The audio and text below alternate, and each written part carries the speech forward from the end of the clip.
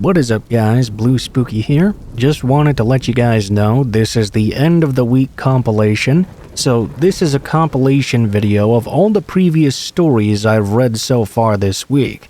If you missed any of those stories, or if you like longer videos for you to put on in the background while you're doing something else or trying to fall asleep, this is the video for you. There will only be ads for the first part of the video, and for the latter part there will be no ads at all, so you can watch the stories without interruption. If you guys appreciate these long compilations and the daily videos, please be sure to like, share, comment, and subscribe if you end up enjoying the video. If you have any thoughts about the stories while listening and want to share them as well, please leave those in the comments below, as those are always my favorite comments to read. Either way, I hope you guys enjoy the video, and I hope you guys have a great day. When I was in high school, I had a close relationship with all of my friends. Now, I know that may seem like a common sense statement. I just feel like we were a lot closer than a lot of friend groups were at the time. It was a group of 8 of us, and we were together basically every weekend, all the way from 7th grade to 12th grade. When college came around, we all went our separate ways. For the most part, even though we tried to stay in touch, after a few years, life just took over. We graduated years ago now, and I'd only seen a few of my friends from high school. Sure, we were all friends on social media still, but it was just not the same. My one friend Brian was going back to our hometown to visit his mother, and he decided to reach out to all of us several months ahead of time. He basically begged all of us to come home so we could have a night out together like we all used to. It was really tempting, but I wasn't sure I could take the time off to go home for one night. When it was about a month away from his coming home, I noticed all of my friends had said that yes, they would come back. I was the only one to hold out of all of them. My old friends started to beg me to meet up again for old times, and eventually I caved in. I said I would join them. My life was starting to feel a little bit like the beginning of the movie It, when all the friends were going back to their hometown. Now I was just hoping there wouldn't be any demon clowns when I got there. Before I knew it, I was on my way back home. I stopped and saw my parents and spent the afternoon with them. I brought my wife with me as well, which I was about to find out was a major problem. We all met at a local dive bar in the area. Some of my friends hadn't seen me or my wife since the wedding, and more of them hadn't even met her at all. After we all exchanged pleasantries, Brian pulled me aside and walked us away from the group. It seemed he was very annoyed with me. He gave me a hard time for bringing my wife along. He claimed this was about the friend group reconnecting, and my wife was going to ruin things. Needless to say, I was a little bit annoyed. I didn't like the way he was talking to me. I try my best to be a pretty nice guy though, so I brushed it off and assured him my wife was cool. There was nothing to worry about at all. He should be more respectful. He just groaned and said he would deal with it. Anyway, the night continued on. Honestly, it was a pretty great time. We were all laughing and joking. It was like not a second had passed between me and these guys. My wife couldn't believe how long it had been since we'd all talked. We didn't miss a beat at all. We visited all the local bars in the area and just continued, keeping the night going. Finally, Brian said he had one more bar to show us to. We were all intrigued but pretty tired. We drove to a beautiful house and were confused about where Brian was taking us. When we got out of the car, Brian held out his arms and said, "Surprise!" Nobody really knew how to react to that. We didn't know what we were being surprised with. Brian explained that he had bought this house and he was moving back to town. We all congratulated him and he invited us in for one last drink. When we got inside, he had a cake for the friend group and an entire spread of food prepared for us. It was a super nice gesture. It was a little late in the evening for all of this. We had been drinking and partying for several hours now. We all stayed in his house and continued to party. When we were getting ready to leave, Brian said, "Well, you guys can't just leave yet. Stay here." I appeared grateful and thanked him for the offer, but I'd told my parents I would go home and stay with them. Brian kept insisting, and it started getting really awkward. "It's because of her, isn't it? I told you she would ruin everything." We were speechless. The rest of my friends were in shock. I wanted to hit him, but I swallowed my pride and said my goodbyes to everyone, even Brian, who refused to apologize for what he'd said. My wife was a little upset I didn't stick up for her more, and I understand that. I just wanted to end the night on a positive note and leave before more damage was done. We got back to my parents' house a little after 2 in the morning. We both got ready for bed and crashed right away. Not long after falling asleep, though, my wife woke up. She said she heard something outside. I told her it was probably some animal, since my parents' house was surrounded by wooded areas. As I listened in, though, I started to hear it too. It did sound a little bit strange to just be an animal. The room we were sleeping in had a bed right up against the window, and it sounded like something was brushing against it outside. I whipped back the curtain and nothing seemed to be there. I cupped my hands to the window and looked out, but I still couldn't see anything, just the pitch-black backyard. Now I'd convinced myself it really must have been an animal. We'd probably just go back to sleep and not even hear it again. Minutes later, we began to hear another strange noise, though, this time coming from the kitchen. My wife was in a panic. I told her to not worry just yet. It was probably my parents waking up early or something. She begged me to go check, though, and so I did. I wasn't scared at this point because I was sure it was just something perfectly explainable. I walked down the hall and walked by my parents' bedroom. It was there that I saw something that instantly freaked me out, though. Both of my parents were still in bed sleeping. I could clearly hear someone downstairs, though. I turned around with my wife in the doorway of our bedroom and mouthed the calm 911. I didn't want to risk it. Better to be safe than sorry. She closed the door and I heard her lock it. I crept downstairs slowly. Sitting at the kitchen table was Brian. I approached him aggressively, demanding to know what he was doing. He didn't move, though. He just sat there at the table, not making a single sound. I told him that police were coming, and he finally reacted. He lifted his head slowly to look at me and didn't say anything. I don't know why, but I was unnerved by all of this. He got up and just stared at me. I had known Brian for a long time, and this was very weird behavior from him. His entire reaction was less than a minute, but it felt like it dragged on forever. Brian moved in close, and without any notice, he shoved me and took me to the ground. He was a pretty big guy, and with his sudden attack, I couldn't get him off me. He sat himself on top of me and started throwing down punches at my head. I put my hands up to defend myself, but there was only so much I could do.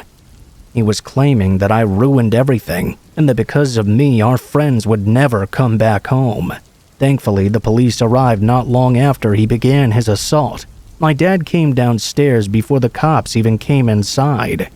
He hit Brian in the back of the head with one of his golf clubs. The police then swiftly arrested him and took him out of the home. Thankfully, I didn't have any serious injuries, but my face was pretty busted up. The night was just insane. But the craziest part is that nobody could really figure out why Brian just snapped like that. He didn't have any history of mental illness or drug use or anything that would indicate erratic behavior. He had always been one of the best people that I knew, and to see him lose it like that just broke my heart. Nobody's gone home since that night, and everybody kind of lost communication with Brian. He deleted all of his social media accounts, and as far as we know, he could be getting professional help somewhere. Brian, if you somehow hear this, I'm sorry if I did something to hurt you. I hope you find the peace that you need.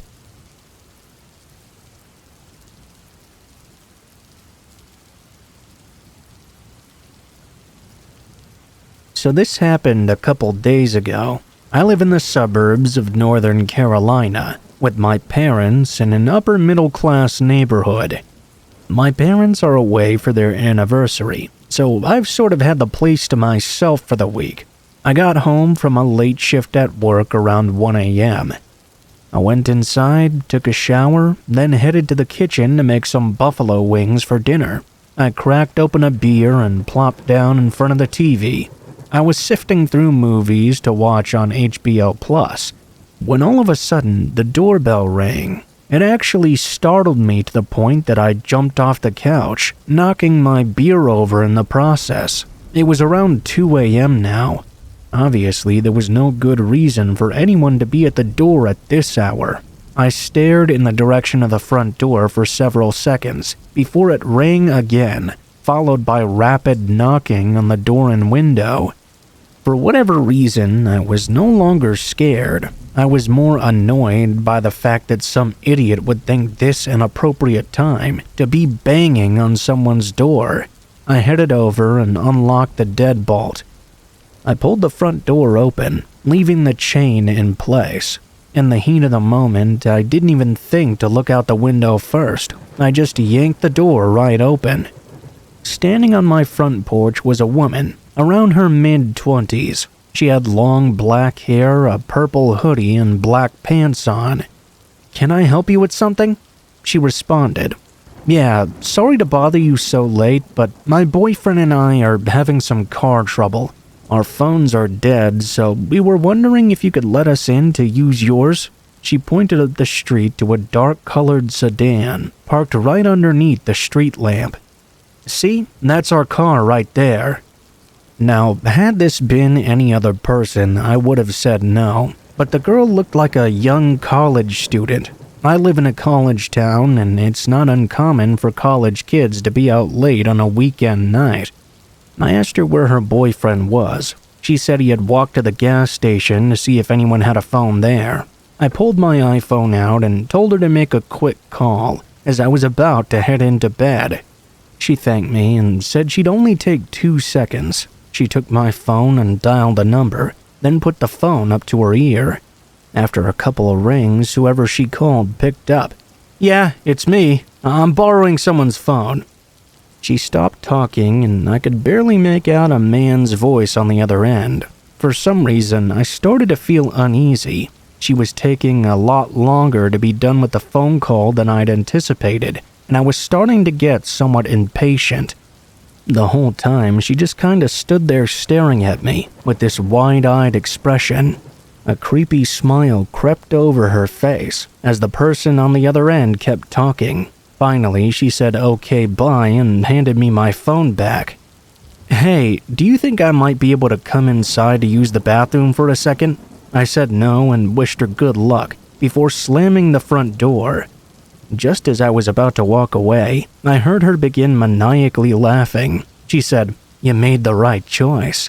I looked out the peephole. She was still standing on my porch, but now a man had appeared from nowhere and was standing right next to her.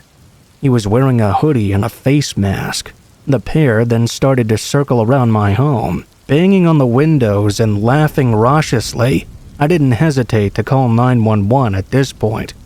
They stuck around for several minutes, even trying to get in through my back door. I grabbed my Glock 19 and aimed at the door with 911 on speaker. I was prepared to do whatever I had to if they broke in. They banged on my back door for around 5 minutes before they finally left. I watched them run up the street to that same black sedan I mentioned earlier and take off like a bat out of hell. The cops showed up a few minutes later and took a report. They told me I was the third person to call them that night, reporting this suspicious couple attempting to enter people's homes. I don't know what exactly they had planned, but I'm inclined to believe it was nothing so nice. Moral of the story is never answer the front door at night, especially without looking to see who it is first. I really learned my lesson that night.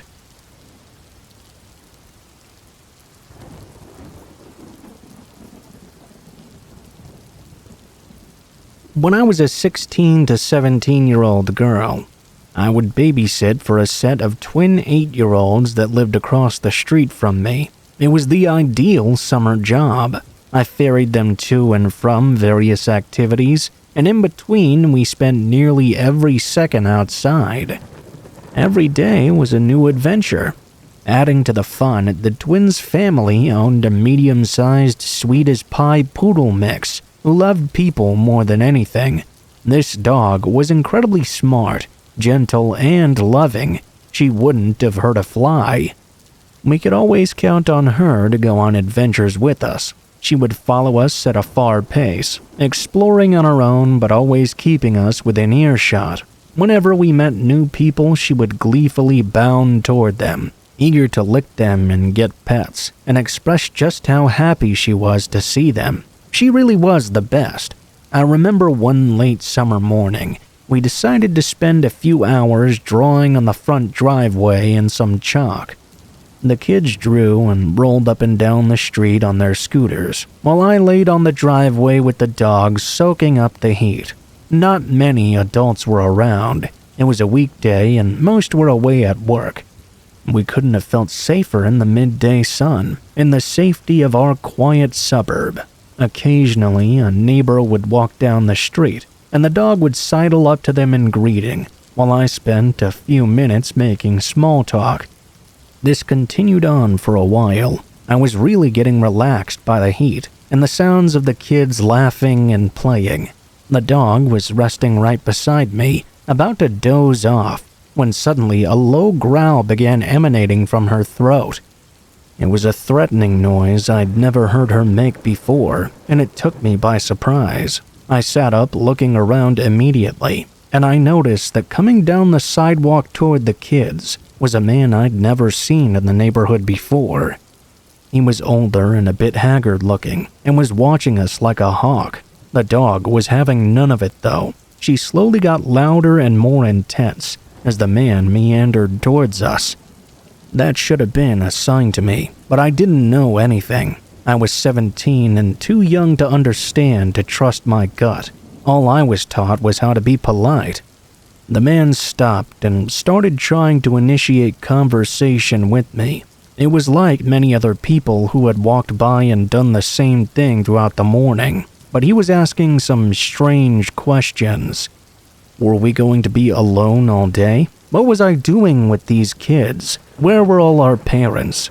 It was unnerving, but he was an adult. I tried to be as vague as possible. He kept trying to creep closer to me. The children were mercifully racing away on their scooters for most of this experience. His gaze turned into something more like a leer.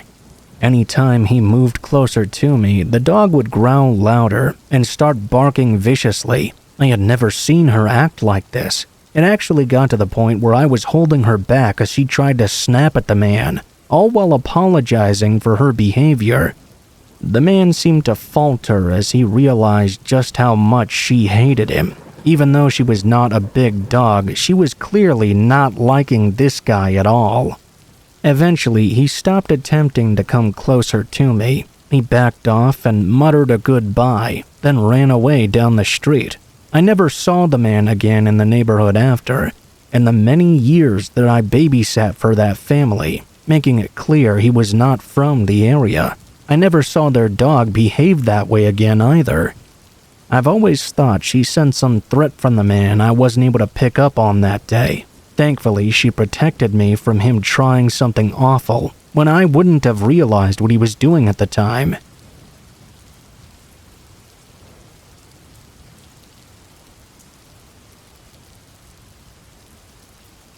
So a few Saturdays ago now, I got a text from my little sister that went something like this. Hey bro, I'm gonna drive up to Granddad's for a few hours to check in on him.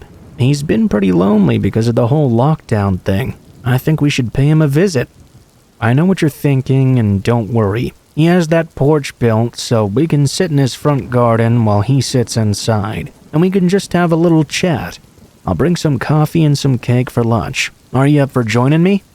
I was snowed under with work, and it had bled into my weekend, so despite the fact I should have just stayed home, I knew I needed to get out of my apartment for a while. I agreed to join up with her. It was unusually nice weather out, even for a British summer.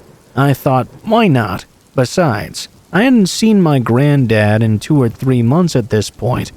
I really missed him. As long as we kept from getting too close to him physically, I didn't see the harm in trying to pay him a visit. My sister arrived in her beat-up old Volkswagen Golf at around noon. We started the drive out to our granddad's. We were having our own little catch-up talks ranging from stuff around the virus to various YouTube channels we'd been binging. All was going pretty well. I was using my phone map app to help her navigate, so I had my eyes glued to the phone screen. Obviously, she was watching the road. She's a very chatty person, so I did think it was a bit unusual when she suddenly stopped talking altogether. This went on for a few minutes, but I didn't think it was anything to worry about too much. I figured she was just concentrating on the road. I only realized something was actually wrong when she said something like, "What's wrong with that car?" I looked up to ask which one she was talking about, but even as I caught a brief glance, it was very obvious what she was talking about. We were stopped at some traffic lights, and at the head of one of the lines of cars, I see this gray car with its entire back window blocked by all kinds of stuff.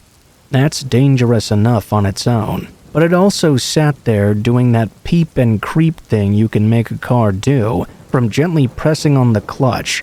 At first, I just thought it was kind of funny. It seemed like they were trying to make their boring old dad car bounce up and down like some sort of Compton lowrider. I made a comment to my sister about why this is why dad should put away their Dr. Dre 2001 records after they turn 40 or something. The light turns green and we start moving again. The gray Voxo at the head of the line just sat there though, not moving at all. This gave me a chance to get a look into the driver's front seat. I caught a glimpse of the driver. I don't know what I was expecting really. Maybe some white guy with wraparound shades lip-syncing expletives or something like that. Something relatively humorous, but instead what I saw was anything but amusing. This dude had shades on all right, but he was slumped over in the driver's seat, with his head slopping off to one side. It was obvious he was very drunk. Not just I've had a few too many in the pub drunk. I mean, this fella was absolutely bladed, so drunk he looked barely even conscious.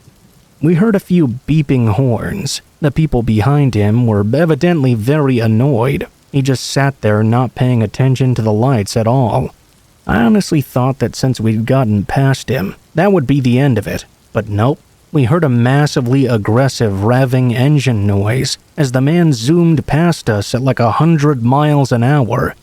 He switched lanes so he was right in front of us, then he slammed his brakes immediately. I had to tell my sister to slow down so we could maintain a safe distance between us. He began swerving from side to side ahead of us as we passed on to a smaller road. It was so bad that cars coming from the other way were swerving and beeping their horns at him for fear of him slamming into them. It's not the scariest thing like a bloody vampire or a skinwalker or whatever, but I cannot overstate how scary it was to see such an oblivious and dangerous driver on the road right in front of you. He was acting completely unpredictable. He was swerving back and forth into oncoming traffic, slamming his brakes at any moment. I was worried that at some point it might be too late for us to stop ourselves before running into him. We made sure to keep quite a distance. As the road opened up in front of us again into a full-on dual carriageway, he switched lanes yet again. He was so close to causing a bloody accident.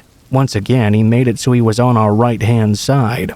We came up to another set of traffic lights. Don't look at him, just be cool, don't look into his car. I told my sister. She was doubly nervous as me. She was the one actually driving, and it was her car we were driving in. Here's the thing. My sister is a blonde, and she's quite pretty. She gets a lot of attention from guys sometimes, something that's always been stressful for her and for me. When I heard a banging sound, I looked over to see the dirty drunk driver banging on his window. I knew what was about to happen. I instinctively turned up our car's radio and reiterated for her to just ignore that car. There was a new concern now, though. Was he going to follow us? Follow us he did. As the lights turned green, the drunk driver kept level with us as we all started moving forward. He winded down his passenger window and started shouting over all the engines and traffic at us. Thank God for the car radio. We could only faintly hear the vulgar things he was saying. My sister was keeping her eyes on the road. I was staring the guy out at this point.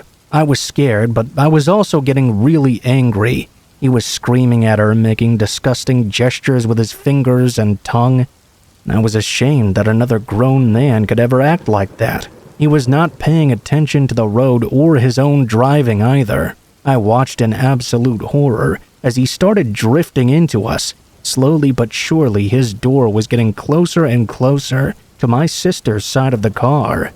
He noticed me staring and switched his attention towards me. He became extremely aggressive. I could hear him clearly over the car radio even now, screaming through his window, stuff like, "What are you looking at?" along with other things like that. I don't think it would be appropriate to write it all out for polite company. I warned my sister to edge off to the side of the road, which she did. We were moving off the dual carriageway into a small offshoot road. She ended up slowing down and stopping behind the van of a dude who was working on an electrical box. The drunk driver followed us through and actually had to swerve hard to avoid smashing into the parked van. That caused even more beeping from the cars behind. He was pretty much forced to carry on off down the road, though. I was thanking God out loud that the dude wouldn't be able to follow us anymore. I turned to my sister to see if she was okay. She burst into tears, leaning her head onto the steering wheel and sobbing. I can't even blame her, though. She already finds driving stressful at the best of times, let alone with some drunk driver pervert trying to follow her. She was crying so loud, she drew the attention of that electrician fella. He came over to see what was wrong. The drunk driver had nearly just smashed into his car, so he was in a bit of a mood. I gave my sister pats on the back as I wound down my window and explained what was going on to the guy. This person had almost caused a serious accident through being drunk. When the electrician asked if I made a note of the guy's number plate, I was really kicking myself. I must have been so intensely scared of what might happen that it didn't even occur to me to record the guy's license plate number. I was at least consoled by the idea that surely someone else had the presence of mind to do what I'd neglected to do. I sincerely hoped that someone did. That fella shouldn't have been on the roads at all. I really hope he didn't cause an accident further on down the road. We ended up being late to our granddad's, but he didn't mind at all once we explained the situation. He was outraged just as much as we were. How could such a thing occur in the first place? Yeah, that's my story. I know it's not as scary as stalkers or monsters or anything like that, but I can't remember a time when something has had me literally shaking with adrenaline like that did. We all tend to feel safe while on the roads, to the point where some people find driving to be a boring experience, but it only takes one driver to remind us how vulnerable we all really are.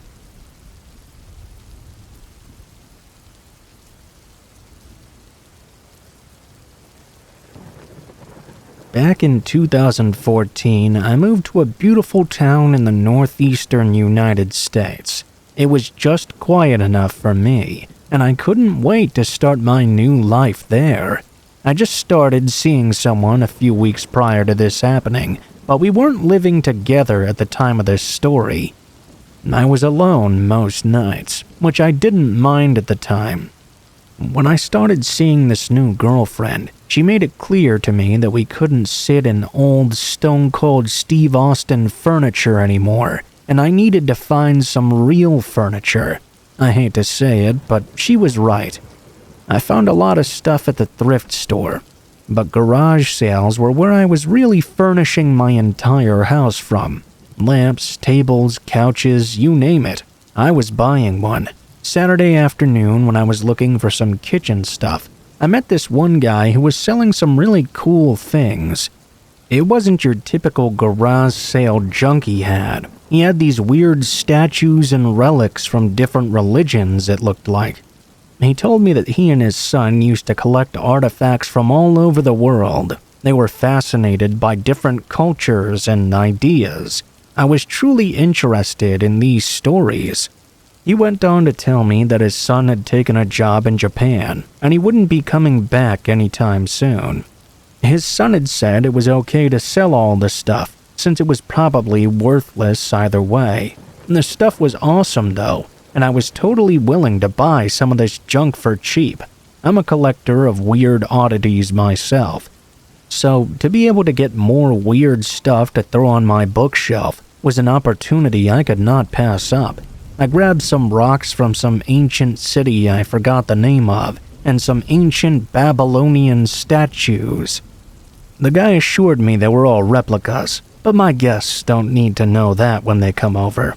He was laying out some more relics when some random old woman came over and flipped the table over. She started to claim that the symbols on one of the rocks were cursed and against her religion. I told her to relax. These weren't even real. She was not having it though. She was probably 75 years old. She started going crazy and began crying as well. I gestured to the guy to put the stuff away, and I would come back later to take a look.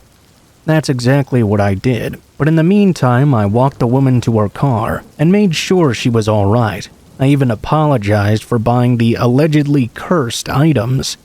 I lied to her and just told her I returned them. I ended up spending almost $70, but I bought almost all the weird relics and occult items this guy had. When I got home, I decorated my house with them. I was pleased and quite happy with my day of garage sale hunting. I was talking to my girlfriend that night on the phone. She was quite happy for me, but also gave me a piece of her mind about buying random junk I didn't need. It was sort of a problem with me. Again, she was right, and we ended up talking on the phone for a long time that night. Before I knew it, it was already after midnight. I was ready to head to bed. We were still on the phone as I was climbing in, when I heard the sound of a door shutting inside my home. Without hanging up, I told her I was going to go check it out, even though she told me not to and to be careful. I was sure it was probably just the wind or air pressure slamming the basement door or something. That hadn't really happened before, but I guessed it could have been the first time. I remember while I was walking down the upstairs hallway, my girlfriend was really convinced these items were actually cursed. I remember specifically laughing out loud at that. When I got to the bottom of the stairs, though, I heard a voice coming from around the corner. While on the phone with my girlfriend, I texted her and said to call 911. I heard the voice coming from my living room. It was soft and gentle, clearly an older woman's voice. She just kept muttering no over and over. I instantly remembered the old woman from the garage sale earlier that day. There's no way, I thought to myself. Eventually, I worked up the courage to peek around the corner, and I couldn't believe my eyes. The woman was kneeling down in front of my bookcase, rocking back and forth while whispering no over and over. I didn't engage with her. I figured I should let the police deal with this situation. I just hoped they would show up soon enough. Thankfully, the police showed up in about 2 minutes. They came up and, in a very calm and professional way, they apprehended the woman. She immediately became erratic, claiming my house was cursed, and she had to exorcise us. I thanked her, but trust me when I tell you I had those cops take her out of my house right away. I found out after the fact that the woman was obviously not mentally all there. She was diagnosed with some laundry list worth of things. The fact that she was still out there is what's truly horrifying. It's also a bit sad. She didn't have any family or friends to rein her in. Apparently, this poor woman was alone in the world. I don't know what happened to her after this. It wouldn't surprise me one bit if she's still alive and kicking. I'm thankful my girlfriend called the police because I don't know what would have happened if she didn't. It's not the most important detail, but I think it's worth noting that my girlfriend in this story is now my wife.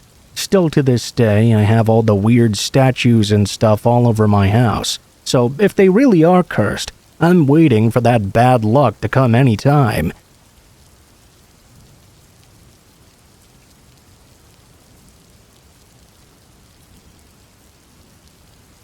My dad always leaves the house around the same time. It's always before the sunrise. Not even 20 minutes, my dad was out walking one day when he saw a candle burning. Once he started to get closer, he thought it would be a fire hazard, so he was going to put out this candle in the middle of the woods.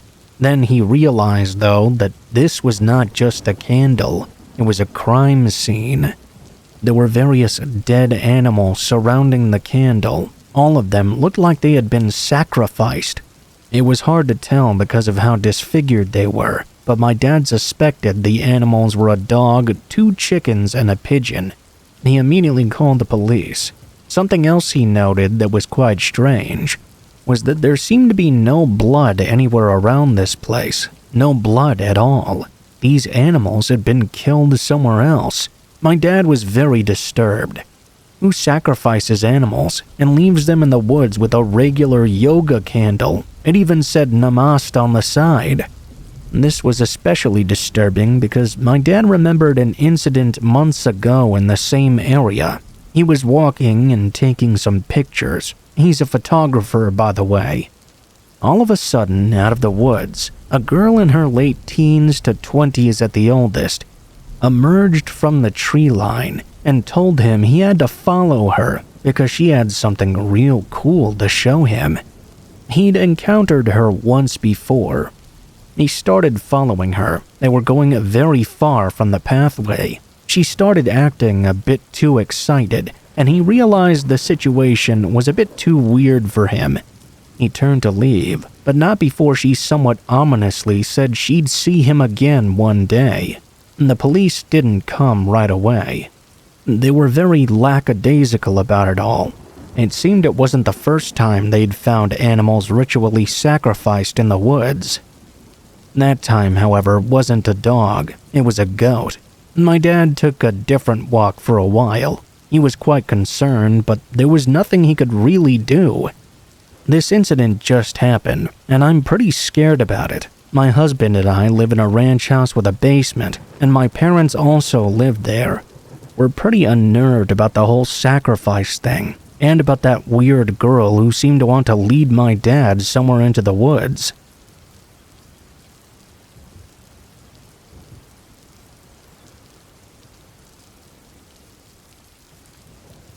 Once in middle school, I went on a camping trip in a state park.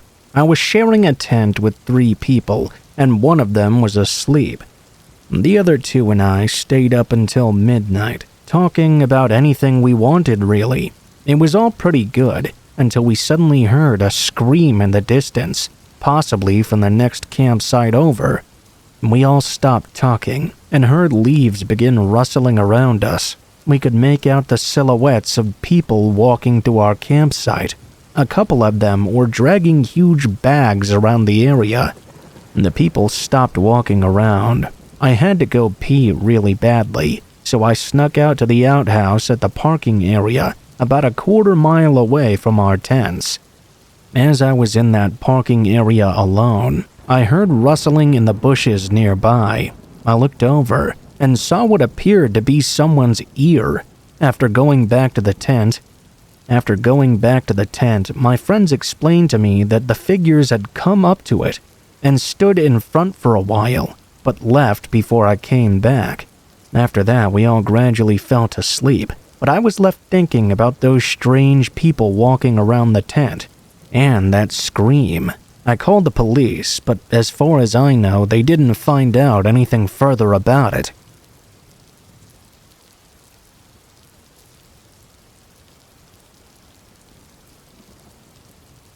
About 10 years ago, I was in high school at the time. I was playing on the computer after dinner. I ran upstairs to get a glass of water, when all of a sudden, I heard gunshots ring out and glass shattering everywhere around me. I dropped to the ground as shards of glass flew everywhere. My mom and sister ran into the farthest room from the front of our house, while my dad grabbed 2 pistols and handed me one. We waited for the gunfire to cease and went outside to see who had just shot up our family home. Nobody was out there. It seemed they had already fled. I was shitting bricks thinking about what to do if we actually found them. It turned out it was my estranged, non-blood-related uncle who was getting divorced and wanted to take it out on his wife's family. It really scared the shit out of me.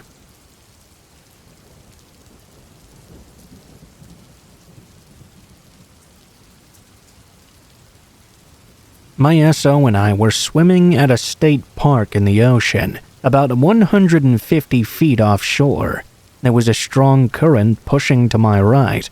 I looked over and saw a bunch of fins and huge bodies in the water.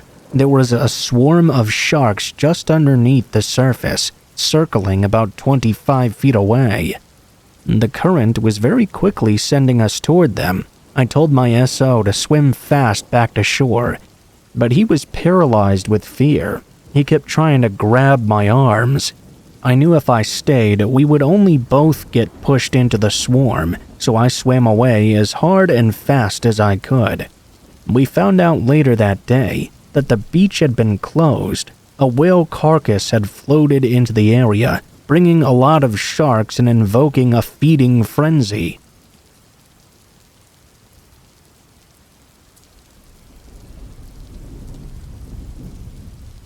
This happened during one really cold night in the winter. It was well below freezing, and I lived in an apartment. I drove an older car which I'd had for a long time, and I knew that I had to start the engine a lot in the winter, especially if it was really cold. If I didn't start it up at least once a day, the battery would die on me. On this night, it was an especially cold night.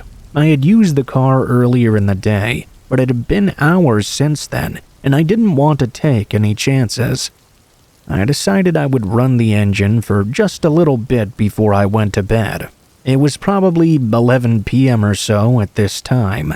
I left my apartment and walked outside to the parking lot. My car was parked in front of my building. Several other cars would park there as well. There was an underground parking garage, but it costed extra money each month to park there. I didn't feel the need to do so.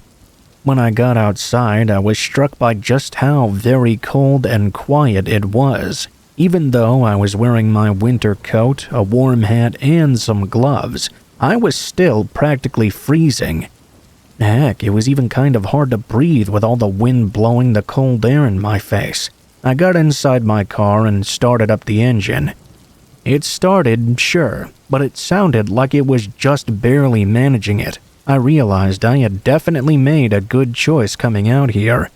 Usually, I think you're supposed to run your engine for 10 minutes or so at least, but I'm really not too sure. Probably depends on the vehicle or whatever. As I sat there in my car, the heat obviously wouldn't work much until the engine warmed up a little.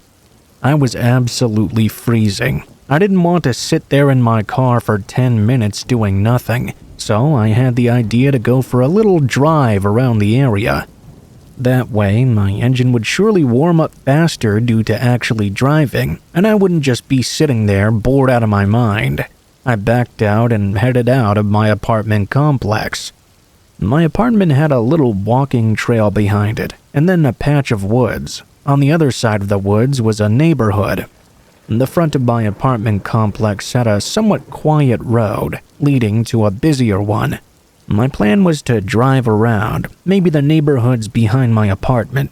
I'd go for about 10 minutes, then go back. After I left, I took a right and went down a ways. I took another right, and after going down that street, I was in that neighborhood on the other side of the woods. There were a lot of different roads with many houses on them. They were all a bit spread out though, with many woods and grasslands in between. They were larger-sized properties. I drove down a few of these random roads. Nobody else was out driving really, which was to be expected at this time of night. I was mainly just paying attention to the heat in my car, waiting for it to fully warm up. I started to feel it going, which meant the engine was warming up too. I remember that I was driving through an area between one neighborhood and another. There were a lot of trees around this part.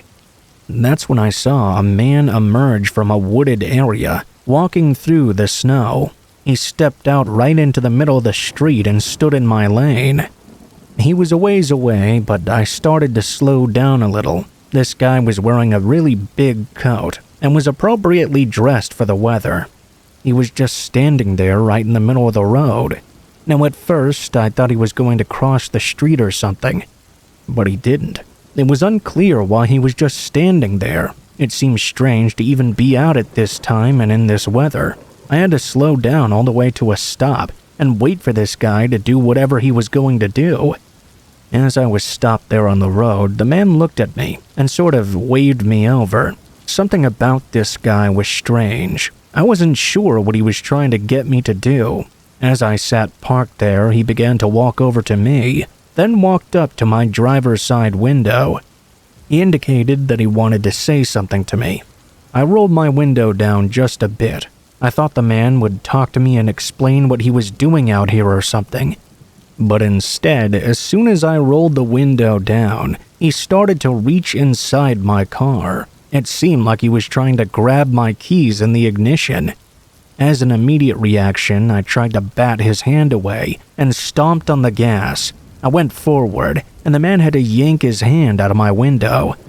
I drove away from the man, with him now standing on the side of the road looking at me. I figured that was enough driving around time for me. I headed back to my place. I was close to my apartment, just on the other side of it. I drove back around to the front and entered the parking lot. I got back to my spot where I parked in and turned off the car. As soon as I got out, though, I noticed the exact same man. He was emerging from the edge of the woods behind my apartment building. It was pretty far away from where I was now. He was coming out of an area near where I had just seen him. I didn't realize that he could probably see where I was going. I hurried and ran for my apartment door. I saw the man starting to run after me. I made it inside and went up to my place on the second floor.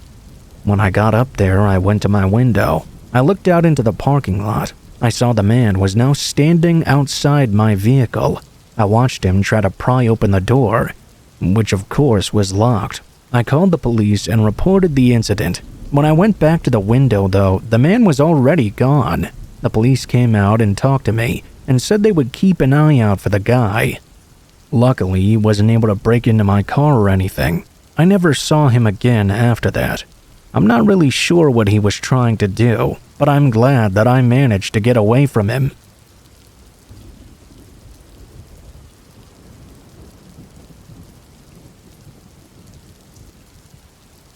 My friend and I decided to get something to eat at a restaurant just down the street from where we worked. She was 22 at the time, and I was 24. We were in no way involved in a romantic relationship. It was purely platonic, but we were commonly mistaken as being a couple. It happened almost constantly. We never minded it much since it wasn't really that serious. This night, though, would prove to be somewhat different.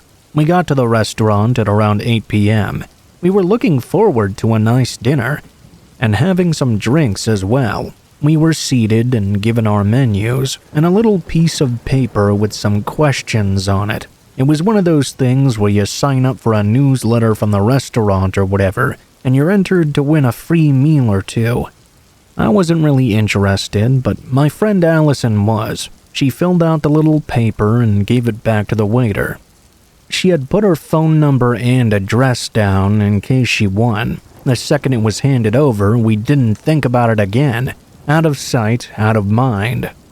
We ordered our drinks and were talking for a little while, when all of a sudden Allison got a text on her phone. It said something about how gorgeous she looked that night, and that this person texting her thought she looked better in red. I saw the look on her face as she read that text. and she handed me the phone. Immediately I could see it. I didn't like the thought of someone we didn't know creeping out my friend like this. We looked around to figure out who could be watching us. Maybe it was one of our friends who was in the restaurant as well, just messing around with us. No one we knew was there though. I was starting to get a little bit angry, but Allison told me to calm down. It wasn't such a big deal. The text was just a harmless compliment after all.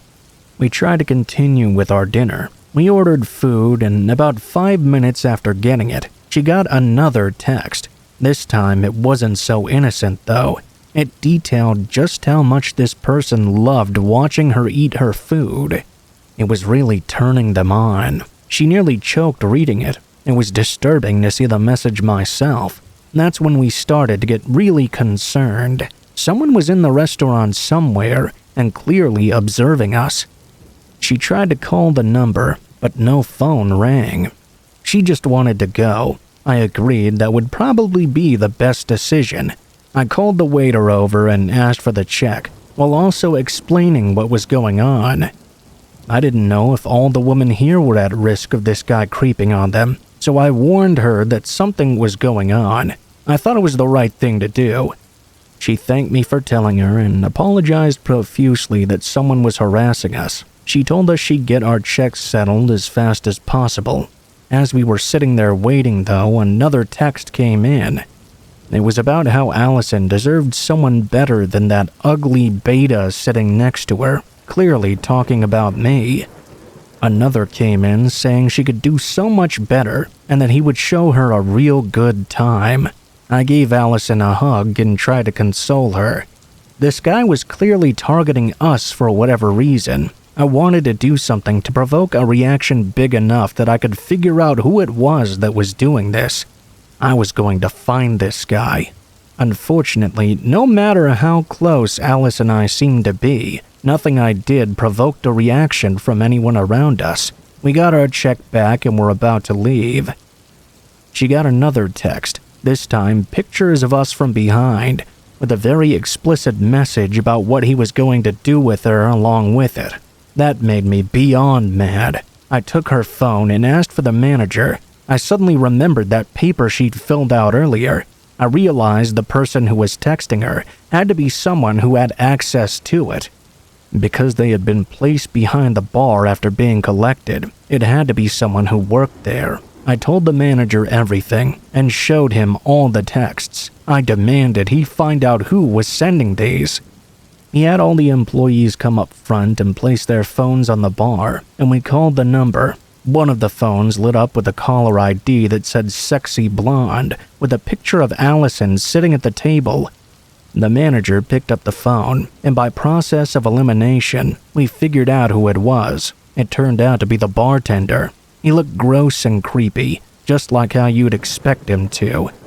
He had a smirk on his face that didn't go away, even when he realized he'd been caught red-handed. I walked up to him and shoved him. I asked him what the hell he thought he was doing. He didn't respond. He only laughed and said I wouldn't get it because I'm a beta and he's an alpha. I pushed him again and he fell down. That time he didn't find it so funny. The manager wasn't liking the scene being created, so he suggested we head to the office and sort things out there. Once we were in the room, I demanded he delete all the pictures he'd taken of her. He refused and said it was a man's right to take what he wanted, and he wanted those pictures so they were his. It was obvious we were going to have to call the police. The second that was mentioned, he started getting much more agreeable, but it was too late now. They got there in 5 minutes or less. I guess that's one perk of living in the city. Unfortunately, there wasn't anything they could really do about the situation. Taking pictures of another person in a public area is creepy but technically legal. Because nothing he'd said in those texts was threatening in the eyes of the law, they thought he didn't do anything wrong. The officers left. And man, did it make that guy start acting up even worse. Now he had the mentality that he was in the right and we were wrong. He started telling Allison he'd get her one way or another, and one day she'd be his whether she wanted to or not. I wanted to beat the shit out of him right there, but I didn't want to be the one going to jail that night. I really do wish I could say there was a good outcome from what happened, but not much was really done. He was fired, which obviously is a step in the right direction, but I wish the police would have done something as well. He didn't text Allison again after he got fired, which we were both relieved about. It's sad that some people have this mentality, where violating someone's sense of security is not only okay, but completely right. Let's get one thing straight here though, you're not an alpha, the only beta here is you.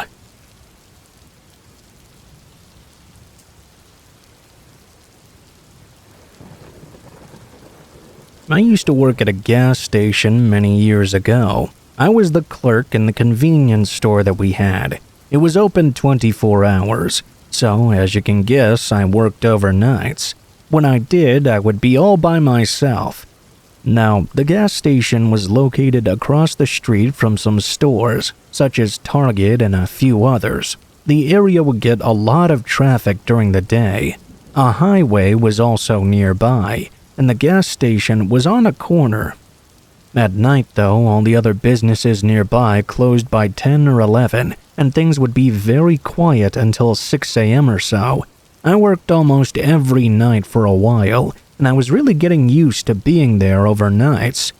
It was mostly always pretty quiet. The gas station would get cars here and there, while people rarely came inside between the hours of midnight and 5 a.m. The average amount of people I'd actually interact with a night was around 5 or so. Really only 1 per hour. One night I was working and it was a typical quiet night. By now it was around 2 in the morning or so. I was behind the counter and nobody else was inside. No cars were at any of the gas pumps either. At one point I saw a car pulling in from the street. It was a white van, one of those typical creepy looking ones that was kind of old as well. It slowly drove up and parked in one of the spaces out front. I expected someone to get out of the van and come inside, but instead the van just kinda sat there. I didn't really have anything better to do than to watch it, so I did so. I couldn't tell who was driving, but I soon realized they probably were not coming inside. They sat there for about 20 minutes. Eventually, the van just backed out. I thought it might leave, but instead it drove around to the side of the building. There were a few more parking spaces there, and it was now out of my line of sight. I honestly found this more than a little bit odd. In the middle of the night, it was sort of creepy as well. I always tried my best not to let anything scare me, though. After the van went to the side of the building, an hour or so went by. Now it was well past 3 a.m. Nobody came inside the store still. Only one car even stopped in to get gas. I noticed that somebody was walking up the sidewalk toward the entrance. It appeared to be a man, and he had come from the side where the van had gone before. Could this be the driver? He was wearing a large black winter jacket and had the hood up. He was looking down, so I couldn't make out his face at all. He made it to the doors and walked inside. After entering, the man walked to the right and away from me. He disappeared down a random aisle. I focused my attention back down to my phone. Several minutes went by. I looked up again and noticed the man was just standing there, about 40 feet away from me. He was facing me and looking my direction, with an angry look on his face. His hands were in his pockets. I was confused as to what he was doing. After glaring at me for 10 seconds, he didn't move or look away. I said hello to him and asked him if I could help him with anything. He didn't answer. He just kept standing there. I then asked him if he was okay. The man still didn't answer me. I was really confused and not sure what to do. After standing there for a few more seconds, the man then turned and slowly walked out. He walked back down the sidewalk and returned to the side of the building. Less than a minute later, I saw the white van drive away. I was really glad he was gone. The rest of my shift was pretty uneventful. Eventually, more people came in. I was trying to figure out what that guy had been doing for the rest of my shift. His behavior was just way too strange. Because I worked every night back then, 3 nights later I was working as well. It was about 2 a.m. or so. Once more, I was by myself, and there were no customers. It was very quiet when I saw a car pulling into the gas station. I soon realized it was an old white van just like the one from the other night. I remembered what happened and just sort of hoped it would not be the same guy. I was already feeling creeped out. The van drove around the gas pumps and over to the parking spaces out front. It then turned and started to back into one of the spaces. After it parked, the van just sat there again. All of a sudden, I heard one of the car doors open and saw what appeared to be the same man walking around. He went to the back of the van and opened those doors. A short time later, he emerged, holding something that looked like a crowbar. He closed the back doors of his van and started walking to the entranceway. He was wearing the same thing as the time prior. I had a bad feeling as I watched him walk up to the entrance doors. After getting inside, he turned and started walking to the back of the store and went out of my sight. Everything became quiet. About 5 minutes went by when I heard a crashing sound. It seemed like the man was striking something with his crowbar. I heard another sound as well. It was like he was just whacking things back there. After several moments of this, he seemed to start moving closer to me. I saw him appear in an aisle a ways away. I got out from behind the counter and ran out of the store. They weren't paying me enough to stay in there and deal with that. I ran all the way to my car and jumped inside, then called the police. I waited there with the doors locked, watching the store. I was parked behind the gas pump, so I was a decent way away from the store itself. After 3 or 4 minutes, I saw the guy leaving. He walked back out and jumped inside his van and drove off. Less than a minute after, the police arrived. I told them the man was gone. I went inside the store to see it had been completely smashed up. Everything was messed up from the guy whacking it with his crowbar. It was like he had gone on a rampage. We watched the whole thing unfold on surveillance tapes.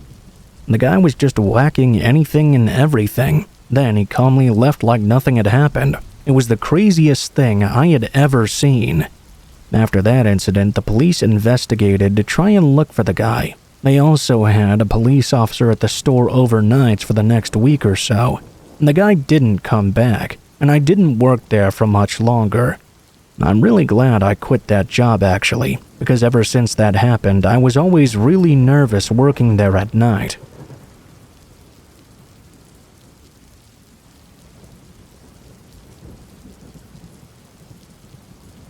Back when I was a senior in high school, I had a weekend job pumping gas at a highway gas station. I live in New Jersey, by the way. I saw all kinds of crazy stuff in that year or so that I worked there. Honestly, most of the stuff just came across as funny, though. Even some of the closer calls with crazy customers, or the time that I got robbed. I wasn't really in any life-threatening danger. I know how to handle myself. And I know not to do anything but cooperate with someone desperate enough to stick a gun in my face. We were trained to give up the money. It's insured, but there's no putting my brains back in my skull if they get blown out. That's how a lot of these things ended up being crazy but not so scary stories that I had no problem telling at parties or on dates or whatever. But there's this one thing that happened that I don't bring up so easily at all. It only ever comes out when people want to know what's the worst thing I ever saw. Sometimes even then, I'm not in the mood to talk about it.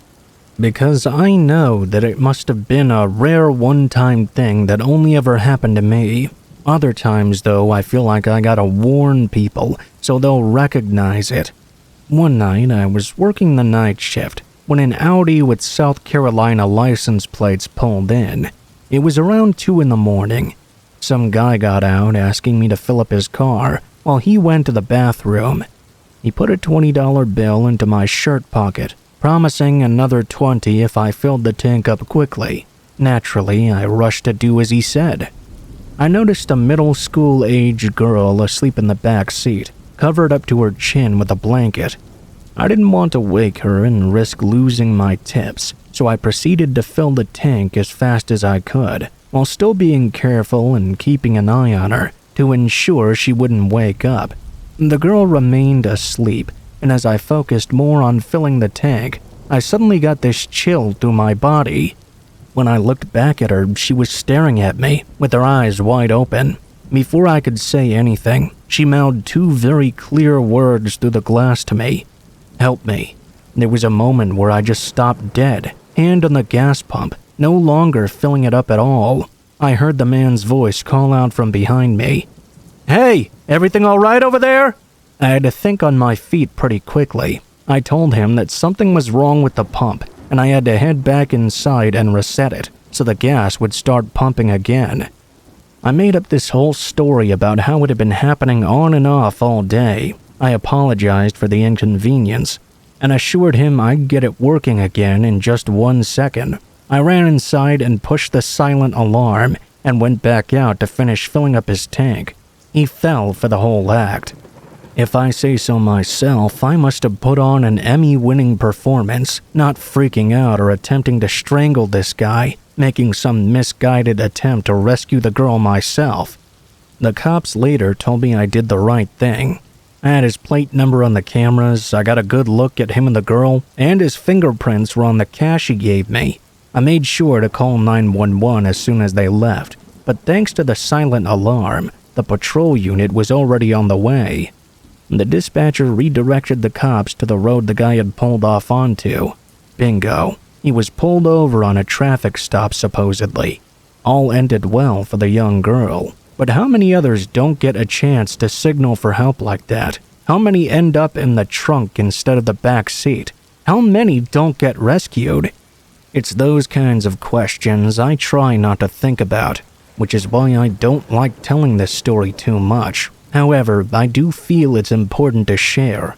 As a warning, if this reaches as many people as possible, maybe it'll save me a whole lot of breath and a whole lot of sleepless nights.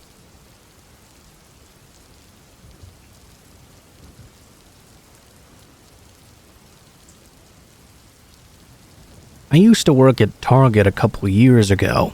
I worked inside the store on the sales floor, mostly on the grocery side. During this time, I was a part-time employee and worked maybe 20 to 30 hours a week or so. One night, I was working a pretty standard shift for me. It was from 4 p.m. to 10 p.m., and when things started, they were kind of busy. I would move all around one side of the store and do whatever I needed, mainly stocking shelves or organizing things. I also answered customer questions and told them where certain items were, if they wanted to know. I'd been working there for about 6 months at the time, and I knew the store like the back of my hand. Fast forward to about 9:30 p.m. or so that night.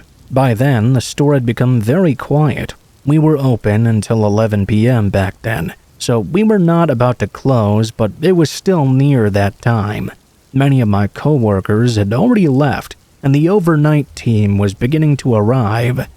On the grocery side, though, it was easy to stay busy. That side always had more shoppers, so it required more attention.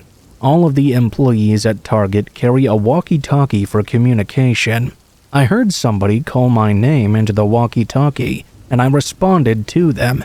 I wasn't sure who it was, but they told me to go over to the next channel, so I did.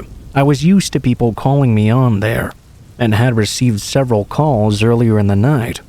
When you got a call on the walkie-talkie, usually it was anything from taking a break to being needed in another section of the store. As I was flipping to the next channel, I wondered who it was that was calling me. After changing channels, I announced that I was there. At first, I heard nothing at all. Then, after a few seconds, I heard this creepy-sounding laugh. It went on, and I spoke again, asking who it was that was talking to me. They didn't answer, though. They just kept laughing. Once more, I asked who it was. I was starting to suspect that this was all just a joke. They stopped laughing, though, and said my name again.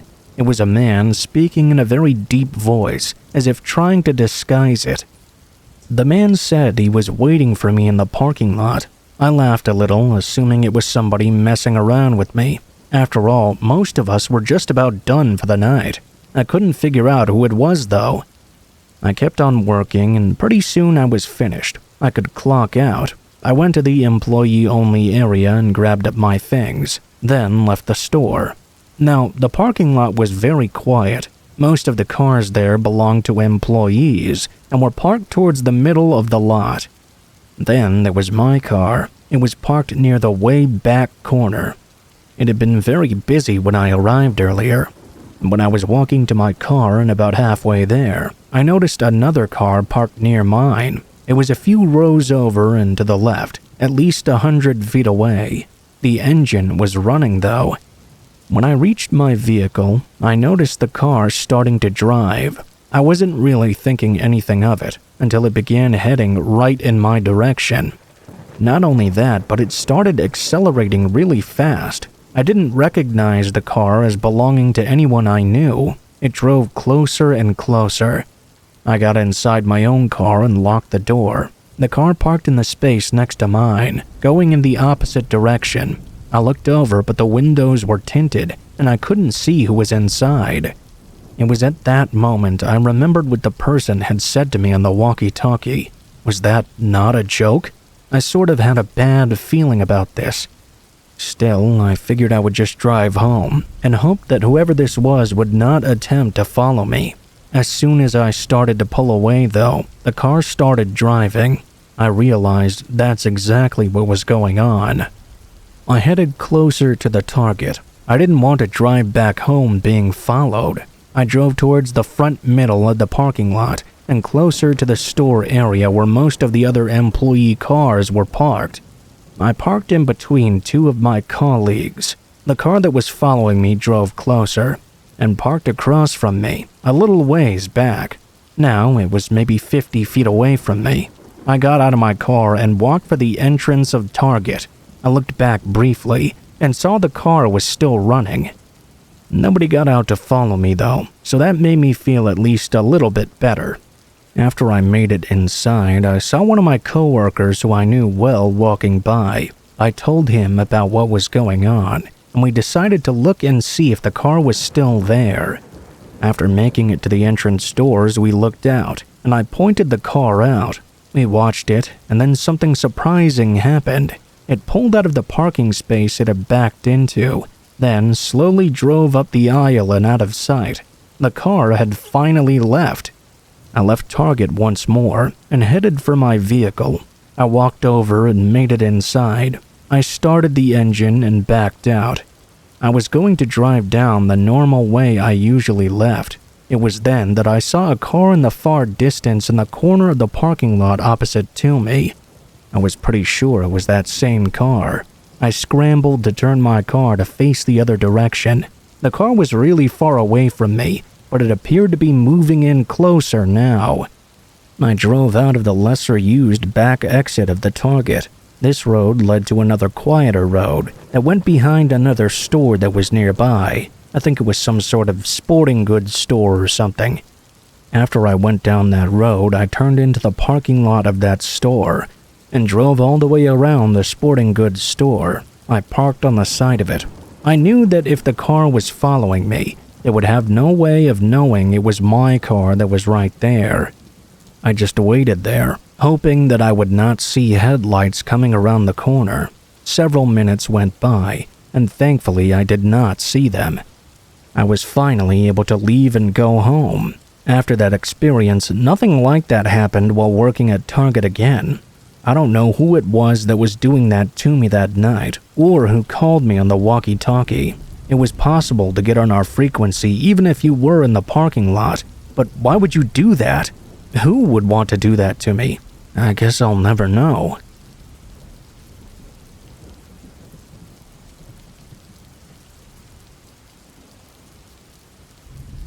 About 5 years ago, my wife and I took a trip to Colorado.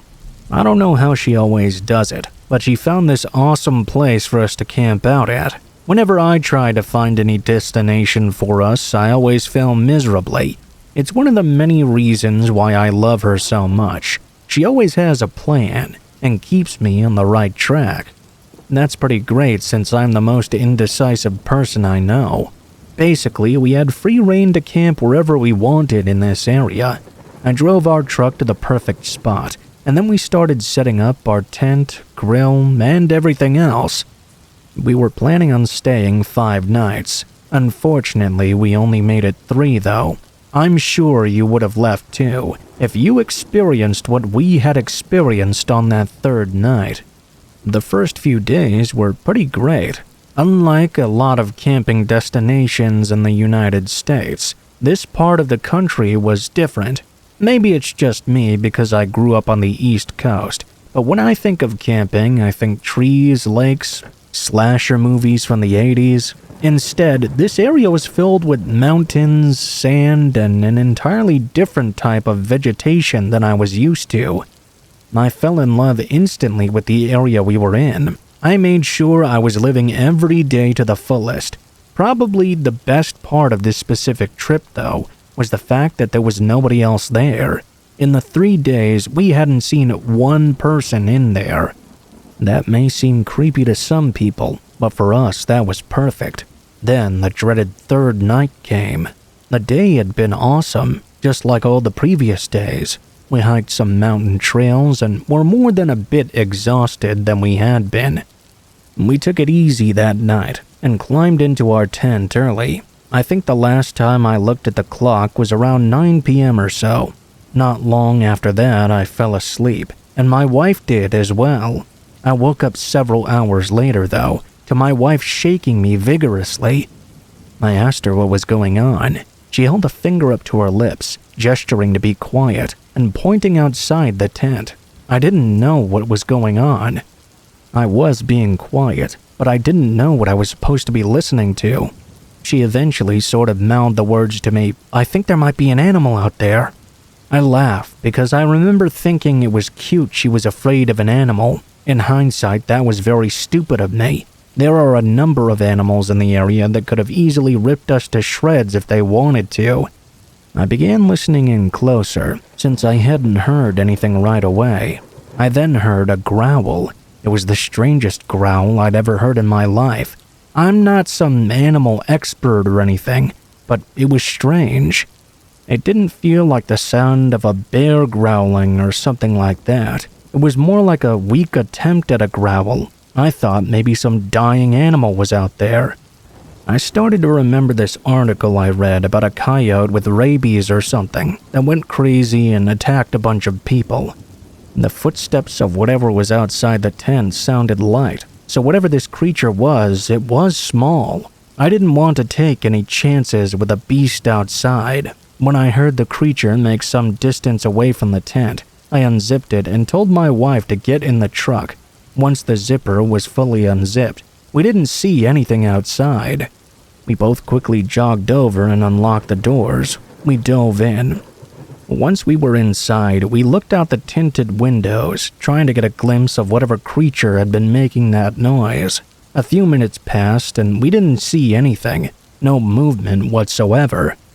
I knew that something had been out there. Not only did I hear the footsteps, but we'd both heard the strange growling quite clearly. My wife had just started to fall asleep again, when this time I jolted her awake. I screamed, because what I saw was no creature at all. It was in fact a human being. It was a wild-looking man, with long hair and a beard down to his chest. He was walking hunched over, making these strange growling noises that we'd heard before. I was about ready to jump out of the truck and confront this guy. That was when the nightmare got even worse. Just beyond where we had our tent set up, 3 more men walked into our camp area. It looked like they were whispering and laughing to one another. 3 of the 4 guys were carrying these large sticks. One of the guys, without any notice, pulled the stick all the way back behind his head and swung the stick down on top of our empty tent. I heard one guy yell something, which made me think this guy must have thought we were still in there. Fight or flight mode kicked in immediately. I started the truck and drove off as fast as I could, leaving the tent and all those creeps in the dust. I didn't even look back to see his facial expression or anything. I just drove as fast as I could, and as far away as I could.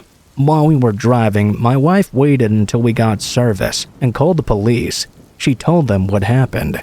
I think she was put in touch with the park ranger or someone like that, because some type of law enforcement called her phone a few times.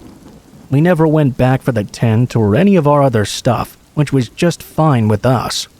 The park ended up charging some sort of fee for leaving all our stuff there, and technically canceling the reservation early.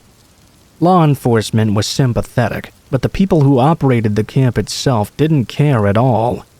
They still charged us the full fees, claiming it was policy.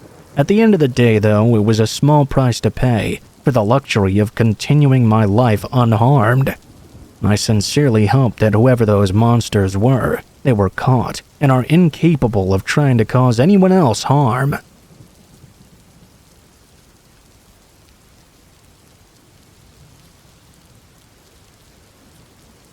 This took place back in 2015, when I was much younger. It was the only time that I really used a dating app. I was single and decided to give one a try. I don't even recall which one it actually was. When I went on, I matched with a guy pretty quickly. We started talking, and based on his profile and the conversation, things were going pretty well so far. The guy's name was Derek. He appeared to be tall, strong, and had blondish hair. We chatted about basic stuff, getting to know each other a little bit. After about a day and a half of this conversation, he asked me to hang out with him. Now, I did think this was maybe a little bit too soon, but I was kind of bored and didn't really have anything else going on. I felt like being a bit spontaneous back then and doing something right away. Looking back, I was just immature and dumb though. I thought, why not? I said yes.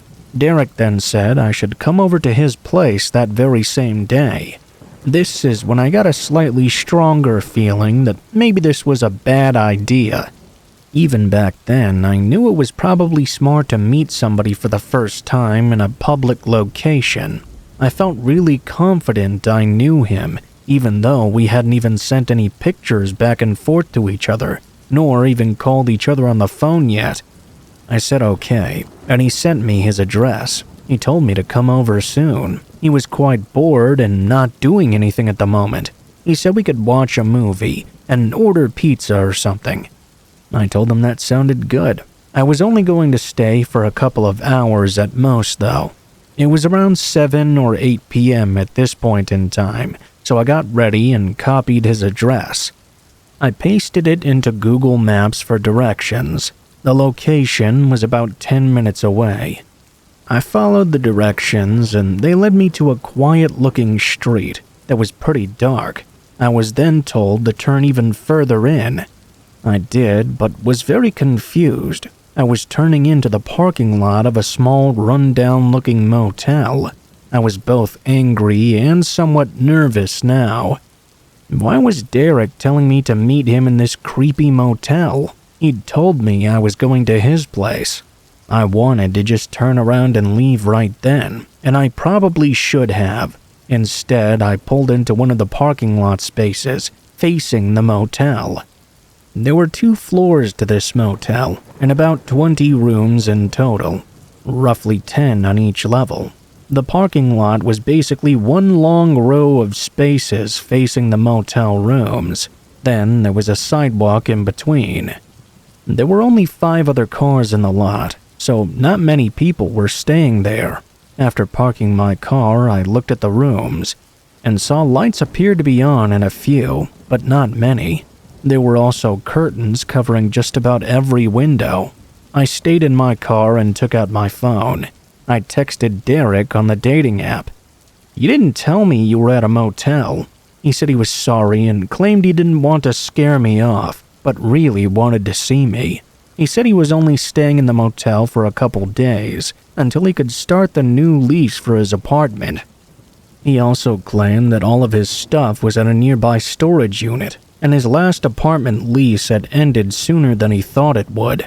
It was a complicated mess of explanations, but I understood his basic point. He was just staying there while he moved from one place to another.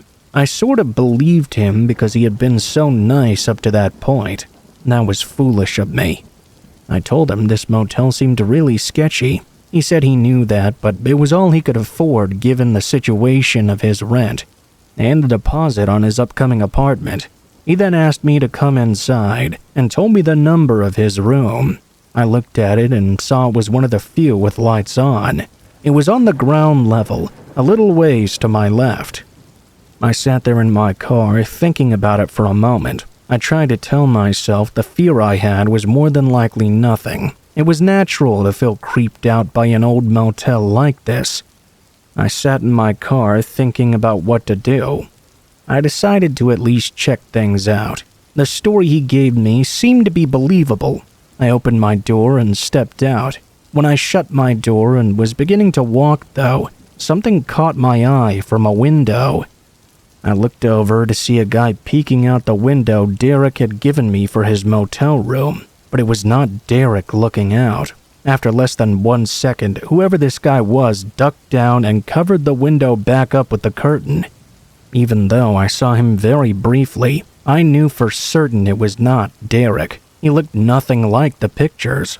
I assumed that somebody was there with him. I stopped where I was and got on my phone. I texted him, asking who was inside the room. He responded immediately, saying nobody else was there. The bad feeling I had got worse. I knew I had to leave right now. I walked back to my car and told Derek I'd seen somebody in his window, and it clearly was not him. He said something like, "No you didn't, come on in already." I had already made up my mind at that point though. I was going to leave. I got back inside my car and drove away. I went back home and blocked Derek on everything. I realized how lucky I was not to enter that room after looking back at the situation. I also realized how stupid I was. I'm glad I was able to learn from it. I don't know if that was a catfish and the person I saw was pretending to be Derek, or if that was just a random innocent person's room who Derek was pretending was his. Either way, that was my worst experience using a dating app.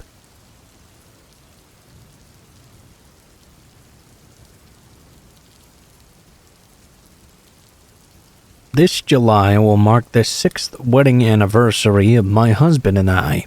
I just want to say for the record that I'm incredibly happy. Marrying him was the best decision I ever made in my life. Now that I've said that, though, I will say we almost never even made it to our wedding day because of a poor choice made by my then fiancé. Anybody who's ever gotten married knows it's an obnoxious amount of planning.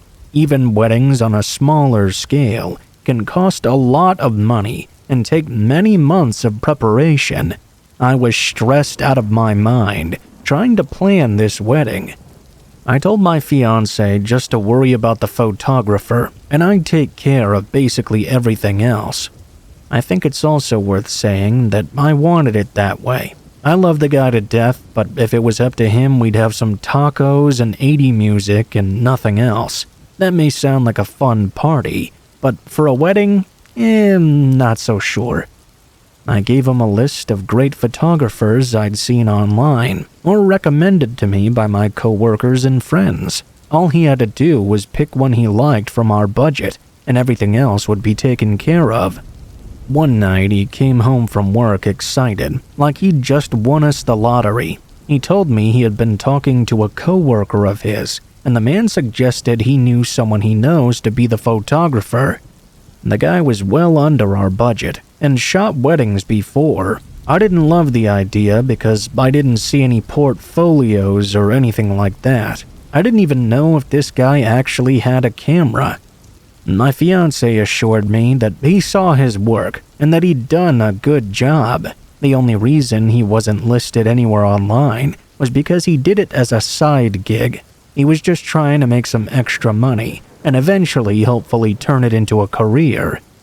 I was instantly sketched out by the idea, but I trusted my man.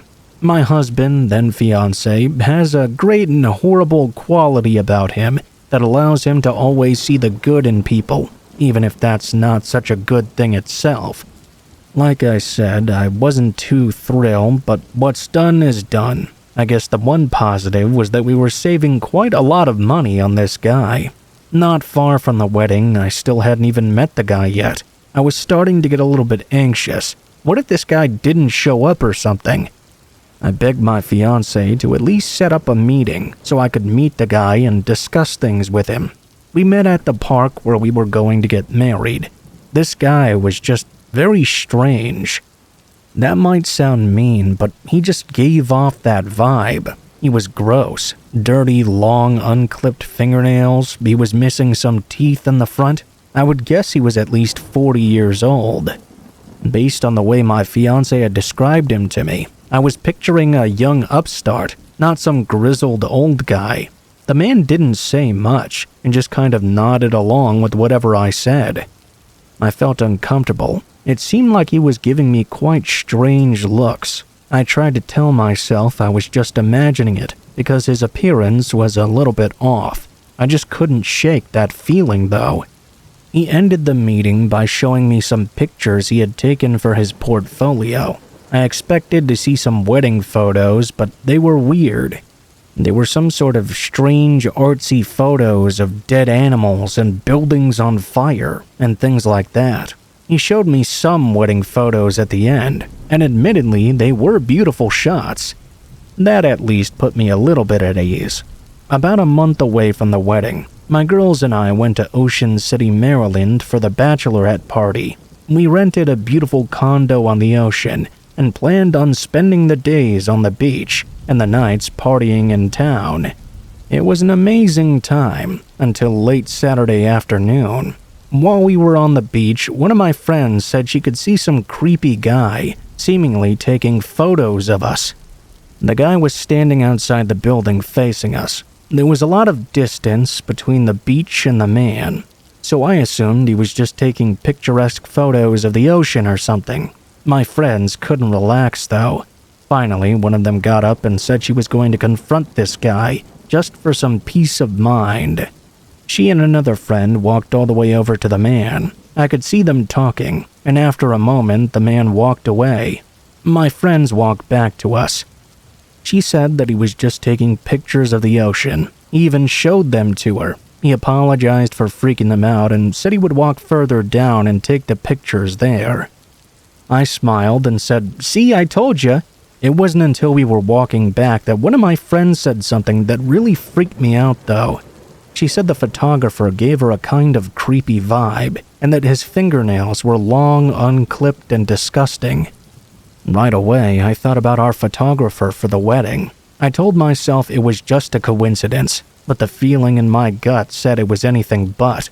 That night, we went to one of the local bars, and every time I saw someone take a picture, I felt my adrenaline kick in. The longer the night went, the more freaked out I became. I told the girls I wanted to go back to the condo, and when we got back, we decided to make some drinks there and just talk. Around 1 a.m., we heard a knock on the back door. We all looked at each other in disbelief. There was no way someone was knocking at this time, right? We weren't being loud enough to get a noise complaint or anything. We all huddled around the door. When we looked out, nobody was there. We thought that either some kids must be playing a joke on us, or we were all collectively going nuts. We decided to just go to bed. Not long after that moment, about 30 or 40 minutes later, I suddenly heard one of my friends begin screaming. She had been sleeping on the couch since we were one bedroom short. As we all rushed into the living room to see what was going on, there was some guy standing there with a camera. I was stunned at what I was seeing. It was my wedding photographer, standing there in the living room. Through all the chaos, he just kept saying, "I figured you guys would want some pictures of the memories. I'm just trying to take some pictures, so relax." One of my friends grabbed a knife from the kitchen and started to chase the man out of the condo. We immediately called the authorities and explained everything to them. The following day, we returned home, and I angrily recounted the incident to my fiancé. While I understand that he couldn't have known and it wasn't really his fault, I was a bit upset with him in the moment. The local police were informed, and before long the man responsible was apprehended. His excuse was that he was merely attempting to take our pictures and didn't intend to frighten us or break in. Didn't hold up, fortunately. We managed to find another photographer in time for the wedding, and I realized that my fiancé wasn't really to blame. There's no way he could have known the guy was like that. My advice, though, to young couples planning weddings is to always ensure that you're familiar with the individuals you hire, because sometimes trying to save some money can turn out to be a very bad decision.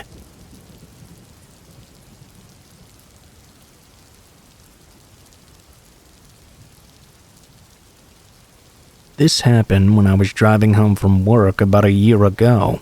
It was very late at night, and I was driving on a quiet road. It usually took me about 20 minutes to arrive back, and this drive was going just like any other so far. After I exit the highway, I drive on a quieter road for about 5 miles. This road mostly has nothing but wilderness on both sides. While I was driving down this road, I saw some red and blue flashing lights up ahead. I assumed that the police had pulled somebody over or something. The closer I got, though, the more I could actually see. Soon, I realized there was somebody standing on the side of the road. This person was wearing a safety vest and looked sort of like a police officer. I slowed down and made it even closer to the car with flashing lights. It did not appear to be a police vehicle, though. It looked like a regular car with flashing lights on it. The man standing in the road started walking across. As I got closer and slowed down even more, he motioned for me to stop altogether. I did. I was very curious as to what this was about. This particular area was very rural and just kind of woods on both sides of the road. At this point, after stopping, I rolled down my window to see what the guy wanted. He had dark hair and was wearing a black cap and black jacket with his vest. He also had a flashlight and shined it in at my face, nearly blinding me. He said hi and told me his name. I forgot what it actually was, though. The man spoke kind of fast and told me they were conducting some searches around here. Apparently, it was going on in other nearby roads as well. I wasn't really sure why he was doing this, though. I asked him why he was searching vehicles coming down this road. He said there had been some criminal activity in the area, and they were looking for the perpetrator. I asked him if he was with the police, and he told me he was not. He was working to help them, though. The man then asked me if he had consent to search the back of my car, and told me to unlock the back doors and trunk. He started moving back and was about to grab my back door handle. I said no and slammed my foot on the gas. I drove away from him, and I could hear him yelling at me, telling me to wait, as I left him standing there in the middle of the road. Clearly, this guy had nothing to do with the police. Who knew what he was going to do if I unlocked the car for him? He didn't give me any real details. He just skimmed over everything. I immediately dialed 911 and reported this suspicious activity to the police. I was told an officer would head to the location and check it out ASAP. After that, I finished my drive home. I made it back. I really hope that nobody else actually stopped for that guy. I'm not sure exactly what his plan was. To say there was illegal activity in the area was so broad, unless he was talking about himself. It seemed like a lie to get me to open my doors for him. Since then, nothing else like that has happened. I really hope the police actually found the guy, so he can't try that sort of thing ever again.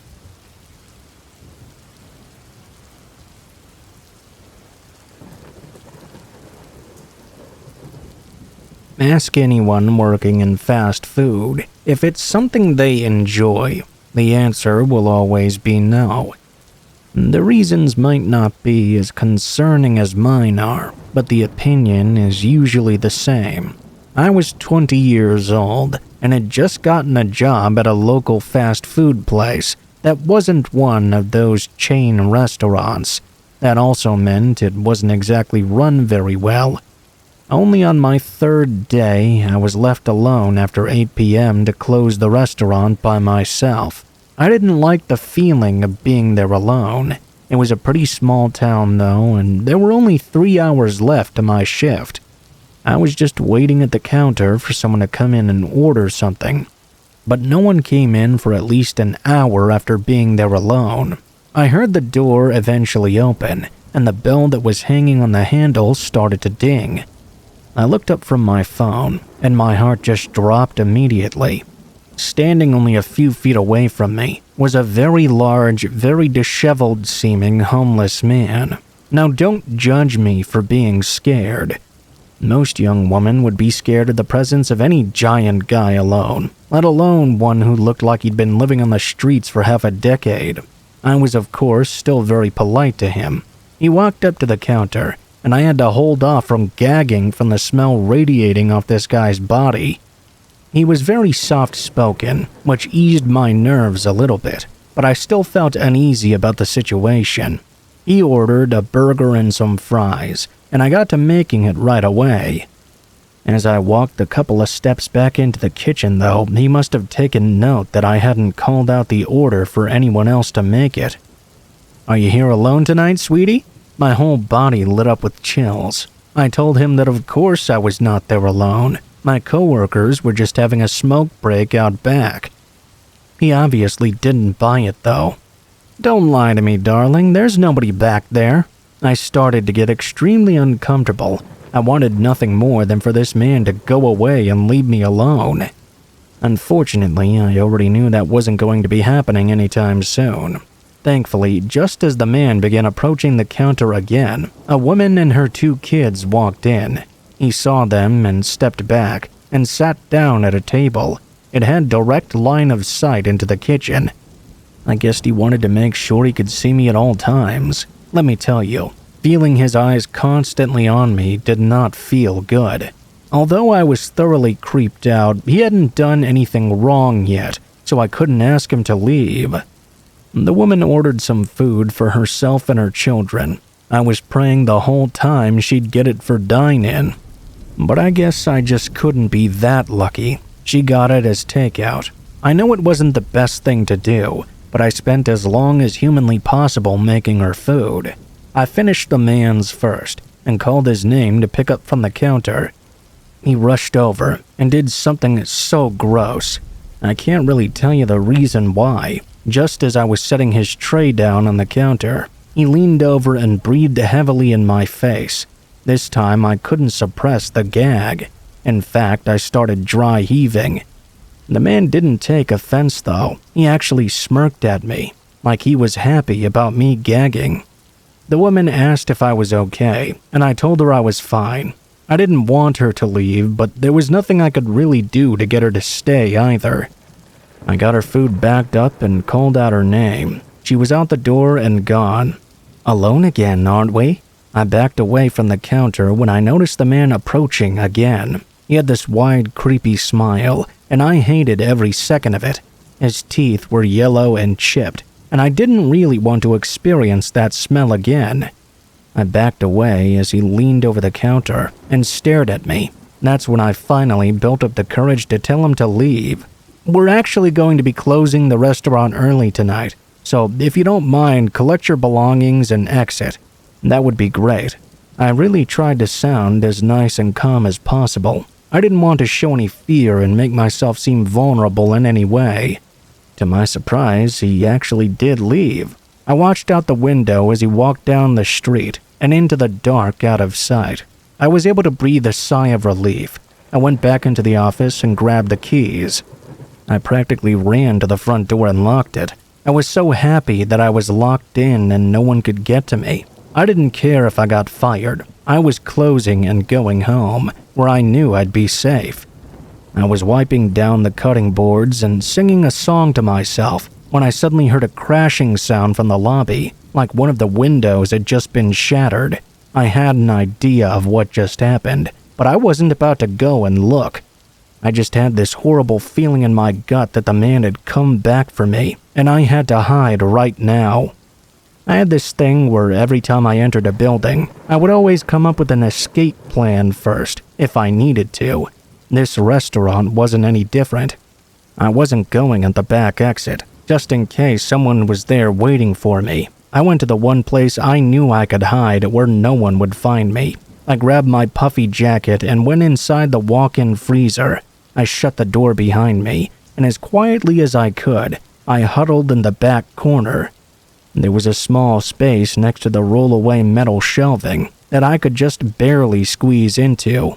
The boxes of burger patties and frozen fries covered most of where I was hiding. I was crouched down to the point that I was holding my legs tight against my body. I planned to stay there like that until I knew it was safe to leave. I could hear something outside the freezer door and things being moved around. I was in there for about 20 minutes. I hoped the ordeal would be over soon. I was literally shaking from fear and cold.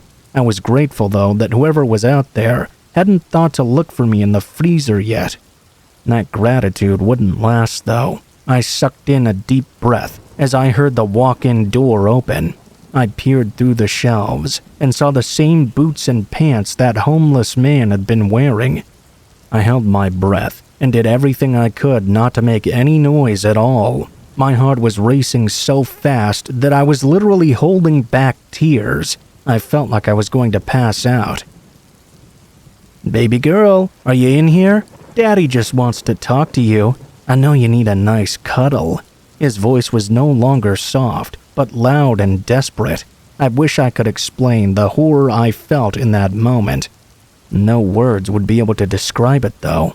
I let out the breath I was holding in and prayed to God he wouldn't hear it. Thankfully, he did not.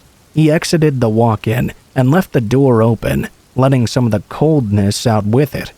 I heard the sound of glass cracking and figured that meant he was crawling back out through the window he had broken to get in. It didn't matter to me, though. I had no plans to leave that spot until I knew for sure I wasn't in any more danger. Before anyone asks why I didn't call the police, by the way, this was at a time before cell phones, and I wasn't about to get up and go use the landline. Eventually, the walk-in stopped being so cold, and I ended up even falling asleep in that position.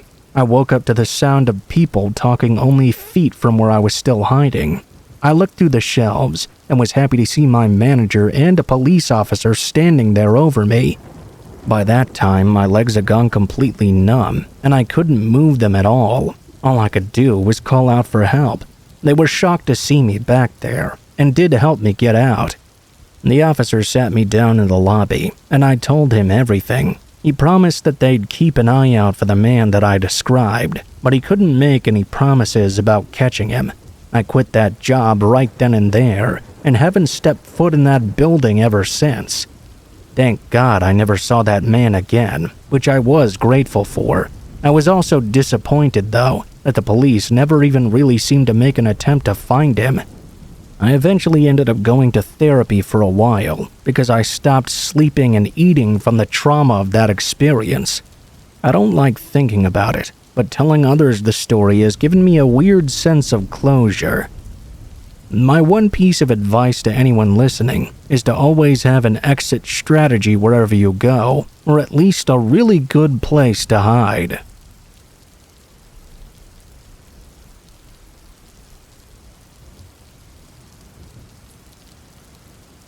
This happened back in 2003.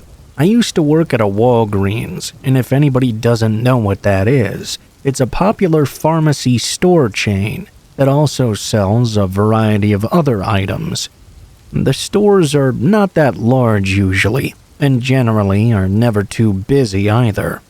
Most of the time, there's a pretty calm feeling inside.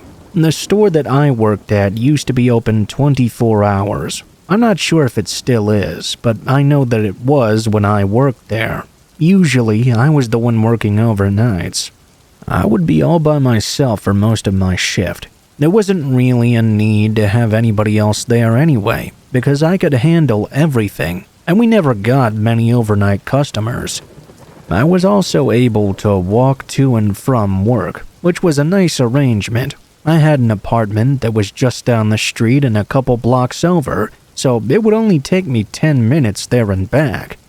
Usually, I worked 10 p.m. to 6 a.m., and it wasn't that late yet when I walked into work. It wasn't too early when I walked back home. One time when I was working an overnight shift, Everything was going as normal. It was about 1 a.m., I believe.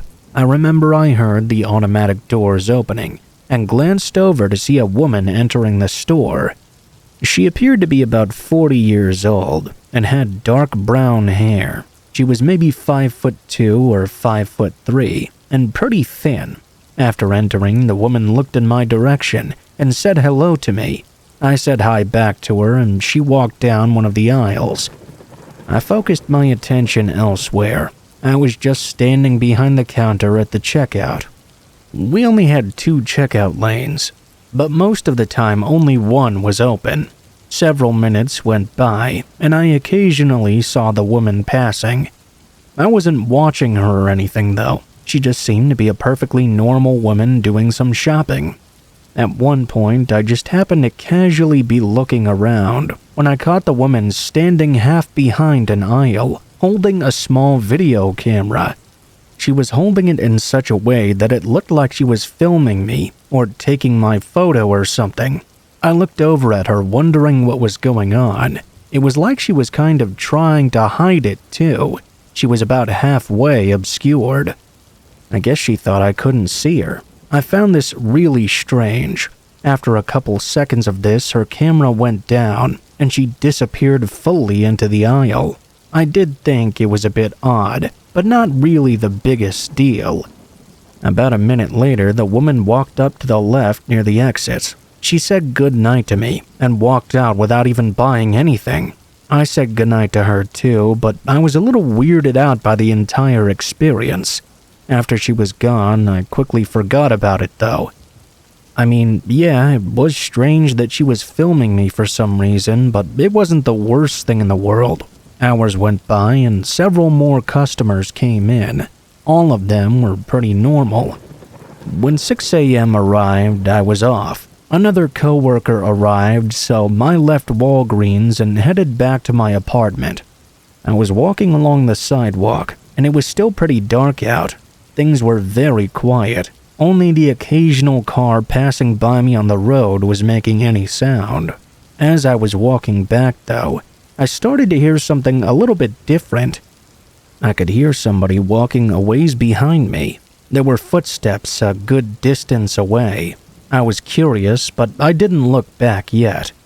I crossed over 1 block, and as I did, I glanced over. I saw the same woman was walking behind me. I found this really strange. After I crossed the street, I crossed another, and then went along that sidewalk. That would take me all the way back to my apartment, with no more turns needed. I didn't think the woman would follow me still, but she did. That's when I started to really get creeped out. Her whole personality just seemed kind of mysterious. Even when she had spoken to me, she'd only said hi and bye really. The woman continued to walk behind me. She was a fair ways back. Soon I reached my apartment. I was really glad to see she hadn't seemed to gain on me or anything. She was about the same distance behind me. Now, you had to use your key to enter my apartment building. I had a separate key for my unit as well.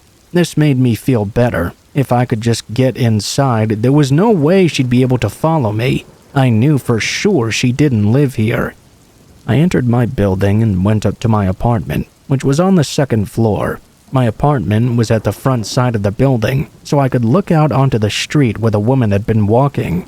After I got inside, I went to the window. I looked out and saw the woman standing there on the sidewalk. She already had her camera out again and appeared to be taking a video of me at my window. This was all so strange. I ducked down to get out of her sight.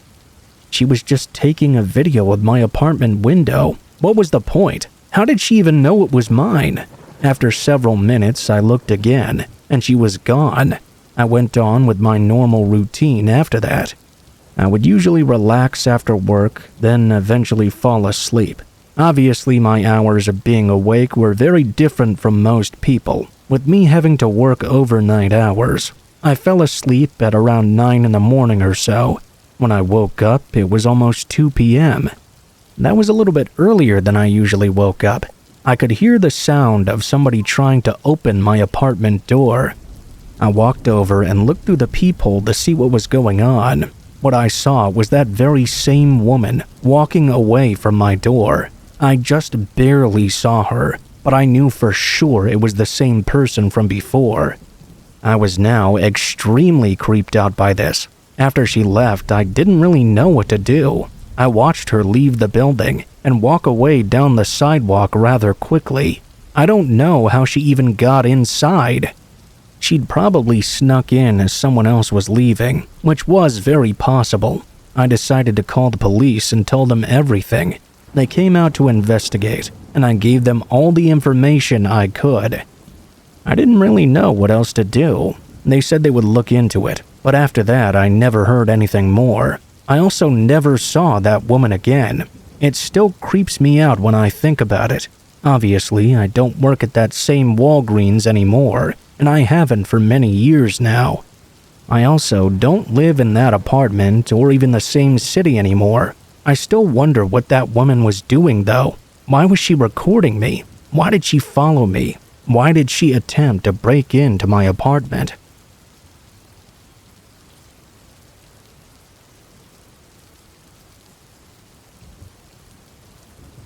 I'm an 18-year-old kid in culinary school. This happened back in 2009. Our program has an underground parking lot attached to a lounge located behind the cafeteria. Couples like going there because it's always empty and partially dark. I really hated it though, because the back door to the parking lot was barely lit up.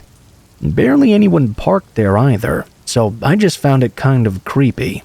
Being a horror fan, I knew it was the perfect place with many opportunities for things to go wrong. Long story short, I came out of class one day, and this kid I didn't know started rushing up to me, all confrontational-like. I had my knife set with me, so I pulled out a handle, readying to defend myself. He stopped and handed me this paper. It read, "Meet me in the lounge." I looked at him in confusion and asked him who sent this note. Was it my boyfriend? Was it someone in the culinary program? Maybe a friend from high school or something? The guy shook his head and said he had no idea, but I should go anyway. I questioned him on what the person looked like, but he refused to give me any information. I chuckled nervously and put the note in my pocket. I walked past the kid to head to class. He started following me, asking me if I was going to go. I tried to ignore him and headed towards the library to get to a public place. He still followed me. He kept insisting I needed to go and that it was my destiny or some crap along those lines. I just glared at him and picked up the pace, trying to head downstairs to the cafeteria in hopes of finding a classmate and losing this guy. He ran at the same pace as me, telling me he didn't understand why I wasn't going right now.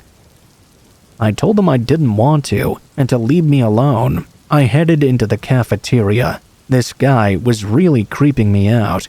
I grabbed my phone to call the police, but instead I saw a classmate and ran right towards him. The kid followed me still, pointing toward where the lounge was and telling me I was going the wrong way.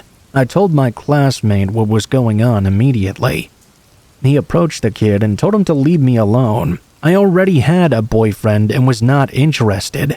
The kid just told me, "They're waiting for you," and to not take too long. His words really gave me the chills. My classmate walked me to our student restaurant and asked for some others to accompany us. 3 of my other colleagues came with us to the lounge, but when we arrived, no one was there. I freaked out and decided I needed to go home. They walked me through the campus to the parking lot, where I called my parents to get a ride. One of the others stayed with me, while the classmate who defended me initially went to report the behavior to some teachers. He came back to tell me they were going to investigate and to keep an eye out for suspicious activity or that kid. A few days later, I learned various women had been assaulted in that area. They were people who parked there during finals and went in through the lounge. The school newspaper had reported it, but there were no details of who did it nor if they were caught. I felt my stomach drop. I reported my incident to the newspaper team as well. but they claim they never dealt with anything like that note. They never found the suspects either. My mom is glad I listened to my gut and didn't go. To this day, I still get chills thinking about it.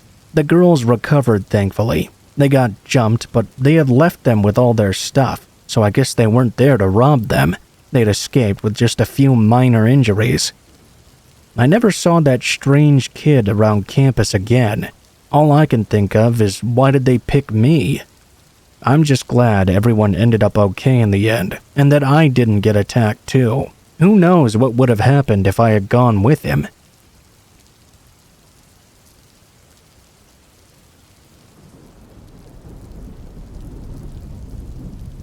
I need to preface this by saying I do not believe in ghosts or any other kind of paranormal activity, and this is not an attempt to convince people of their existence.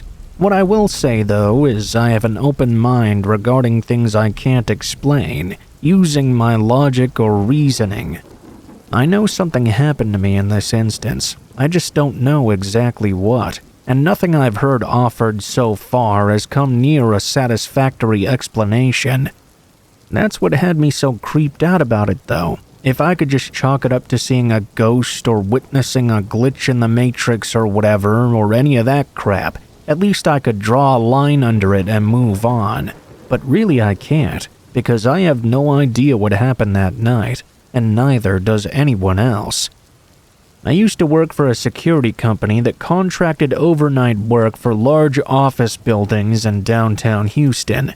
Some of the buildings were real nice places. Their security offices had all kinds of amenities. Others just didn't exactly. The only problem was, this made for some of the most boring overnight shifts you could possibly imagine. Sure, guarding something can be exhausting and sometimes dangerous, but boredom is an entirely different kind of poison altogether. You'll understand what I mean then when I say that out of all the places I expected my scariest guard job to be, office buildings didn't get anywhere near the top 10. One of the buildings we worked in had a bunch of different offices on each floor, with the layout of each floor being shaped like a letter U. Each of the floors were owned by a different company for the most part. Anyway, most had different designs, but the same layout. Part of that layout were these polished metal plates that sat in the corner of each corridor. They were positioned at the 90-degree angles of the U shape. At first, I figured it was just an odd design choice for decoration, but I figured out they were supposed to be like mirrors. If someone was walking down the connecting corridor, you would be able to see their movement in the polished metal, so you wouldn't bump into anyone around the corner or get too much of a fright or whatever. This one night, I was working the overnight shift with 2 other coworkers. It came my turn to perform a physical sweep of the building. We had most of the building mapped out with cameras, but no security guard worth their salt relies solely on electronics to guard the building. Every half hour, one of the guards would take a quick walk around each of the floors, just to make sure everything was still A-OK.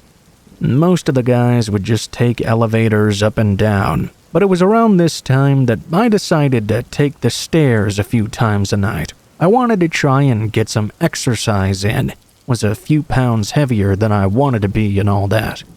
Still, walking up even 5 or 6 flights of stairs really sucked. I would take as many flights as I could manage and take the elevator the rest of the way.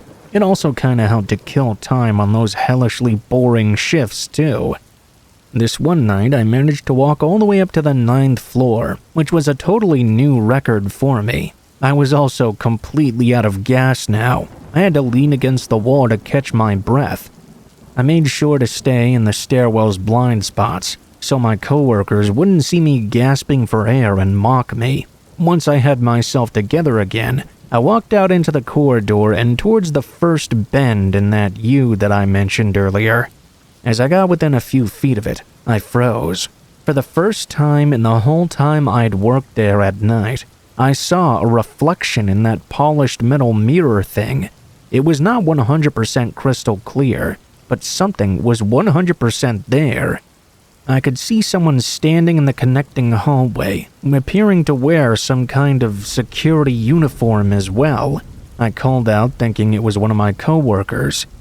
As I watched them in this polished mirror, they suddenly took off running out of sight. Now right away, I was thinking this was just a prank. I'd caught them trying to jump scare me and they ran away. As I was walking around the corners checking the area, I was kind of calling offhandedly, "Hey, I know you're there, idiot. I saw you in the reflection, so why don't you come on out already?" I went around each corner, but I couldn't find the guy. I assumed he must have ducked into one of the conference rooms or offices. I checked each and every one, and they all appeared to be empty. I called down on my radio to make sure someone really was up there with me. Were they just hiding in a closet or something? My coworkers were the sort of immature idiots to pull something like this. The second I heard both other guys talking on the radio, though, I felt myself getting a little bit freaked out. They were in the same room, and they clearly weren't with me.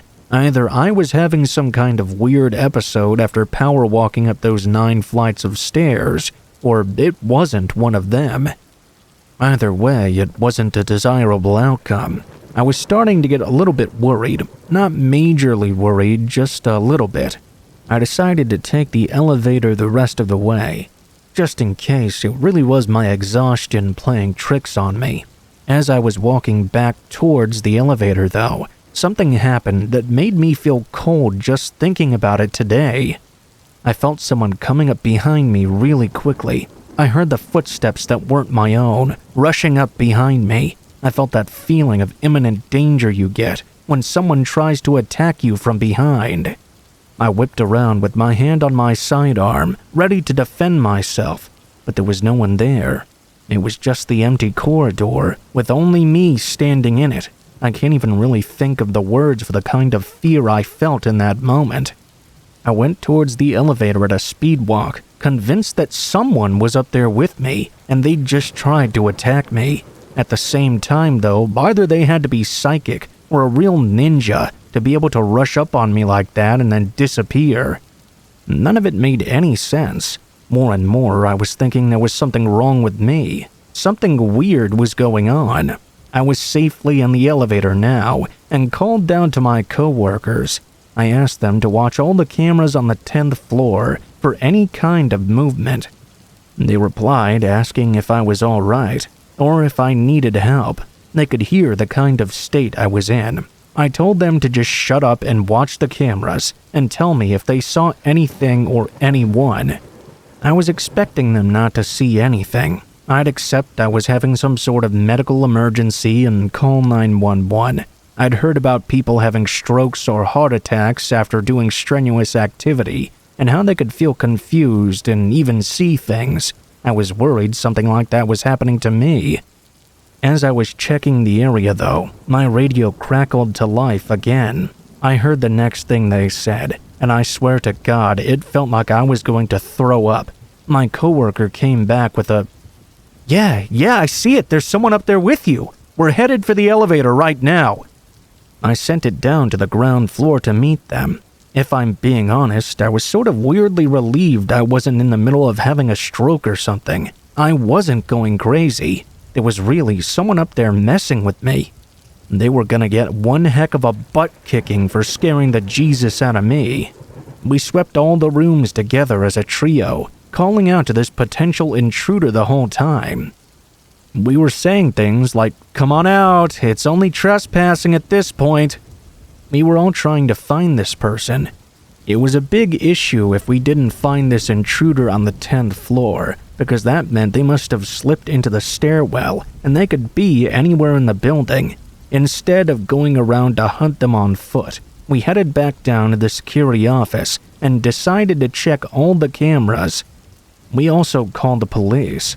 On the way back down to the office, I asked my coworker what exactly he'd seen on the security camera. It turns out he hadn't seen anything really definitive. Just enough movement on the edges of the monitors to know that a person was definitely up there, and they seemed like they were sticking to all the camera's blind spots. This really sent alarm bells ringing for my coworkers.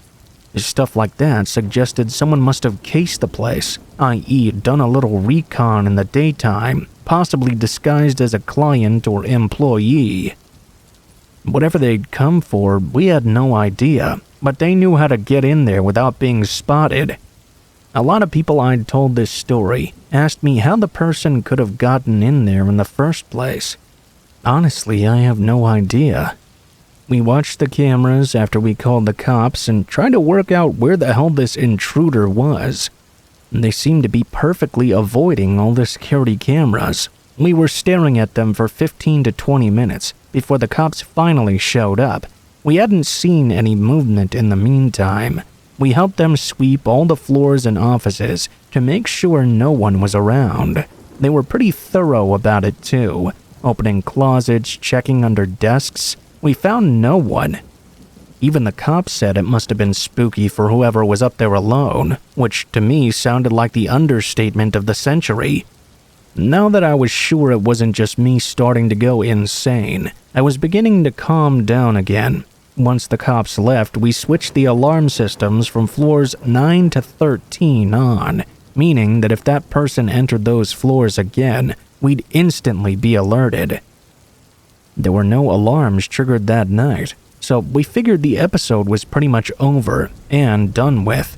We'd have to talk to the head of security about it, of course, and there'd be no doubt he'd be interested in how exactly we let something like that happen.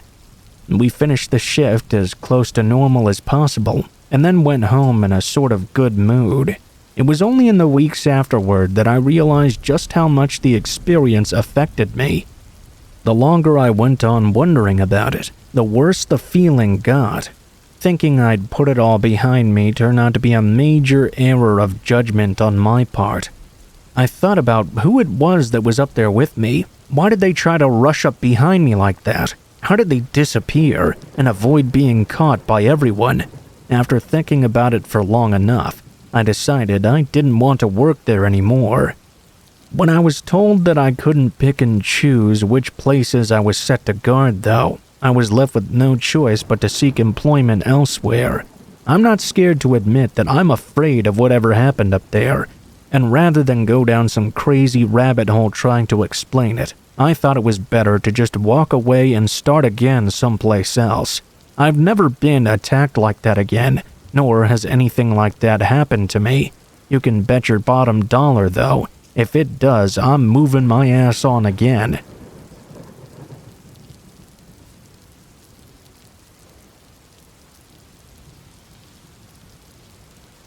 I had a really strange and creepy experience when I went to Target several weeks ago. I went shopping for a few items. I go to Target all the time.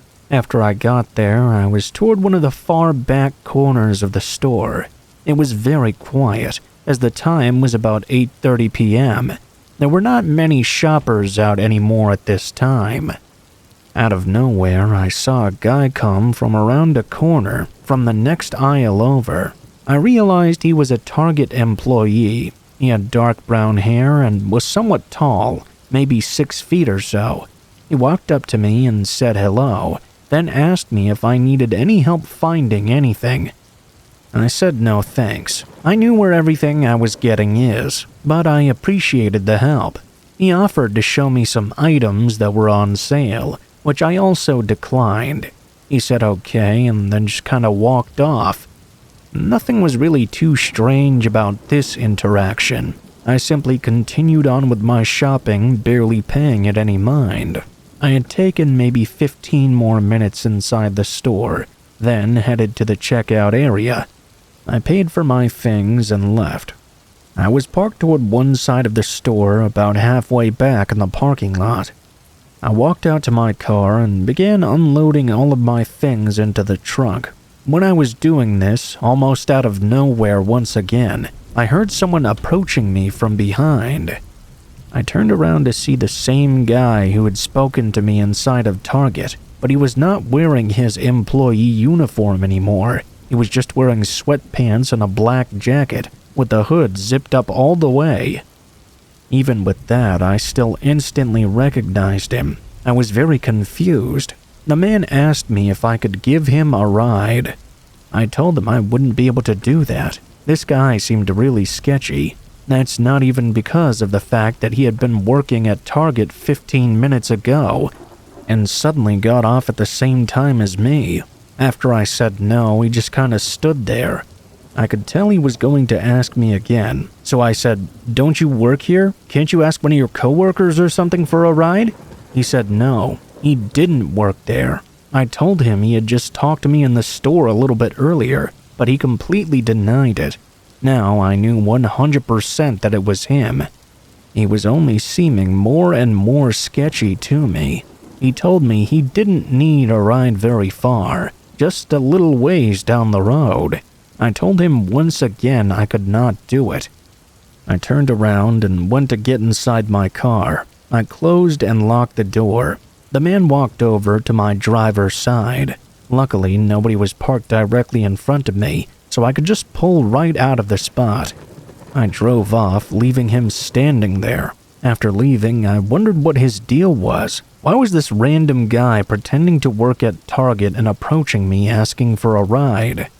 I really had no idea, but obviously something was not on the up and up here. I'm glad I managed to get away from him without any further trouble.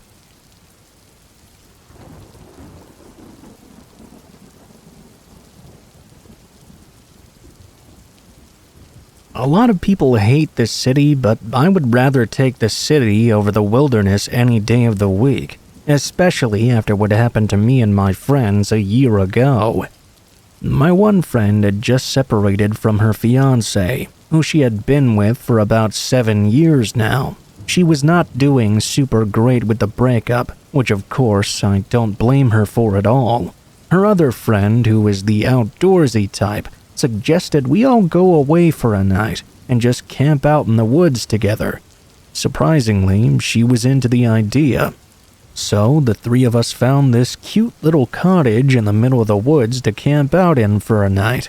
I was excited to have a night out with my girls. That wasn't in the city or about getting all dolled up and all that jazz. Of course, once we got there though, my one recently separated friend got quite bored. I knew that was going to happen. She started looking up local bars in the area and eventually found this dive bar in a nearby town. Now that was my idea of camping. At least that's what I joked about with my friends. It was a nice change of pace though. We went on down to the local bar, and it was nice to not have to worry about the city scene. While we were at this place, it appeared to be just a handful of locals at the bar, and that's pretty much it, as far as I could tell at least.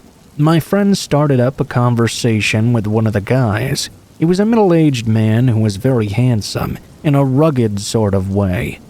I don't know if it was the alcohol or just the feeling of being depressed, but whatever it was, she was flirting very heavily with this man. It went on for a while, but eventually she separated from him and told us she was ready to head back to the cottage with us. On the way back, we were giving her a hard time and teasing her about her bar friend. She just laughed it off, claiming it wasn't that big of a deal. When we got back to the cottage, we all had a glass of wine before we decided to go off to bed for the evening.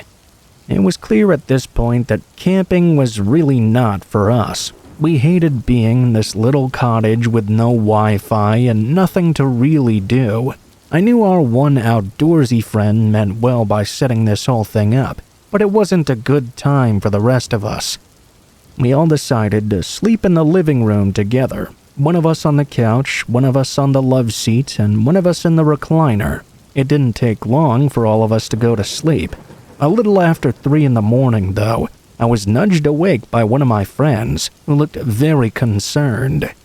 She told me she had heard the doorknob kind of jiggling. I laughed at her and told her she was just imagining things, and that's when I began to hear it too.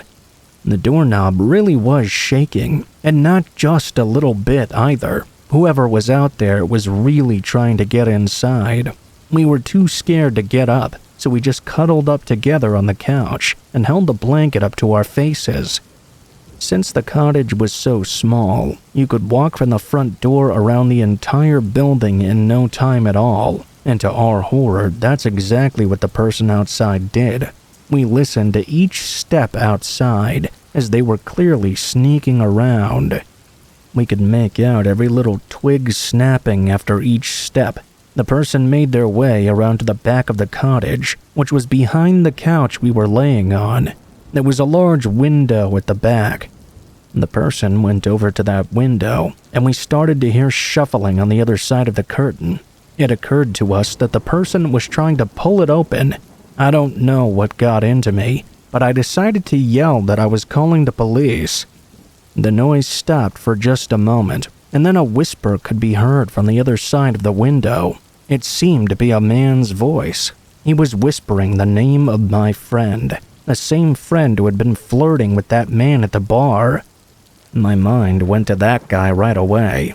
I refused to believe that he had followed us here, but there was no other way that he'd know we were at this house. I whipped open the curtain, and like a deer caught in the headlights, the man just stood there. It was, in fact, that exact same guy from the bar. He put his hands up in a sort of defensive position, and then just ran away. He didn't get into a car, at least none that I saw. We phoned the police right away, and reported what could have been a potential home invasion. I'm not sure anything ever came of it though, since we left first thing in the morning, which wasn't that long after the cops. It wasn't until the drive home that we really got ourselves worked up and scared. And that's when we started to piece together everything. We got back to the cottage before midnight, and the guy didn't bother trying to break in until after 3 in the morning. That means he had to have followed us to know where we were staying and waited for us to fall asleep for 3 hours. Only then did he try to get in. The thought of this man lurking outside for all those hours makes me want to throw up. I'm so thankful my friend woke up to the doorknob noise, because if she didn't, I don't know what would have happened to us.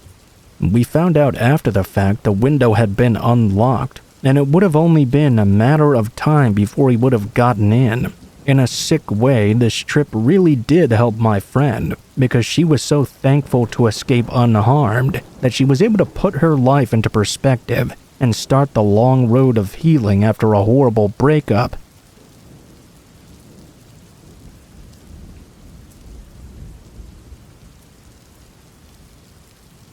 I have a really crazy story from a while back. It was a few years ago now, but I'm a woman, age 23. I think I was around 20 or 21 at the time this happened. I was on Tinder and matched with this guy who I'll call Ryan for the sake of the story. After matching with Ryan, we began talking, and hit it off pretty well actually. That was really only the first night though. The next day, when chatting with him, I realized that he was actually sort of a jerk. He said a few things that were really rude, and overall, I just wasn't feeling it anymore. He asked for my Snapchat, and at that point, I told him no. This appeared to frustrate him quite a bit. He replied saying I was a big mistake and that I'd regret it, and some other stuff as well.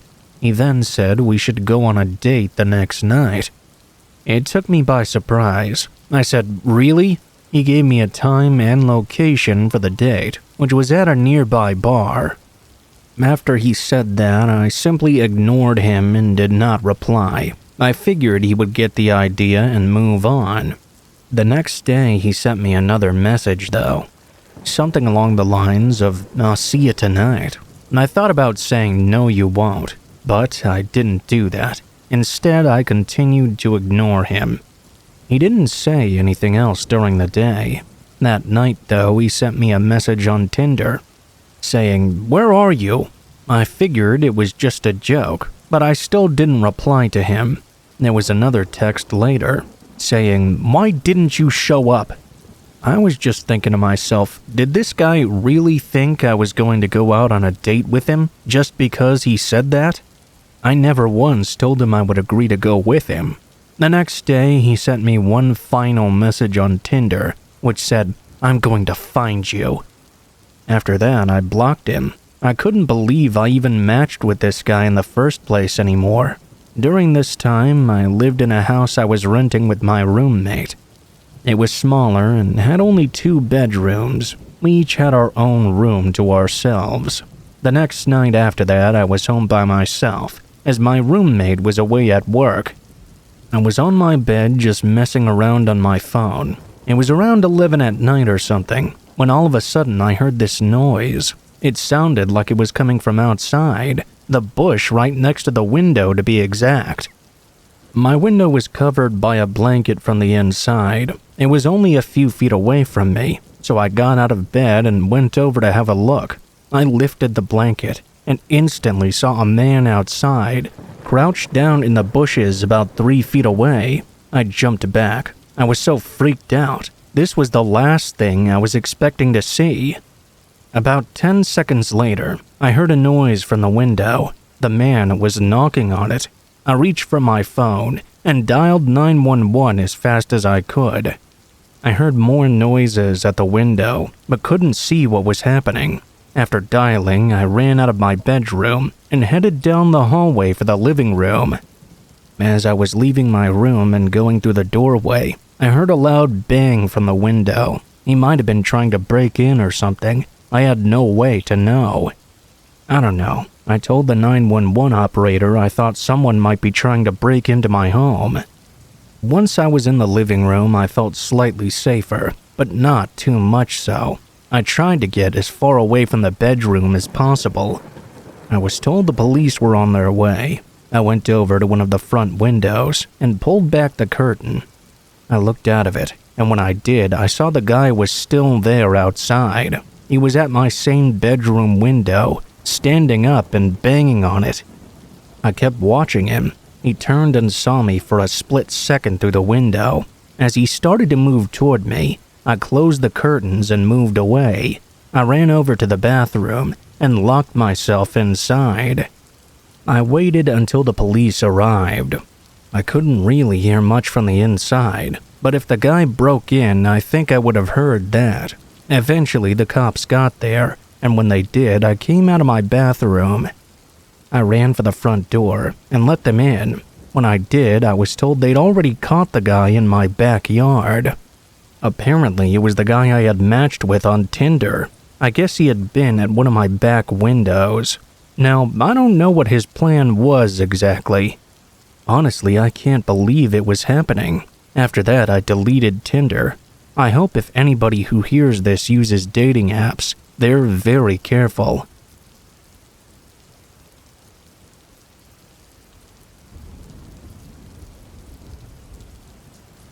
Wedding season is always a lucrative time of the year for me.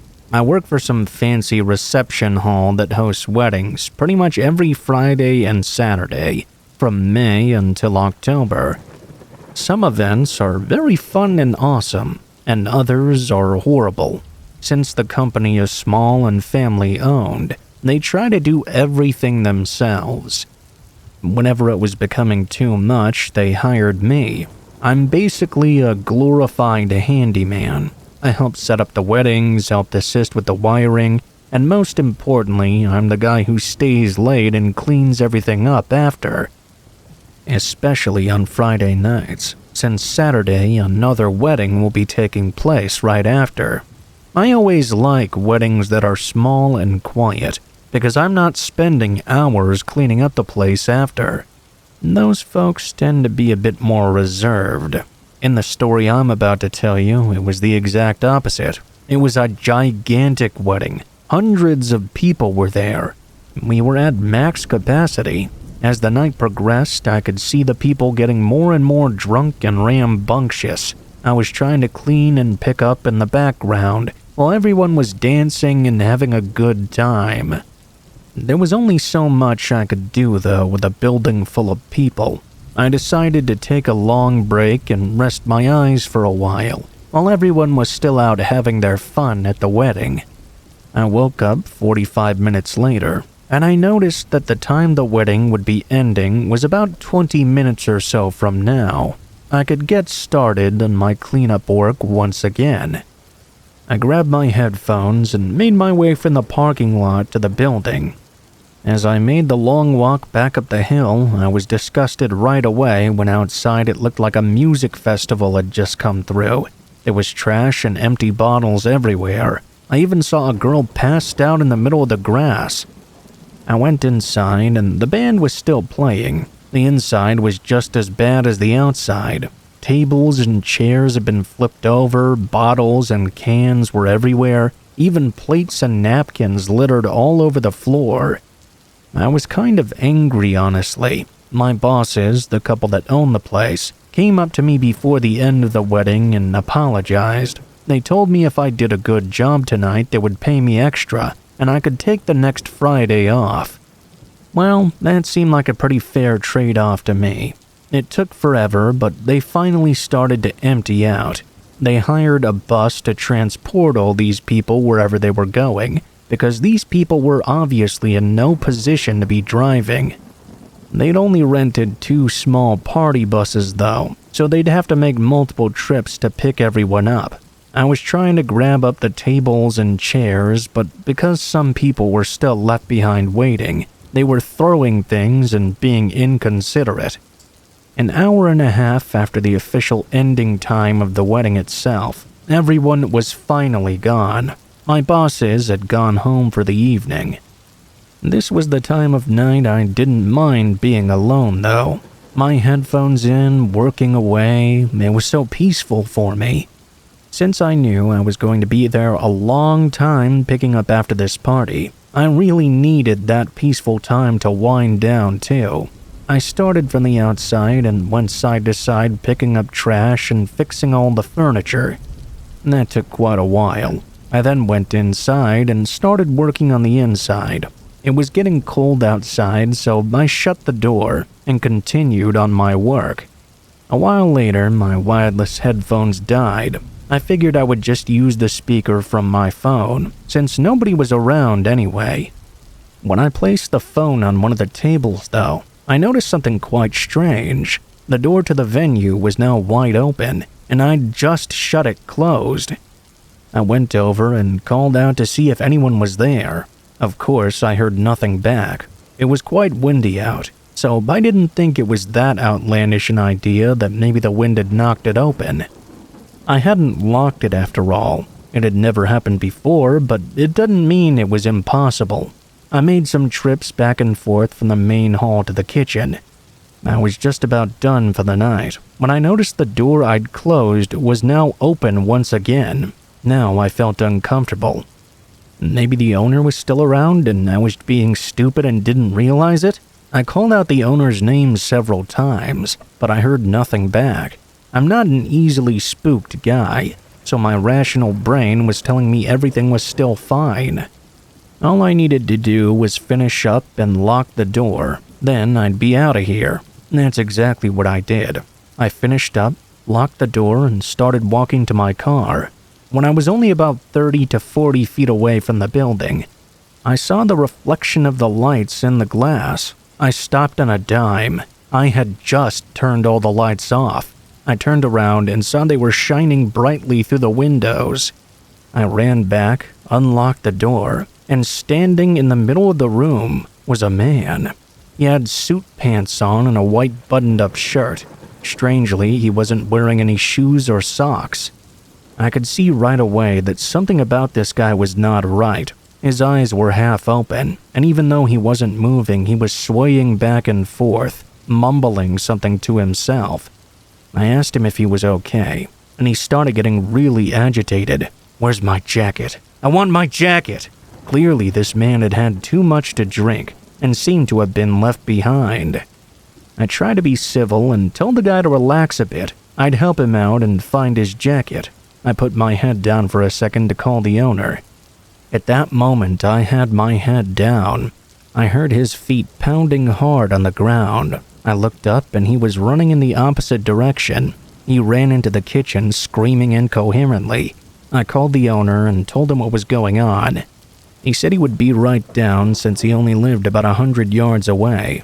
While I was talking to the owner on the phone, I described the man, so the owner could try and contact someone from the wedding. He called the best man since we had his contact information, as well as the bride and groom. They were still awake luckily, but when my boss told them about the guy and described his appearance, they all said they didn't recognize him. There were so many people that it was possible he had been left behind though. I was waiting for my boss to come back to the venue, and I decided to go into the kitchen and try and communicate with this guy. I turned the lights on and heard the scampering of bare feet on the ground again. I turned just in time to see the man lunging at me with a steak knife. It was in that brief moment I was able to block the swing and get away with just a shallow cut. I immediately backed out of the kitchen and slammed the door. This all happened in just a matter of seconds. My heart was racing now. I could hear the man jabbing his knife into the door on the other side. All I could do was sit there and try and hold it shut. At that moment, my boss walked in. I immediately yelled at him to call the police right now. I was stuttering my way through what was happening as I held that door shut. The man in the kitchen was screaming and stabbing the knife against the door over and over. He wasn't saying anything of substance really, other than occasionally mentioning his mysterious jacket. Thank God the police finally showed up and apprehended the man. He seemed confused as to why he was being arrested.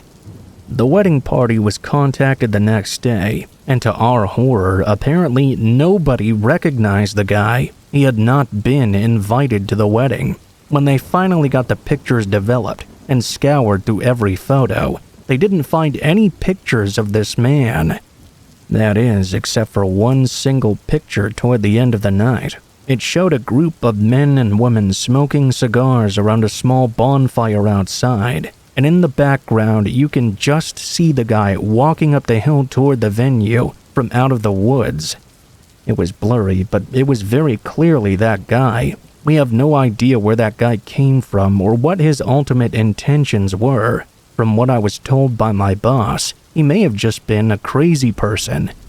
Maybe, though, he was just some drunk trying to crash a wedding for some free booze. We have no idea. Ever since that night, though, I don't wear my headphones so I can hear my surroundings, and I always lock the door every time I go in and out.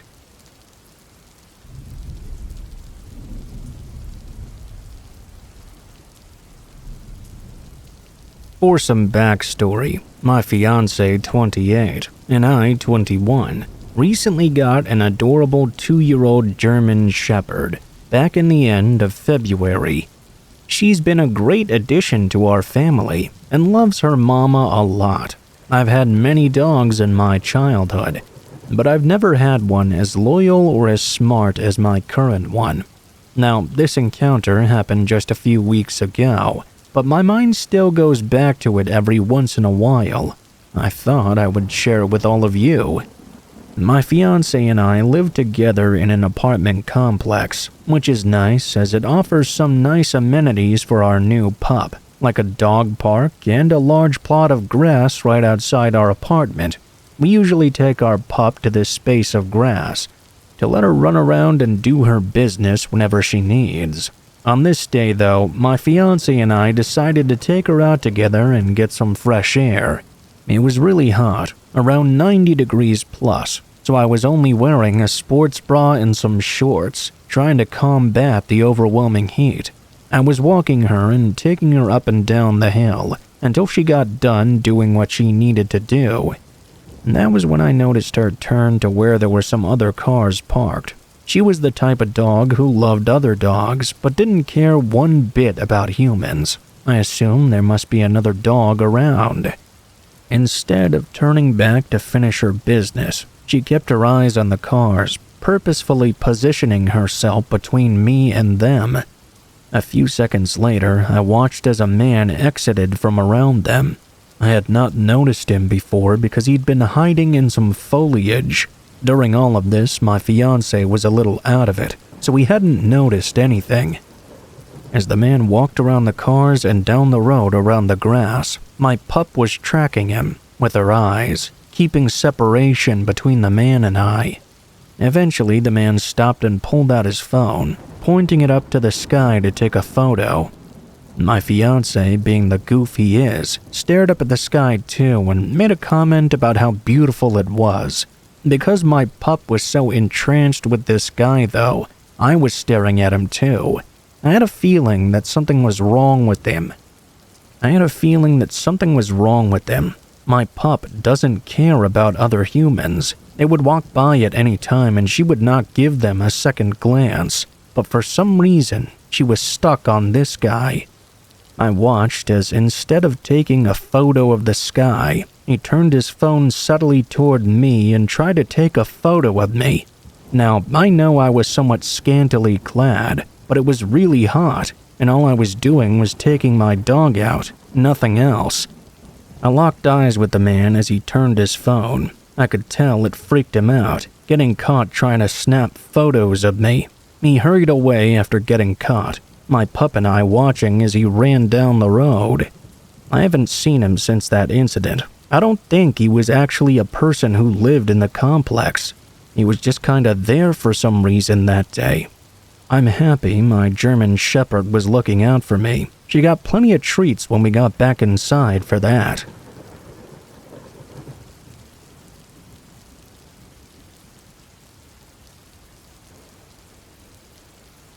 This story took place a few years ago now.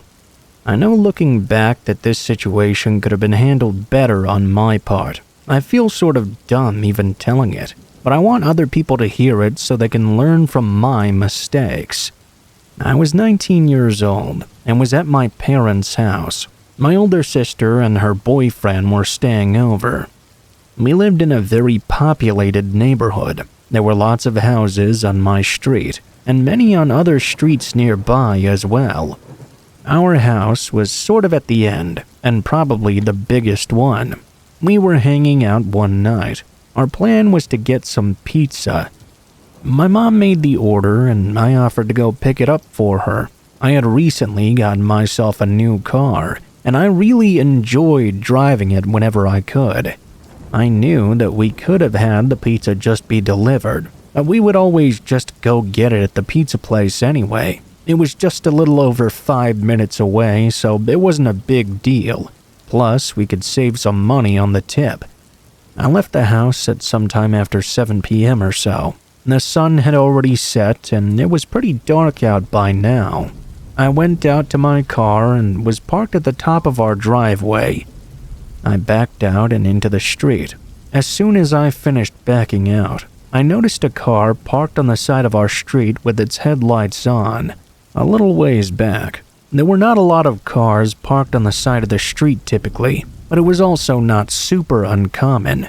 When I started driving away though, what was uncommon was for the car to start immediately driving behind me. I approached the stop sign at the end of our street, and when I reached it, the car was right on my tail. I turned and so did this car. It was the really close following distance that really made me nervous about this guy though. I was just driving the normal way to the pizza place, but this car was right up on my bumper. I continued down the street a little ways, and at the next turn, once again the car followed behind me. And that's when I went from just thinking this was an overly aggressive driver to someone who was deliberately following me. I had no clue why someone would want to follow me though. I turned again and sort of pulled over to the side of the road. I wanted the car to go around me. Instead, they just pulled over right behind me. I really started to panic. I had no clue what to do. I got out my phone and called my mom. When she answered, I told her I was being followed, and I wasn't sure what to do. As I was talking, I pulled out and started making random turns. The car followed right behind me. I was trying to lose them, but I was not able to do so. My mom told me to come back home, and if the car was still following me when I got back, she would call the police. I kept driving, now headed back for home. It took about 5 minutes or so. The car was behind me the entire time. When I got back to our street, I pulled into the driveway. The car did not pull in after me. Instead, it drove a little ways down the road and parked in the exact same spot it had been before. After I parked my car, I got out and sprinted for the front door. I got back inside and showed my parents from the window where the car was. It was still just parked right there. We couldn't quite see the license plate from our distance, but we called the police anyway. About 5 minutes later, the car drove away. When the police got there a little while after it had already left, I talked to them and told them my story. We were all very disappointed the car had gotten away. After the police left, I was nervous it would come back. After that, though, I never did see it again. Looking back, I should have just drove to a police station while the car was following me. I could have called the police in advance as well. I probably shouldn't have just gone back home, but I guess the car already knew where I lived anyway. I'm still not exactly sure what was going on there, though, or why this guy followed me.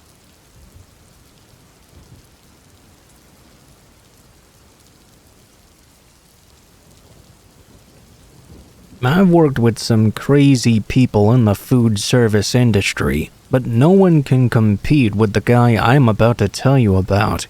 I've been working at this specific Mexican place for a little over 2 years now. One day, one of our employees quit quite out of nowhere, so we hired someone pretty fast. It probably would have been better to get someone with a little more experience, but I was also involved in the hiring process, and this guy seemed perfectly fine.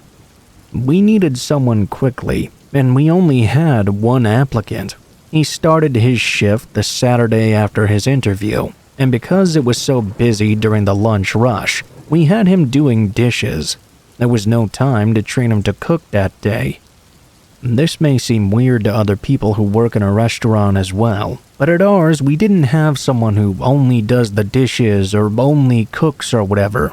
We would all help out with any task whenever anyone had a free moment.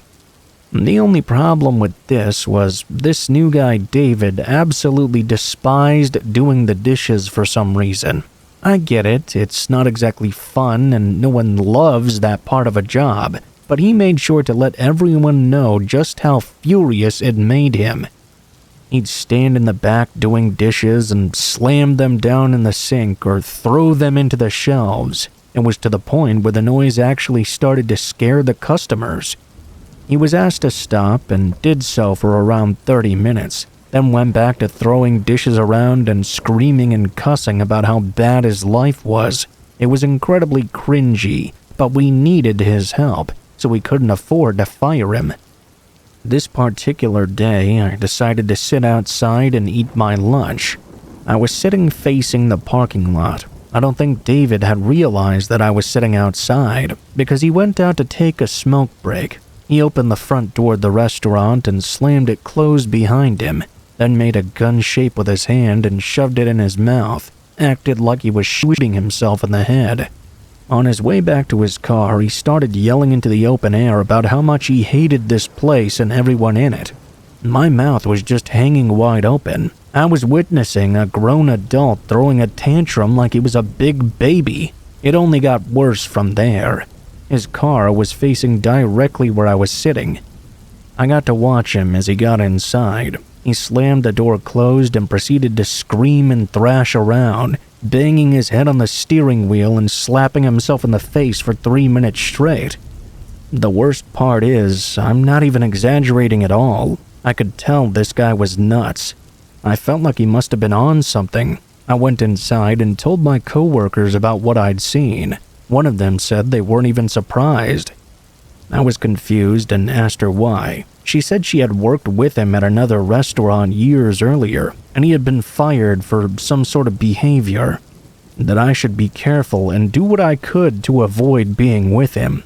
In the meantime, it was very concerning. I went to the owner, who basically said, it is what it is, and if he's not hurting anyone, he can't be fired. I think his exact words were, we all have bad days. Well, this was worse than a bad day, though. It ended up being a horrible and disgusting 2 months working with this man. He started training to be a line cook about 2 weeks after he started working with us. I thought that was kind of gross, considering he had some of the worst hygiene I'd ever seen. He reeked of cigarettes, had long hair, and had disgusting long and dirty fingernails that just seemed to get worse as the days went by. It was so bad his nails would pop through his gloves and drop dirt constantly. He didn't even care. He would only change them when someone else noticed. The things I mentioned so far might not seem that bad, but what he did next brought it to a whole new level. I got this feeling he started to feel like he could do anything he wanted and wouldn't get fired, since he'd gotten away with so much up to that point. We didn't have a large staff, so he was left alone to cook sometimes. That's when we started getting a lot of complaints about the food. People would find hairs or tell us their food didn't taste right. We had one guy tell us he was 100% positive there was someone spitting in his beans. Let me tell you, I could really see it. We were lucky to talk him out of calling the police, and instead gave him a voucher for free food for 6 months. We decided it would be best not to leave David alone in the kitchen anymore. That really seemed to upset him. He wasn't a team player at all. My manager was given the okay by our owner to do whatever it took to make him quit. Basically, just make his life miserable. We could have had him fired, but I guess there's more paperwork involved when you fire someone. David was told to do dishes all day, spray out the trash cans, clean the grease traps, scrub the floors, basically all the stuff no one else wanted to do. I thought he was creepy and scary enough already, but the second we started giving him jobs he didn't want to do, he became almost evil. I'd bring him dishes and he'd start screaming at me and even making fun of the way I looked. I really didn't understand the hostility, but whatever. I stopped interacting with him at all at one point. It became obvious when any of my coworkers had been talking to him because they would come back in tears. The guy was ruthless. The last day he ever worked with us, he did something so gross, we ended up having to call the police on him.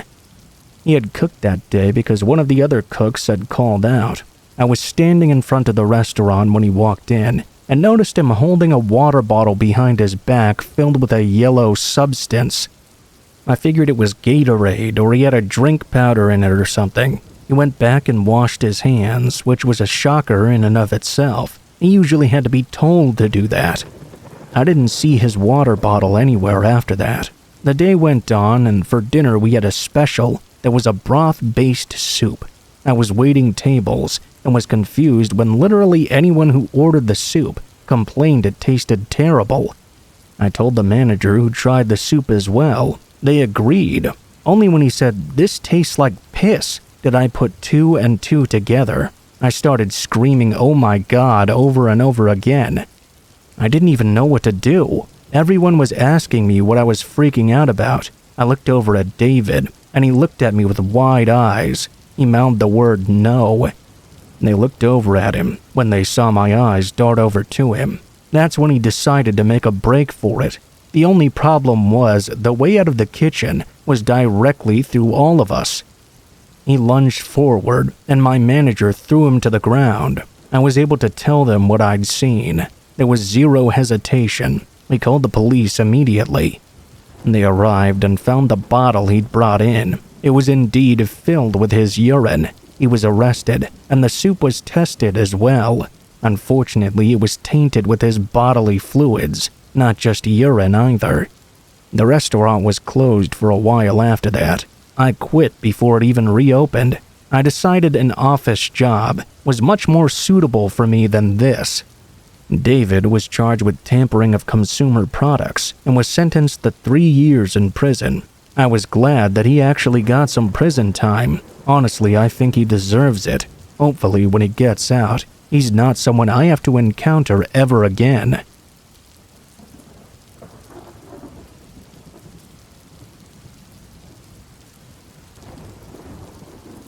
A few years back, I was working as an overnight security guard at a company. I don't remember exactly what it was. It wasn't that popular or anything. I worked at a lot of different places back then doing security. It was a pretty easy job. I would mostly just sit at a desk literally all night, and nothing ever happened.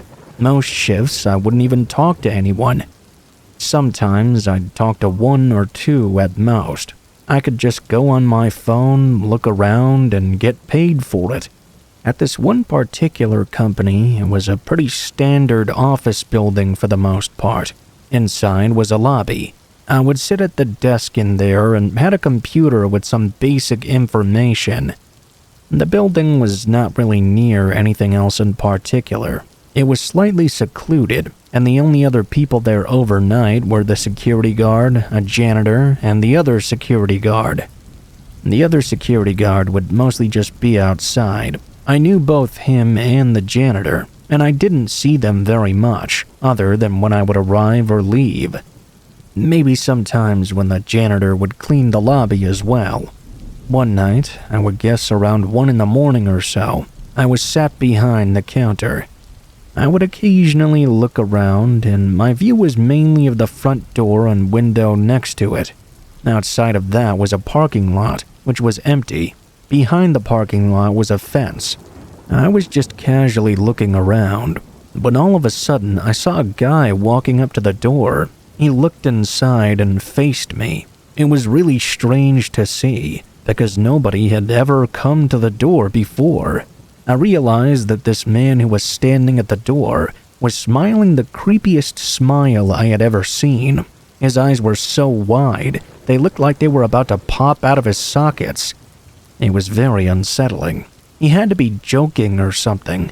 The man did not try to enter the building, though. He just stood there at the door and kept staring at me. I wasn't sure what the man wanted, so I waved at him.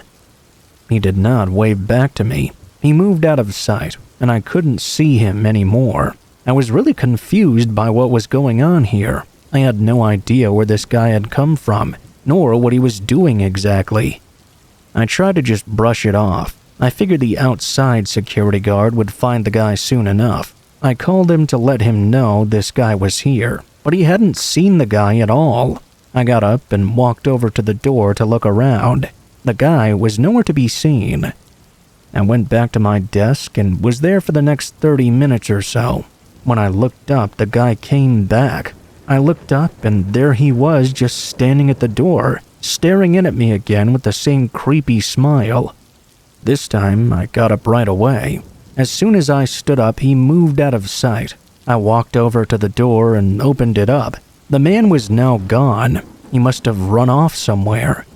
I walked around outside to look for him and eventually found the other security guard. I told him about what was going on, and we talked for a while. Neither of us knew where the guy had gone. We looked around the property, but we couldn't find him. He must have left. I went back inside. The property was large enough that he could have easily evaded us. Don't ask me why, but there were hardly any security cameras outside. There were tons inside, but only 2 outside the building. They didn't even cover that much space. For the rest of the night, I didn't see the man. In fact, I never saw him again. I still wonder who he was and what he was doing there.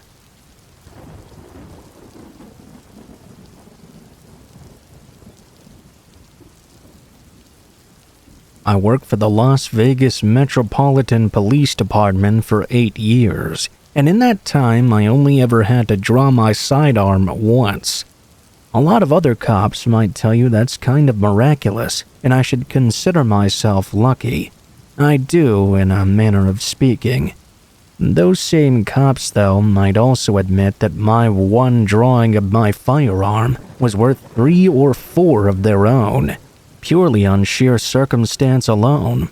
I was driving through North Vegas one night after getting a call to the 7-Eleven on East Owens Avenue. On my way back towards the Strip, I was slowing down as I came upon some lights. And that's when I spotted something weird on James Street to my right. There was a car parked on the sidewalk with all the lights inside the car switched on. It looked like the driver was slumped over in an unnatural position.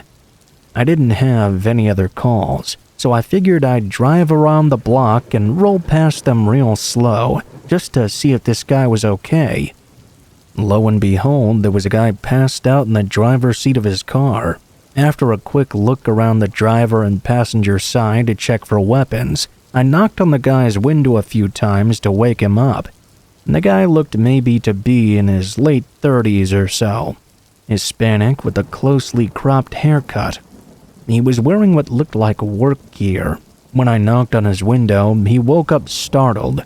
The first words out of his mouth were, "Oh my God, officer, I'm so sorry. This is literally my house right here." I nodded off after I parked here. I asked him where he'd come from, and he told me he worked nights at the chemical plant over in Henderson. He'd spent all day doing something for his family and had to work right after, so after running on almost 24 hours of no sleep, he just passed out of sheer exhaustion. Normally, I'd perform a field sobriety check on this guy or something, but he genuinely did seem to be exhausted. His eyes were bloodshot and his speech was groggy. He didn't smell like booze and his ID checked out. There was something that didn't sit right with me, though. I asked him which chemical plant he worked for. He said something like Olin chloralkali, but I had a cousin in the chemical industry, and he worked in the same industrial park. There was only one single company there named Borman Company, and if he didn't work there, he wouldn't have been working on anything. I ran his ID, and the guy didn't seem to have any criminal past. It was nothing but a few late parking fines. I figured just to be certain, I'd run a field sobriety test. In the worst case scenario, I'd minorly inconvenience this dude and he'd just go into his house and understand my reasons for doing so, given how suspicious he was being. The other scenario was I'd find out what was making my spidey senses tingle about this guy. It was a small lie to catch the guy in, but when that happens, you have to ask yourself, well, why is that guy lying about this thing if it's no big deal? I headed back over and asked if he'd mind undergoing a sobriety check. He said, "No, not at all, sir." There was an awkward pause before he said, "Do you want me to do it now?" I nodded and he looked back at me, as if to say, "Really? I thought we were cool." I promised to make it fast as possible so that if he really did live in this building, he could just go inside and go to bed, but I didn't want to risk letting a dangerous driver go. As this all happened, the guy's arm, which had been resting on the door where he'd rolled down the window, disappeared behind it to where I couldn't see. I took a quick step toward the guy and told him very politely to keep his hands where I could see them. He threw them both up and said, Okay, chill out." They started drooping down again, though. He kept telling me it was okay, he didn't have any weapons in the car, he was just trying to unlock the door. I told him to unlock the door with his other hand then. In a split second it happened. He grabbed a gun tucked behind his back on the driver's seat. I was so focused on his left arm that I'd figured he was just reaching down for leverage. He pushed himself forward and started shooting at me. One of the bullets went straight through my arm. My gun was in my right hand, though. I dropped back out of his arc of fire and started firing back. I put bullets into the driver's seat and into the man's center of mass. My left arm started to go numb and stopped working on me, so I had to grab my radio with my right hand and call it in. It was a swift firefight. A few well-placed shots, though, and the man was in no position to fire back anymore. I was scared out of my mind. I didn't want to shoot the guy again, but disarming or detaining him at this point was out of the question, especially thanks to the fact that my left arm was no longer working anymore. I remember I stopped barking commands at him for a second, only to hear the guy weakly say something like, "Why'd you shoot me, man? I'm outside my house." He said it like he hadn't just pulled a gun and started shooting at me first, like I'd just shot him for being asleep in his car or something. That happens way more often than you'd think, too. I remember I once watched a woman flee a traffic stop, crash her car into a family's SUV, and try to stab the officer who pulled her out of the wreck of the car. Then she just laid there saying she didn't do anything. I guess some people get real scared when they think they're going to jail, be it first-timers or serious offenders. Sometimes they choose death over giving up whatever they've got going on. For example, the guy who blew up my left arm. With the way he pulled out his gun and started firing with no issue, you'd think he was a cartel member with hundreds of warrants out for him. But no, this was a guy who'd never been in trouble with the law before. He just couldn't face going without the oxys he was hooked on. That's what my officers found in the car. a bottle of oxys with no prescription. Now, with no priors and a good attorney, he could have easily gotten himself a suspended sentence and counseling at the worst. Maybe 6 months of probation with good behavior. But the thought of him having to detox in jail made him do something he couldn't come back from. I guess some people really do think that's a fate worse than death.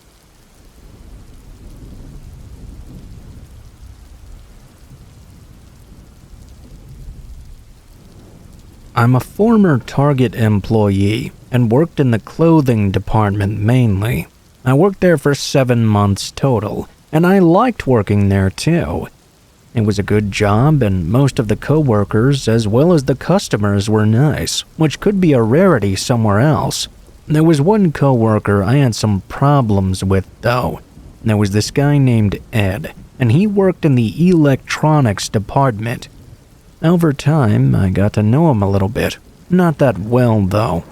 There's a lot of turnover at a store like Target, but also many employees that stick around. The people in all departments that worked there for most of the time that I did, I recognized or got to know very well. I only spoke to Ed briefly once or twice for the first several months. I was much closer with many of the other coworkers. One time, I was taking my break and was by myself in the break room. I think it was a little bit later at night, and that's why nobody else was in there. Well, just a couple minutes after I got in, there Ed entered and started talking to me. He was friendly for the most part and asked me some general questions about myself.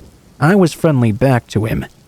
5 minutes into the conversation, he asked if I wanted to hang out with him and suggested he could come over to my house. Now, I didn't really want to hang out with him outside of work, and I especially didn't want him coming over to my place. I said I didn't think I could, and changed the subject. It was kind of awkward. We talked for the rest of my break. Well, it was mostly Ed doing all the talking. I was just listening, really. Eventually, I was back to work. I didn't really see Ed for the rest of my shift that night, but over the next week or two, he started to talk to me more and more. He would go out of his way to see me and asked me again if he could come over to my house. He was starting to be a bit of a creep, to be honest with you. After that, though, I kind of stopped seeing him around. I didn't really think about it that much until I heard he had been fired. I didn't get any details on why he'd been fired, or exactly when either. I also didn't really give it that much thought, other than realizing I wouldn't be seeing him around anymore. For the next week or so, work went on as usual. One day, I was not at work, but back home in my apartment. I got a text message from Ed. At first, I didn't know who it was because I didn't have the number saved. I was a part of a large Target group chat with a bunch of us coworkers, though, and anybody in it could see my number. I guess that Ed was still a part of it. He texted me and said that it was him. He told me he was going to come over to my house. I was just thinking, what's up with this guy and going to my house? I texted him back telling him to please not come. I said it was nice to work with him at Target, but I didn't think we should hang out anymore. I expected him to understand, considering we barely knew each other, but apparently he did not. He didn't respond to what I said, so I wasn't sure if he was mad or if he decided to ignore it or if he didn't even read it. A few hours went by, and that night I was still at home. I lived by myself in an apartment, which was on the first floor of my building. It was around 9 o'clock at night when Ed texted me back finally. He said that he was at my house right now. When I read those words, I instantly started sweating, and my heart began racing. How exactly did he know where I lived? Was he really at my house? I started to write something, but I didn't know what to say. I went over to my door and looked out the peephole into the hallway. Nobody seemed to be there. Maybe he was at my apartment, but not in the building yet. I looked out my back window as well and didn't see anything. I hoped he wasn't actually there, but it was a really strange thing to say if he wasn't. I texted Ed back saying I wasn't at home. I thought maybe that would make him leave and give up if he really was there. or at least deter him from coming over if he wasn't. He responded immediately, "Yes, you are. You're home. I saw you." When I read that text, I started looking around like a paranoid person. My mind was racing. I was thinking crazy thoughts, like maybe he was already inside my apartment somehow, hiding under the bed or something. Of course, that wasn't it. I looked in all my rooms and texted him back, asking him where he was. He just kept saying, "At my house." I was confused by this. I looked out the peephole and the windows again, not seeing him anywhere. I started to think that maybe he was just messing with me. At least, that's what I was trying to convince myself of. I went back over again to my peephole and looked out. I was looking out of it for a minute straight, but there was nobody around. I turned around, and then I saw him. He was standing on my patio right outside my sliding door. He was looking in at me. I screamed like crazy, and then ran for my bedroom. I locked myself inside and called the police. A few moments later, I heard knocking on my sliding door. I got another text from Ed telling him to let me in and asking me why I was screaming so much. I ignored it and told the 911 dispatcher the situation. They told me an officer would be there shortly.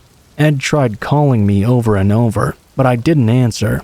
I ignored it, and he texted me several more times. I put my phone down altogether because I couldn't even bear to look at it right now. It was then that I started to hear a loud banging coming from my sliding door. It seemed he really wanted me to let him in. This went on for the next several minutes. It honestly felt like forever. At last, the police arrived. I heard Ed talking with them loudly, and I left my room. I soon saw him talking with officers. They eventually got him to leave. I spoke with the officers myself and told them my side of the story. Ed ended up getting a trespassing charge for my apartment's property, and he was told not to come back ever again. Luckily, I haven't seen him since then. I haven't heard from him either. Obviously, I blocked his number and stuff. Hopefully, I never hear from him again. It's one of the scariest moments that's ever happened in my life.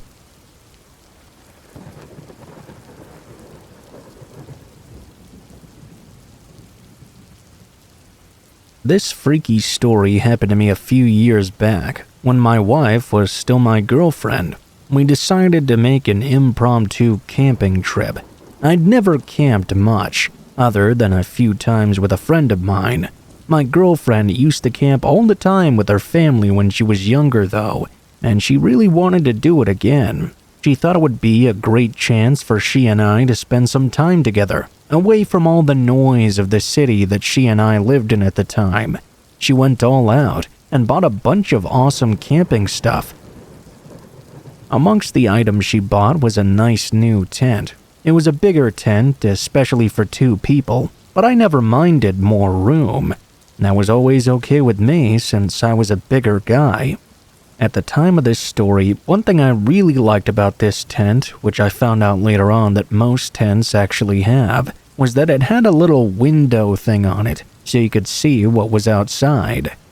At night, I knew it was going to be dark, but just the ability to be able to see and have the light shine in on us in the morning was a comforting thought for me.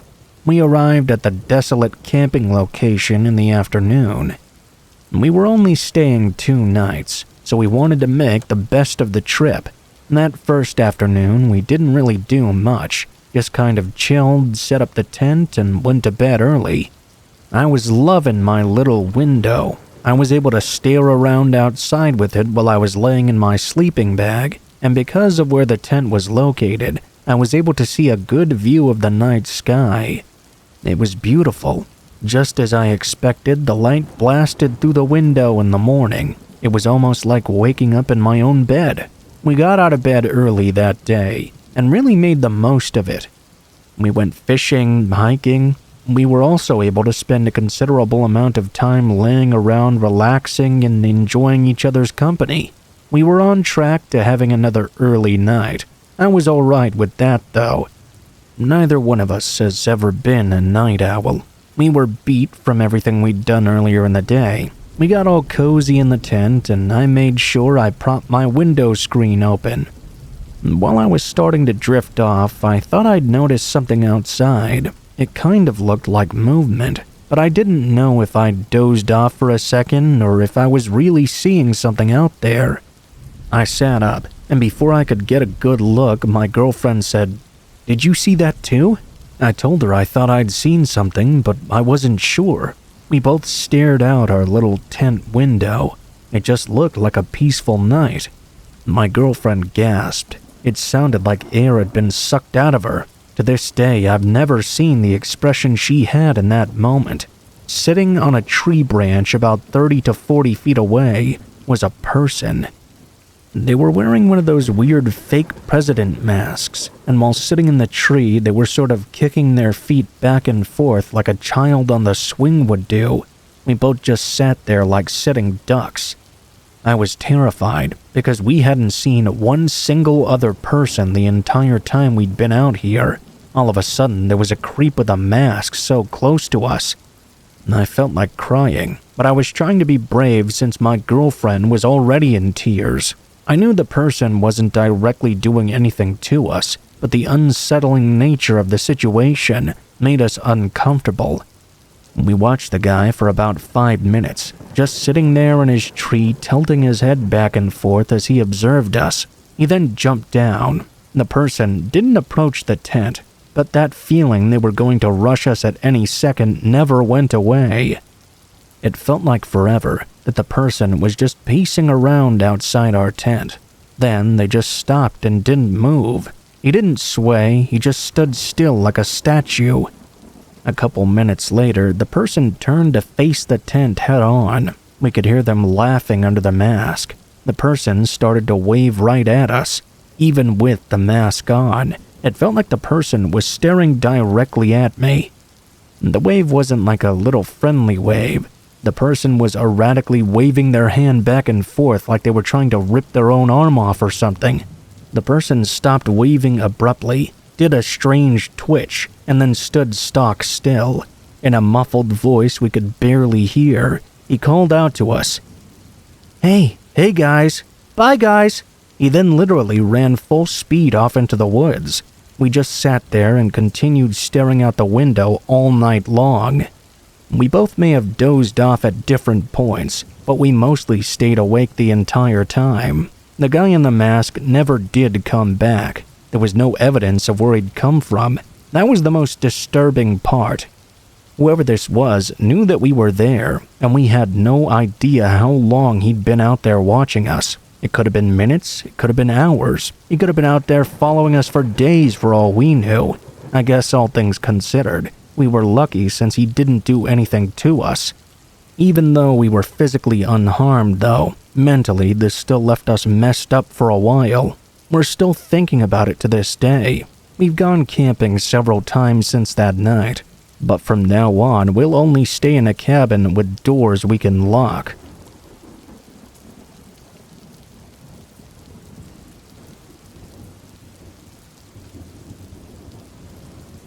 I was a kid with my parents and little brother in Thousand Islands, New York.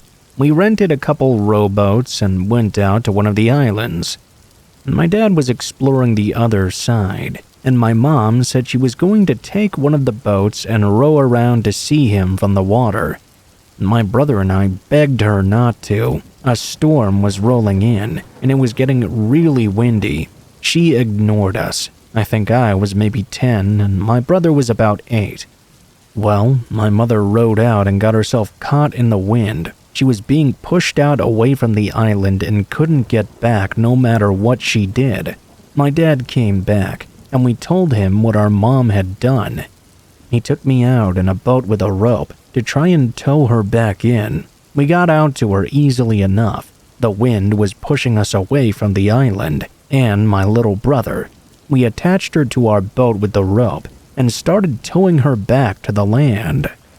The thing is, it was not as easy trying to go against the wind. Rowing with my dad against that gale force was one of the hardest things I've ever done. It felt like we weren't moving at all, no matter how hard we tried. We were getting exhausted. I really thought we were going to run out of energy and be pushed even further away leaving us to die and leaving my brother abandoned on that island. We eventually did make it back. I was so exhausted and sore that I couldn't even bring myself to stand up. I was a really athletic kid too, doing martial arts and sports. I was furious with my mom for doing something so stupid. I told her I was not going to listen to her for a month on the drive back home.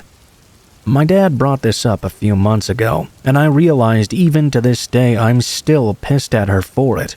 And no, she never did apologize. She saw nothing wrong with risking our lives for her own stupidity. She's very much not a smart person. I remember just standing there crying once we reached the shore because I really thought I was going to die.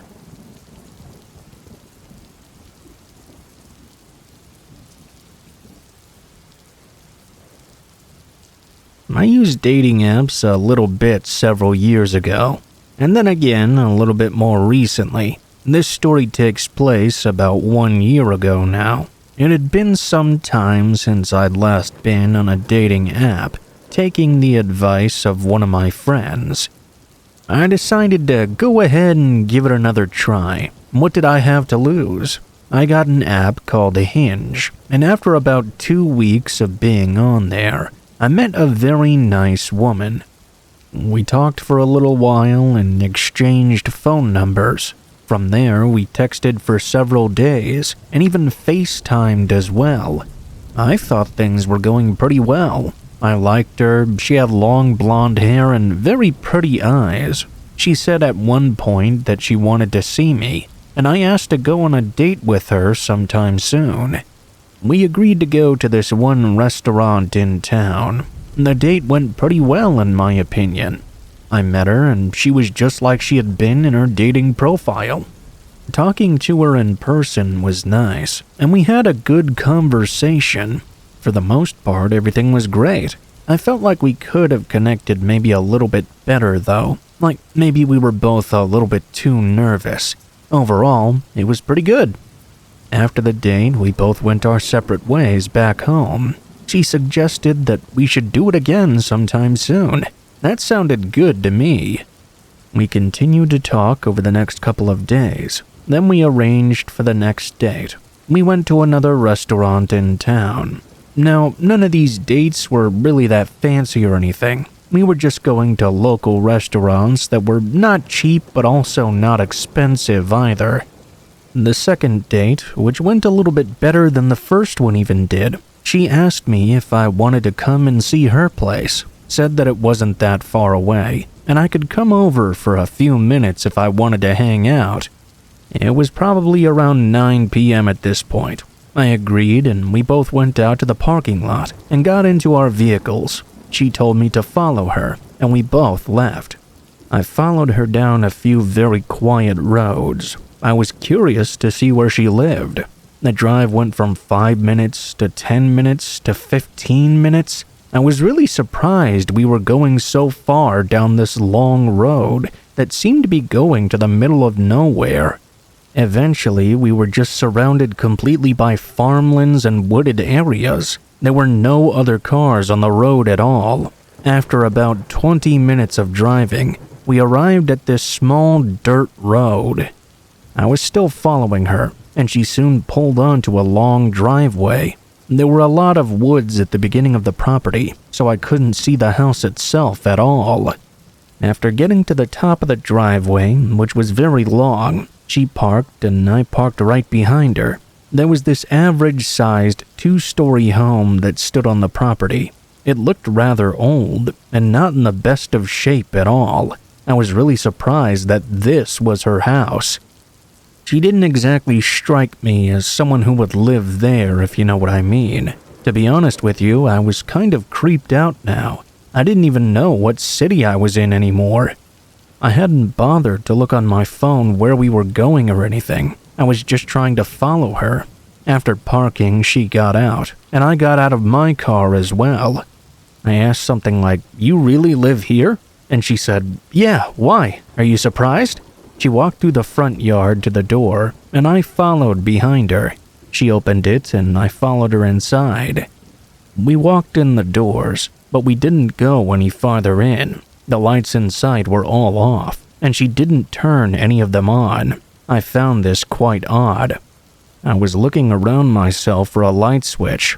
That's when she told me I could go ahead downstairs, and pointed. I could barely see anything. I did see a staircase just ahead. It led to an old, unfinished basement. I said, "Do you have any lights in here?" She said we could turn them on when we got down there. At that point, I was really creeped out. I didn't want to be here anymore. I was still right by the door, so I just opened it up and walked out. She didn't say anything to me, but she did follow me outside. I started walking back to my car. She was still walking after me, so I started running. I unlocked it and got inside, then locked it again. I started the engine and saw her running toward the front of my car. She just stood there and looked at me. I started backing out to leave, and as I was doing so, she gave me this really creepy smile and waved at me. That was possibly the creepiest moment of the entire night. I backed out much faster after seeing that, and then I tried to drive home. I had to pull over eventually and try to figure out where the hell I even was. Once I put in directions on my phone, I was able to make it back just fine. That remains by far the craziest date I've ever been on.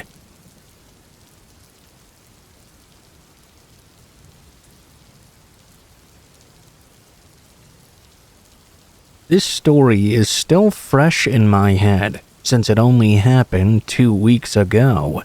One of my good friends from high school got married, and I was surprised to see that I was invited to the wedding. Now, it's not because we had a big falling out or anything. We just hadn't talked since we'd graduated from high school, and that was almost 12 years ago. At first, I didn't even want to go, but then I realized how many of my old friends would be there, and I got myself excited. This was a great chance for me to reconnect with some of those old friends and see some faces I hadn't seen for a long time. He did send me a +1 as well, but I RSVP'd solo. My girlfriend was going to be out of town that weekend for work.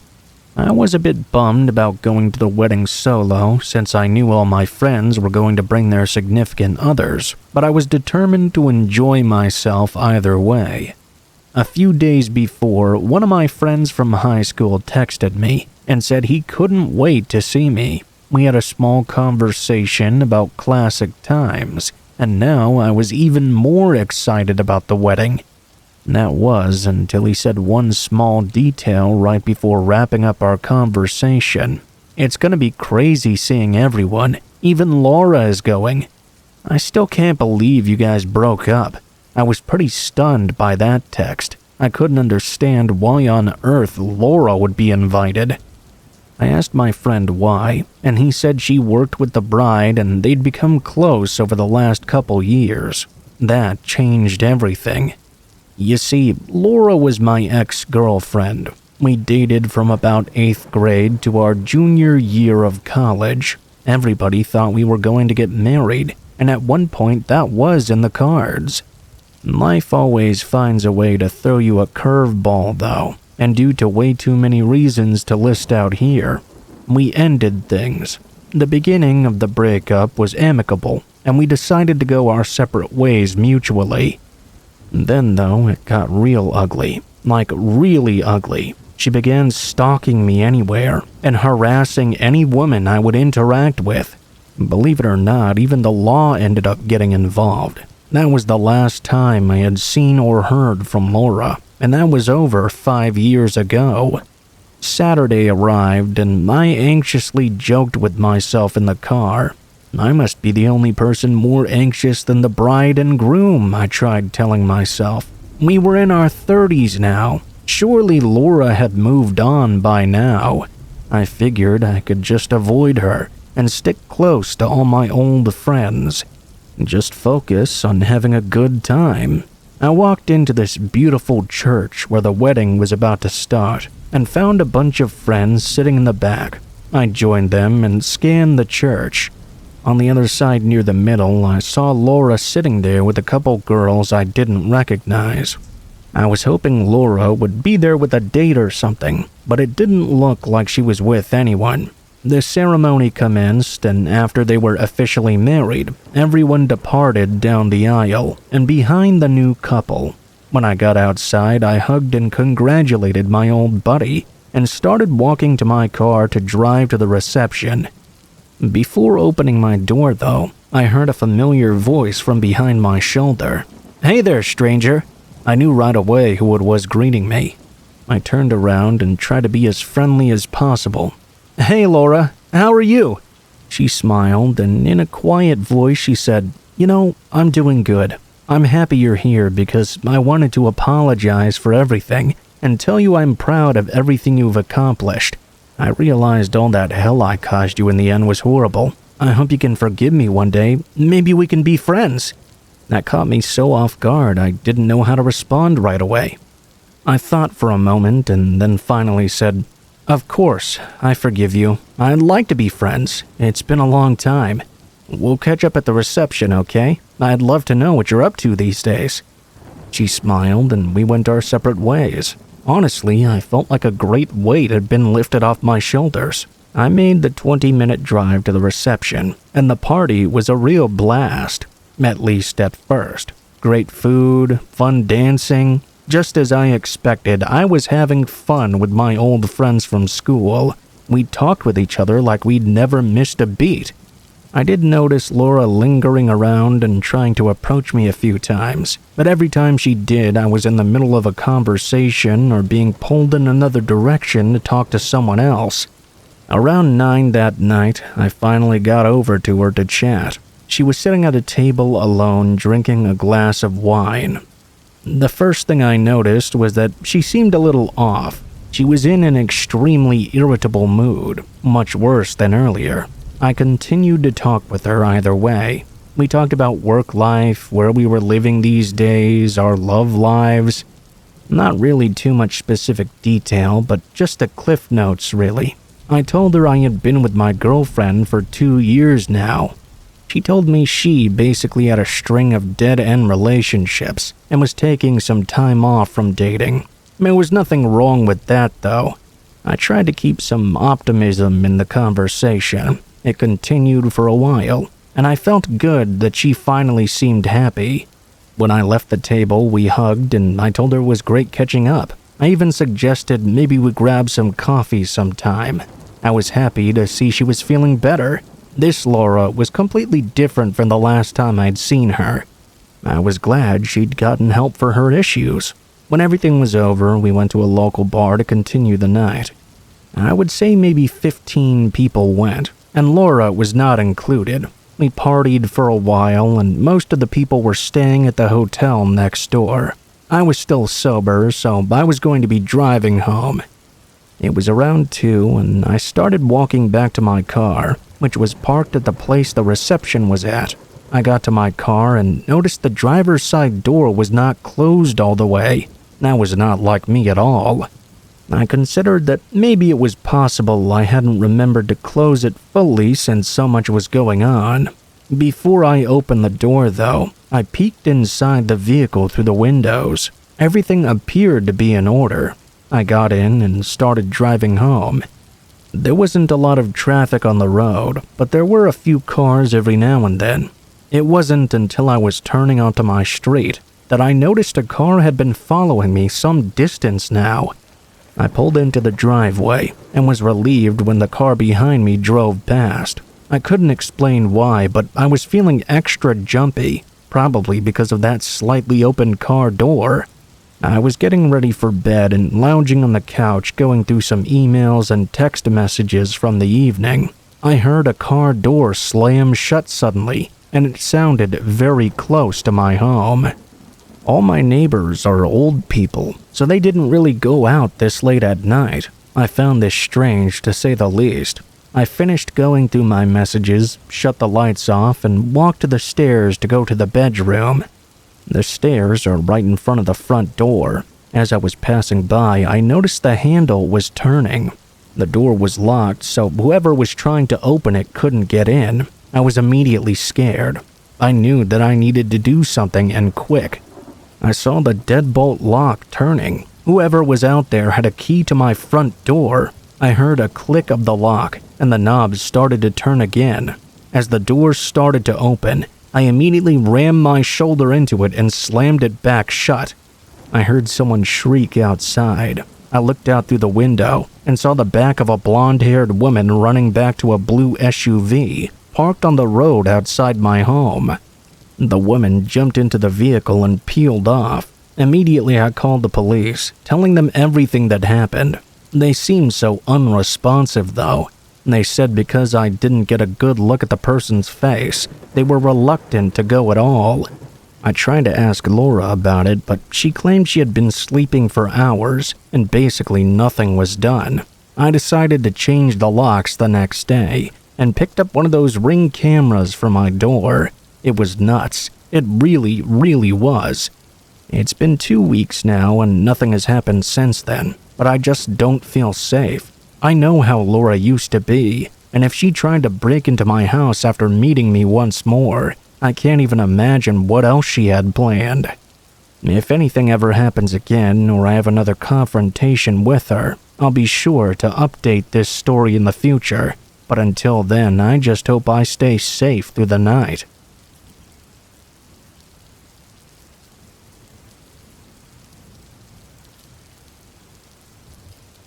This happened when I was driving to work very early one morning. It was probably a little bit after 5 a.m. or so, and very dark and quiet outside.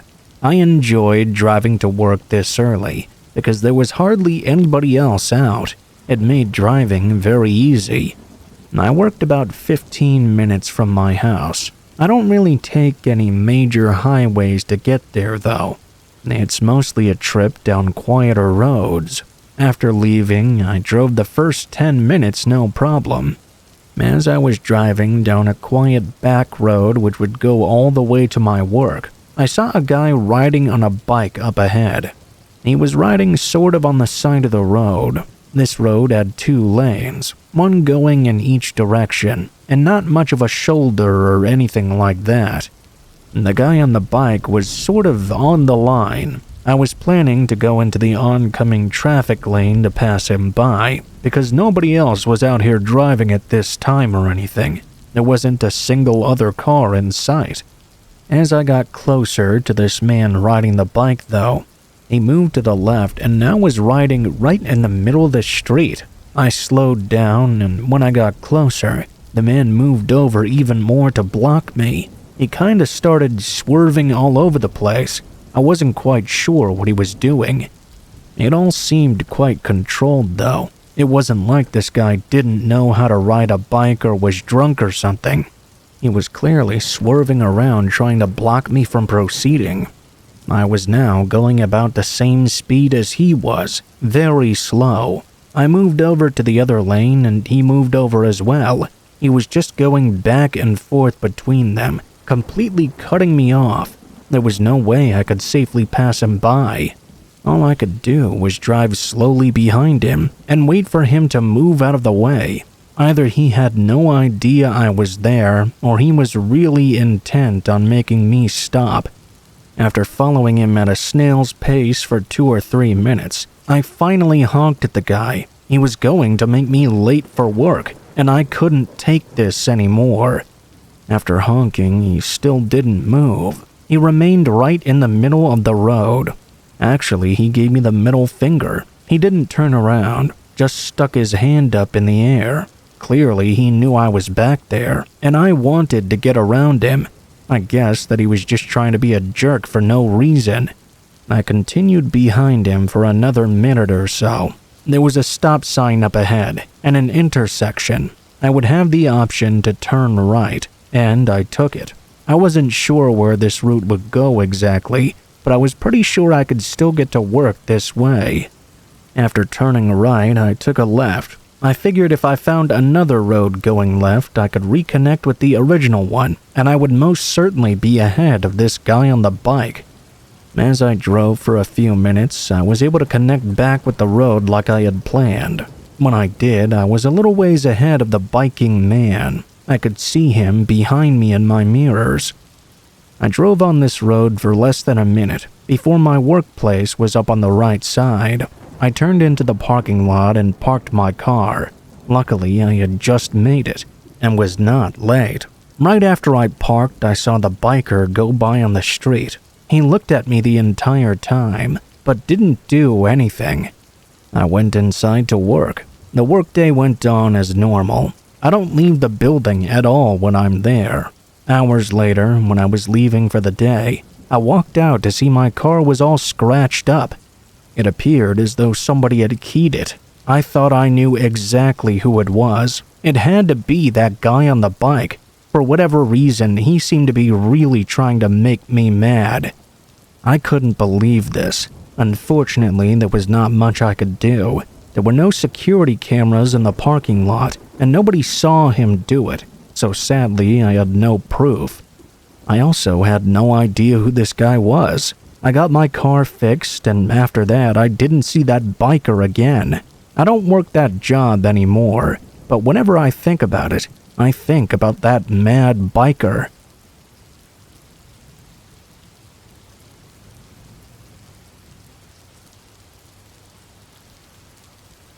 I never thought I'd be someone another person would become obsessed with, but I guess it happens more often than you'd think it would. I've gone to support groups and they've been full of people who had similar experiences to me. I'm sharing my story so hopefully other people can see the warning signs better and faster than I did.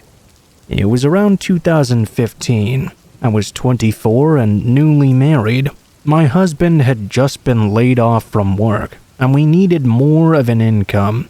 I decided to go get a job myself. Not a lot of places were hiring, but I managed to get a position as a hostess at a somewhat upscale restaurant.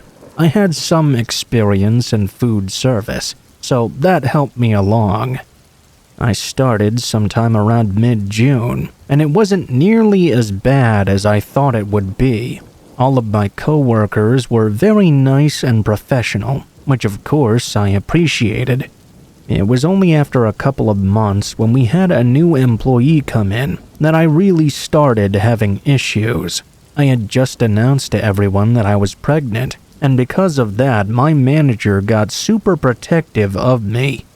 He asked if I wanted to take it easy by training the new hire. I, of course, wasn't going to say no to that. Being a hostess wasn't hard, and explaining how to do it to someone else would be even easier. We'll call this new hire Amanda. Amanda was an interesting individual, and by interesting, I mean her personality was all over the place. It was like she didn't know who she was. I mean that in a mental sense. I had this feeling that maybe she had a mental disability of some sort, but it wasn't exactly my place to ask, so of course I never did. Each day she came in, she would act completely different from the day before. She'd like to go by different names, was always wearing different colored wigs too. Everyone thought it was strange, but she did her job well, so we didn't ask questions. She started taking an interest in my life around a month after she started working with us. I didn't mind her asking questions about me, so I answered them honestly. I love my life and telling other people about it. It was, fun. I liked the attention. She asked a lot of questions about what being pregnant was like, and I told her the truth about all the good and the bad. I should stop here and mention her age. Amanda was pretty young, only around 18 or maybe 19 years old. She told me over and over how she'd love to get pregnant and didn't even care whose it would be. I thought that was a little bit of a strange thing to say, but she was pretty young and dumb. What I really started to notice after, though, was how she stuck around me all the time. She would even go to the bathroom at the same time as me, which was a lot considering I was pregnant. I asked her once why she was always following me around. When I did, she got offended and actually yelled at me for thinking that. It was incredibly awkward, and I made a mental note not to talk about it again. Something weird happened though. I had decided to cut my hair short because the dye had grown out so much, and I didn't want to put chemicals on my head while I was pregnant. The day after I did this, Amanda showed up to work with the exact same haircut. I wasn't going to say anything about it, but it was weird. The next day came, and she showed up with her hair colored the exact same way as mine. It was very noticeable. Whatever, live and let live. It continued even further. The next time, she showed up with green eye-colored contacts, and let me tell you, she looked wild. They were the fakest things I'd ever seen. I couldn't help but let out a little giggle. She didn't like that. She got mad at me for laughing at her and went to the manager. To her dismay, they also started laughing. She actually ran out crying, but came back an hour later not having changed anything. She continued to show up for work like that, always copying me. People constantly asked about it, and all I could say was that I guess she liked my look. It wasn't that big a deal, but deep down I did find it a little bit creepy. It got serious the day my husband came into the restaurant. He walked in, and I was in the back talking to someone. I looked up front and saw Amanda walking towards him. He looked visibly confused and alarmed. I started making my way over, and as I got closer, I could hear what she was saying to him. She was calling him sweetie and talking about how he was her husband. I was so utterly shocked to see her wrap her arms around him and pull him in for a kiss. He shoved her off, and I asked her what she was doing. She said nothing, only scoffed and walked away. My husband was really freaked out. He told me I should just quit because people like that are really dangerous. I told him it would be fine. If it escalated, then I would consider quitting. Amanda avoided me for the next couple of months, but continued to always make herself look like me. Every one of my coworkers found it weird and creepy. I was finally over it one day when she came in with a noticeably large baby bump. It wasn't gradual either. One day she had a flat stomach, and the next day a big bump. I didn't even know what to say. I stood there in silence for a couple of moments, not even believing what I was seeing. Everyone was standing there with their mouths open. I finally knocked myself out of that trance and rushed over to my manager. I let him know she was taking this too far. He agreed, and we walked over to confront her together. He asked her what she was doing, wearing this fake bump. She looked genuinely offended. I couldn't hold it in anymore. I started yelling at her to get her own life and let me have mine. She yelled back that this was her life and I needed to leave her and her baby alone. I was mad. What can I say? I pulled off her fake bump, like yanked it off her body. She went insane and started screaming that I had just killed her baby. She said someone needed to call the police over this murder, and then she began to attack me. In one swift moment, she tackled me, and we were both on the ground. I was screaming as she began to punch my stomach over and over. My manager was able to pull her off me, and they called the police. An ambulance came to check on me. I opted to be taken to the hospital after I started having cramps and stomach pains. It was better to be safe than sorry, especially when it came to the baby. Thankfully, everything ended up being okay, and my baby, thank God, was still healthy. Amanda was charged with battery and sentenced to 180 days in jail. She had a $1,000 fine as well, and was ordered to have zero contact with me or my husband. She wasn't allowed within 1,200 feet of us at any time. I was okay with that outcome, but I'll say I do feel a little bit stupid. I should have just quit my job the second she started becoming an obsessed weirdo.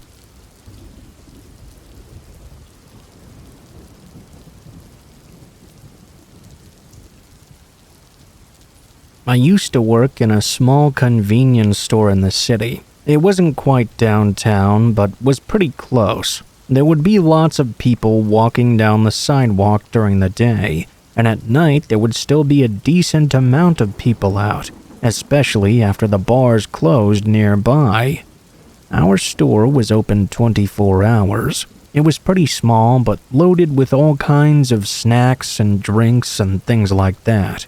There were probably 5 aisles, and then I would be behind the counter at the far end of the store, right near the doors.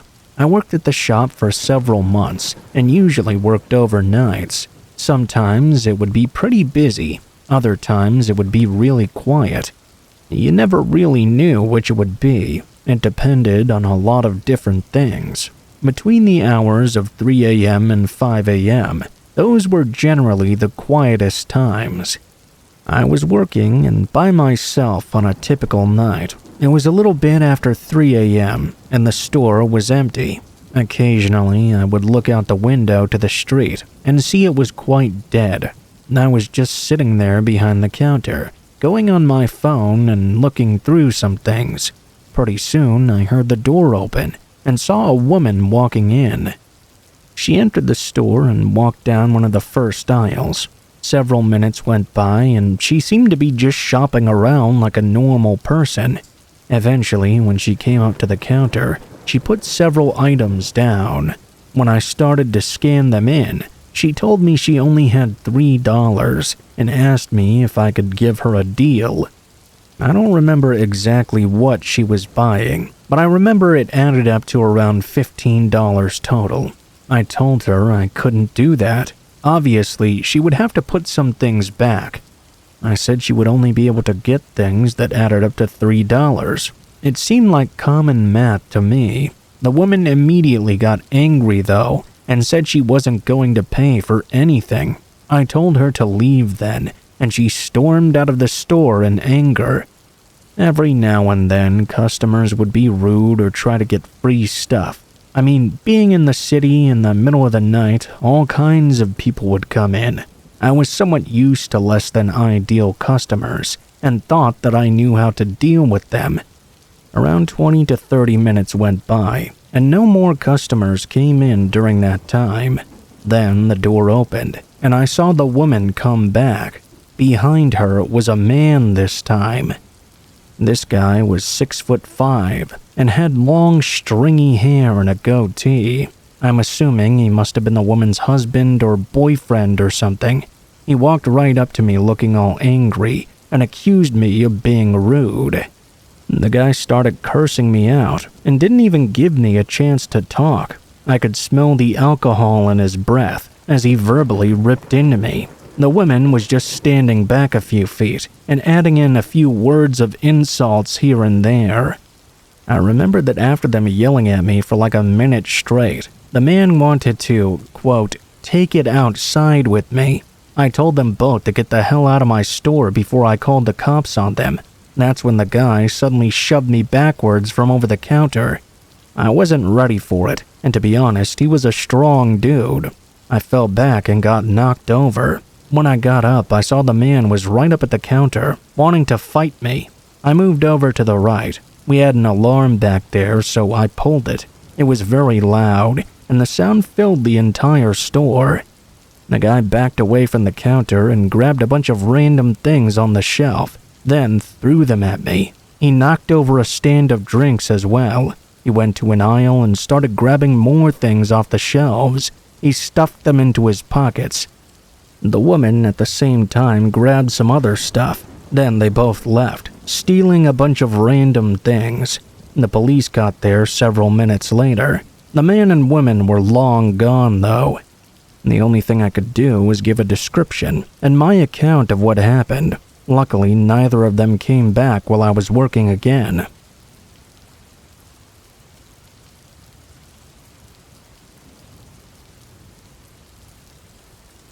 I've worked for loads of different builders firms over the years. At one point, I was working as what was basically a supervisor for a small but very successful local firm. It was a hard graft and the boss could be a proper wanker sometimes, but the pay was out of this world. We'd contract these killer jobs, but because no one else wanted them or could get them done on time, the firm could basically name their price. Pay varied from job to job, and some seemed less worth it than others, but it was way more than I'd be getting from other firms in the area. I was pretty chuffed about that. The only problem was it wasn't the most stable of jobs, because if there was nothing available, there was no work. One day, our problems were solved. There was some housing development being laid out about halfway between us in the next big town over.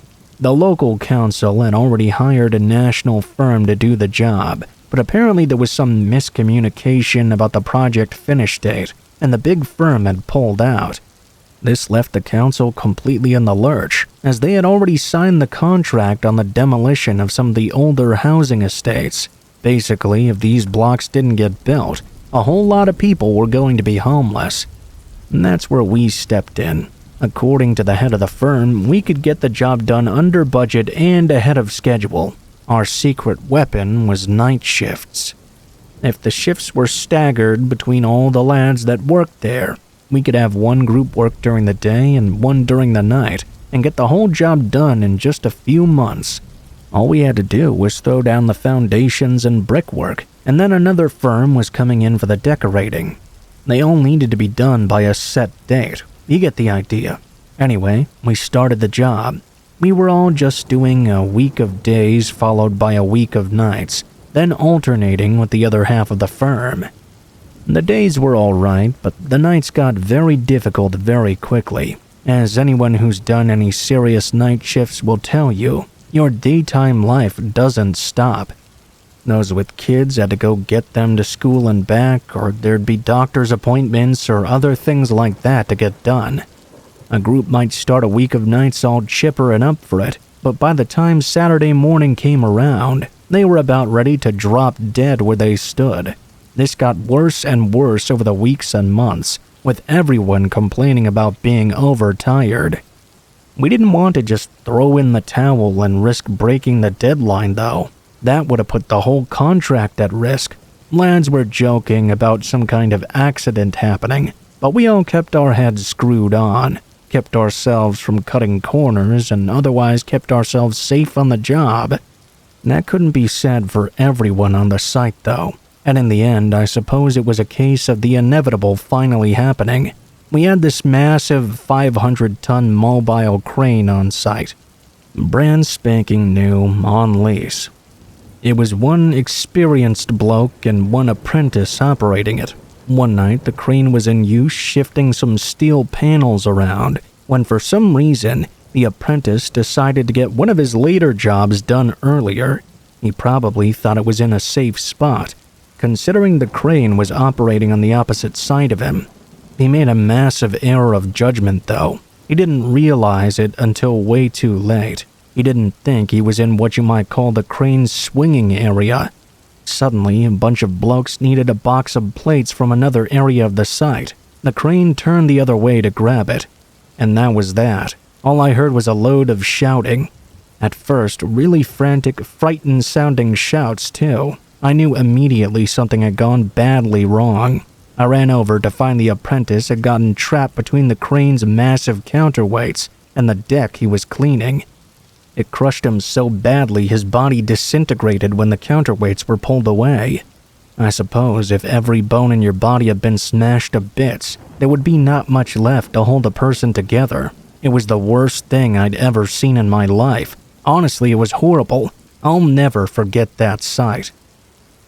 I'm an absolute bastard when it comes to health and safety now. I'm like a bloody drill sergeant.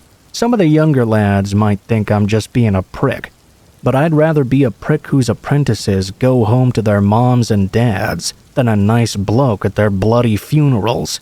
The whole aftermath was grim as well. The family of the lad tried to take the firm to court, trying to get a load of money out of them. But the firm was quite easily able to prove that the lad was doing something he knew he shouldn't have been. You gotta sign all sorts of paperwork saying you understood what you'd been told in terms of workplace safety, so if you breach any of it on purpose and get hurt in the process, you haven't got a legal leg to stand on. It was just heartbreaking, really. To be honest, I don't even think the family were in it for the money. They just needed someone to blame. When you're in that period of mourning, you don't want to accept it was your loved one's own fault they lost their life. It's just too soon to have that in your head. The head of the firm lost a lot of sleep over it, actually. He thought to himself, could I have stopped that in any way, either through more training or holding the apprentices to a higher standard before taking them on? It was horrible for everyone involved. It was especially horrible for all the lads who had to see what was left over of the poor guy after the accident. They had their fair share of sleepless nights, and I do too.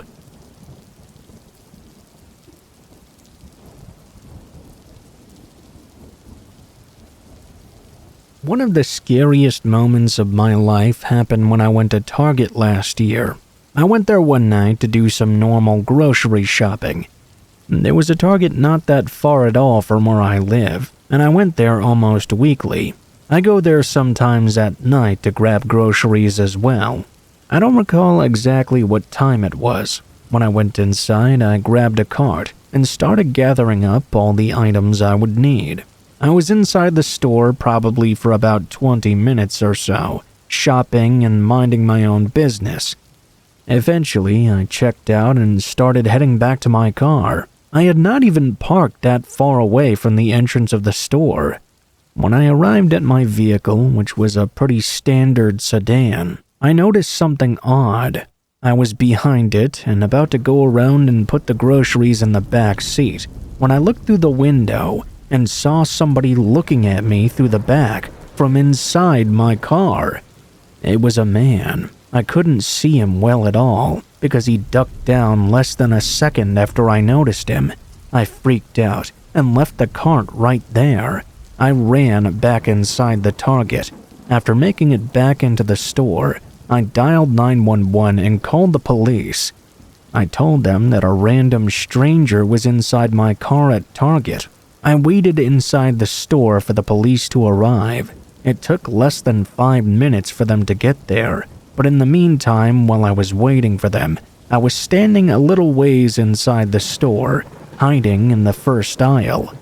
As I was waiting there for the police to arrive, I saw the man that had been in my car enter the store and begin looking around. He immediately walked to the right and didn't appear to have noticed me yet. I wasn't 100% sure though, because like I said, I'd only seen him for a split second inside my car window. I was about 80% sure it was the same guy though. I went further into the aisle, just in case he really was looking for me or something. A short time later, the police arrived. I went out of the store with them, and they checked out my vehicle. Whoever was inside was now gone, but my doors had all been left unlocked. I thought that I must have somehow forgot to lock them when I went inside of Target. I didn't have anything inside my car worth stealing though. I usually kept it pretty empty and clean. Still, what was that random man doing inside my car? I had never seen him before in my life. I gave his description to the police and also let them know I thought I'd seen him in the Target store. I made it clear that I was not 100% sure, but I was pretty certain it was him. The man had dark hair, was sort of short, and wearing a tan t-shirt and jeans. He also appeared to be pretty young, in his mid-20s or early 30s. The police told me they would go inside and see if he was still there. I stayed by my car talking to another officer for maybe 5 or 10 more minutes. The officer came back and said they did not locate the man inside. They figured he must have left and said they would take one more look around the store. I could go home if I wanted to. At that point, I finally left to drive home. Now, the Target I go to is near a lot of other stores, but the way I exit is I drive down the road to the side of the Target, then go down a more quiet road that leads to more stores about 1/4 of a mile down.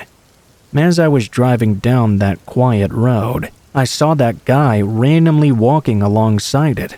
It was weird because there was no sidewalk there, and it wasn't very well lit. You wouldn't expect to see anyone walking in this area. Not at this time of night, at least. Just seconds later, I realized it was the exact same guy. I was approaching him. He turned and saw me, and that's when he bolted out onto the street. Suddenly, it was like he was running toward me. I veered to the right to avoid him. I wasn't going very fast. but luckily he didn't get to me, and I was able to successfully maneuver around him. I sped away from him as he stood there in the road. No other cars were nearby. I got out my phone and called the police to report the guy. After that, I was finally able to make it back home okay. Looking back, I still can't believe it happened at all. I avoided that target for weeks after.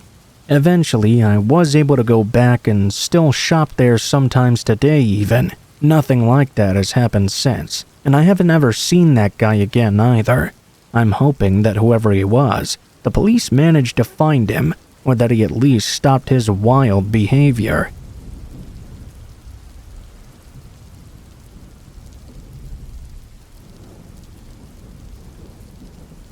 I used to be a manager at a Target for a few years. I actually worked at the Target for a long time. I started as a cashier in high school and then worked there part-time in college. The degree I got in college helped me to become a manager, but I also moved up over the years. I knew the store very well, and at the time of this story, I had been working there for 8 years. I was working one night on a seemingly normal Thursday. It had been pretty busy from 5 p.m. to 7, and now that it was a little bit past 7, things were starting to quiet down a lot. I was watching over the checkout lanes amongst other things when I received a call about something. It wasn't exactly clear what was going on. I immediately headed over to the aisle I was told to. When I got there, I saw that one of our team members, Chloe, was there, as well as another team member named Tim. There was also a man with them. The three of them seemed to be in a heated disagreement. When I got there, Tim said the guy had been harassing Chloe, following her around the store. The man instantly started denying it and was being really aggressive. Chloe also said that the man had been following her around. The man began screaming over them. I went over and asked him what was going on in his words. He started cursing at me and screaming almost immediately. It was clear I wasn't going to be able to have a conversation with this guy. At that point, I asked him to leave, which, as you might guess, he did not take very well at all. I told him I was going to call the police if he didn't leave immediately. He started walking away, heading toward the front of the store. Several other people standing around were all staring at us. I followed the man all the way to the front of the store to make sure he really was going. Before leaving, he stopped and cursed me out at the top of his lungs. I couldn't even really make out everything he said. Basically, he was just saying he didn't do anything wrong, and how dare we accuse him. He went on to say I was terrible at my job, and he was going to sue me and all that other stuff, blah blah blah. At last, he finally left. I had actually come pretty close to calling the police on him. After the man left the store, it was a huge relief. I went back over to Chloe and asked her about the situation. She told me that when she was working, she started to notice the guy staring at her from a ways away. After she saw him looking at her for 3 minutes straight, she moved, and he approached closer. She said she tried to move aisles 4 times, and each time the man moved with her. He didn't seem to be doing any shopping at all.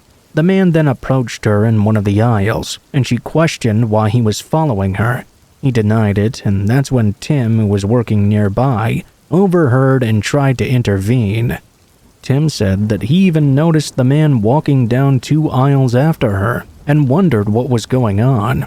It sounded like this guy was a real creep. After about 10 minutes, I got another call. This time it was from our cart attendant, who was working out in the parking lot. He said somebody was speeding around recklessly. I headed up to the front of the store and met our attendant just inside the doors. Sure enough, we looked out, and there was a car going up and down the aisles at a speed way too fast. Thankfully, it was later at night, so nobody was out walking to or from their cars at the moment. Still, it was extremely dangerous. I could hear the tires squealing as the car went down one row and shot up the next. It was like he was doing laps around the lot as fast as he could and making sure to hit each aisle. I called the police right then and there, reporting a reckless driver. The police were on their way. I watched from the exit doors and stopped any guests from leaving the store until the car was gone. Pretty soon, there were about 10 people waiting around the doors, watching this maniac blast up and down the aisles. When he was going up one of them, he appeared to lose control and crashed into a parked car. Nobody was inside the other vehicle, thankfully. After hitting it, the man's car skidded forward and came to a stop in the middle of the aisle. The driver's door then opened, and a man emerged. Big surprise, it was the same guy who had been following Chloe around. I was shocked, but also not surprised at the same time. The guy then took off running toward the parking lot of a nearby restaurant. The police got there shortly after. Several of us spoke to officers. Other officers went out to search for the man. They caught him a short time later. He turned out to be extremely drunk and must have gone on that joyride out of spite or something. I really don't know, but clearly the man was crazy. I'm just glad the police caught him, so he couldn't do any more harm.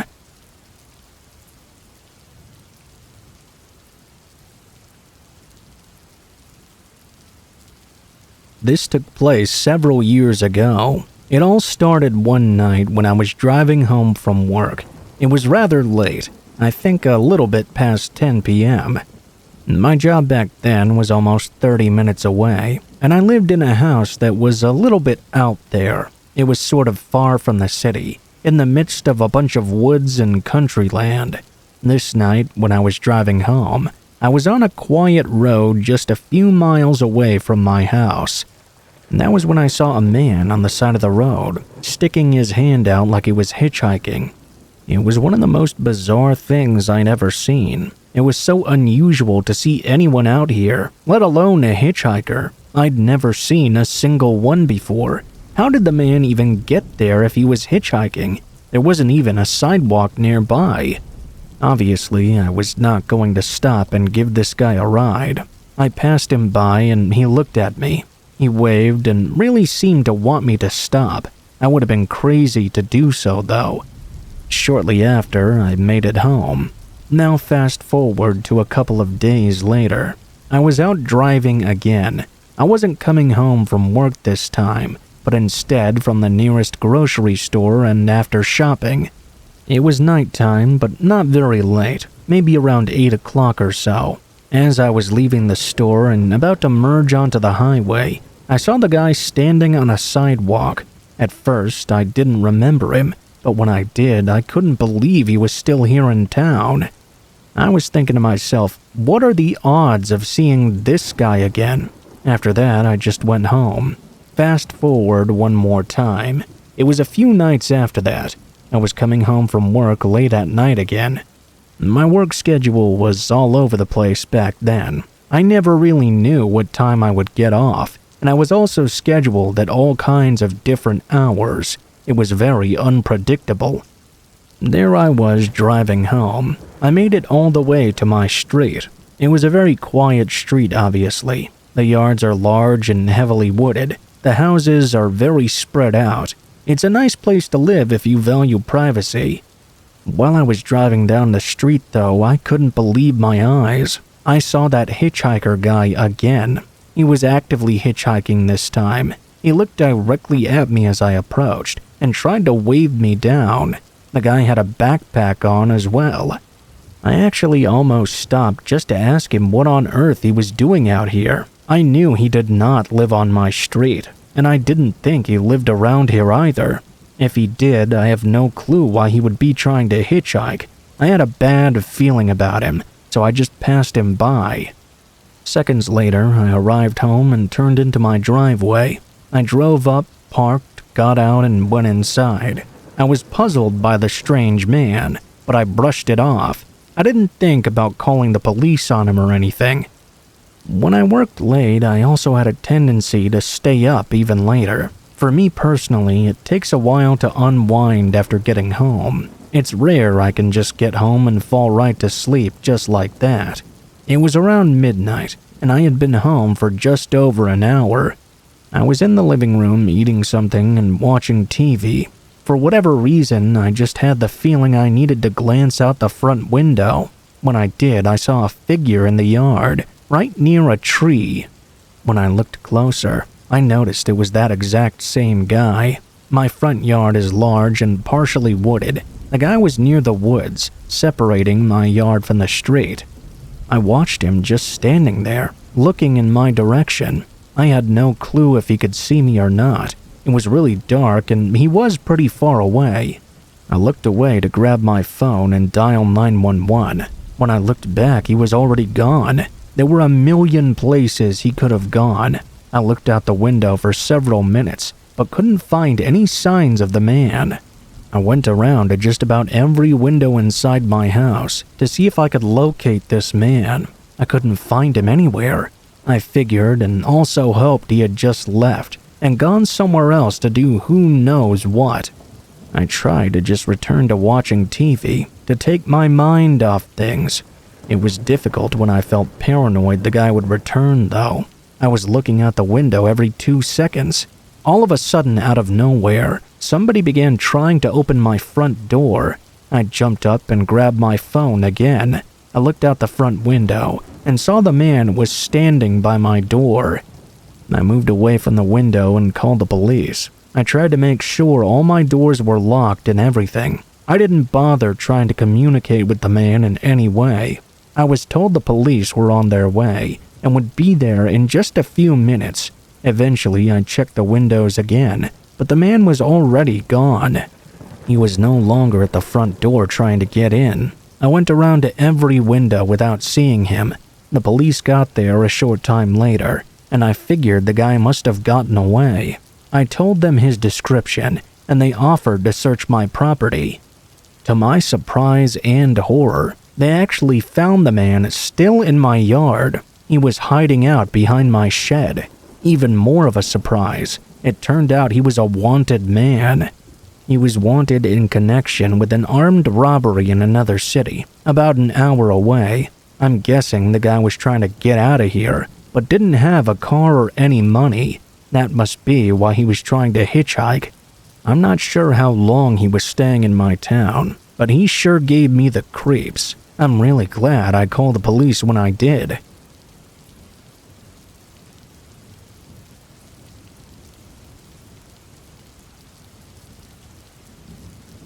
A few years back, I worked at a hotel. When I started working, I was working at the front desk during overnight hours. The hotel was pretty average sized, maybe a bit larger than average. We didn't have any restaurants or bars connected or anything like that, but we did have lots of rooms. I would sit behind the front desk, and most of the time overnights, nothing would ever happen. People would come and go every now and then, but most of those people didn't even need to talk to me. This made my job really easy, and I didn't mind being up all night long.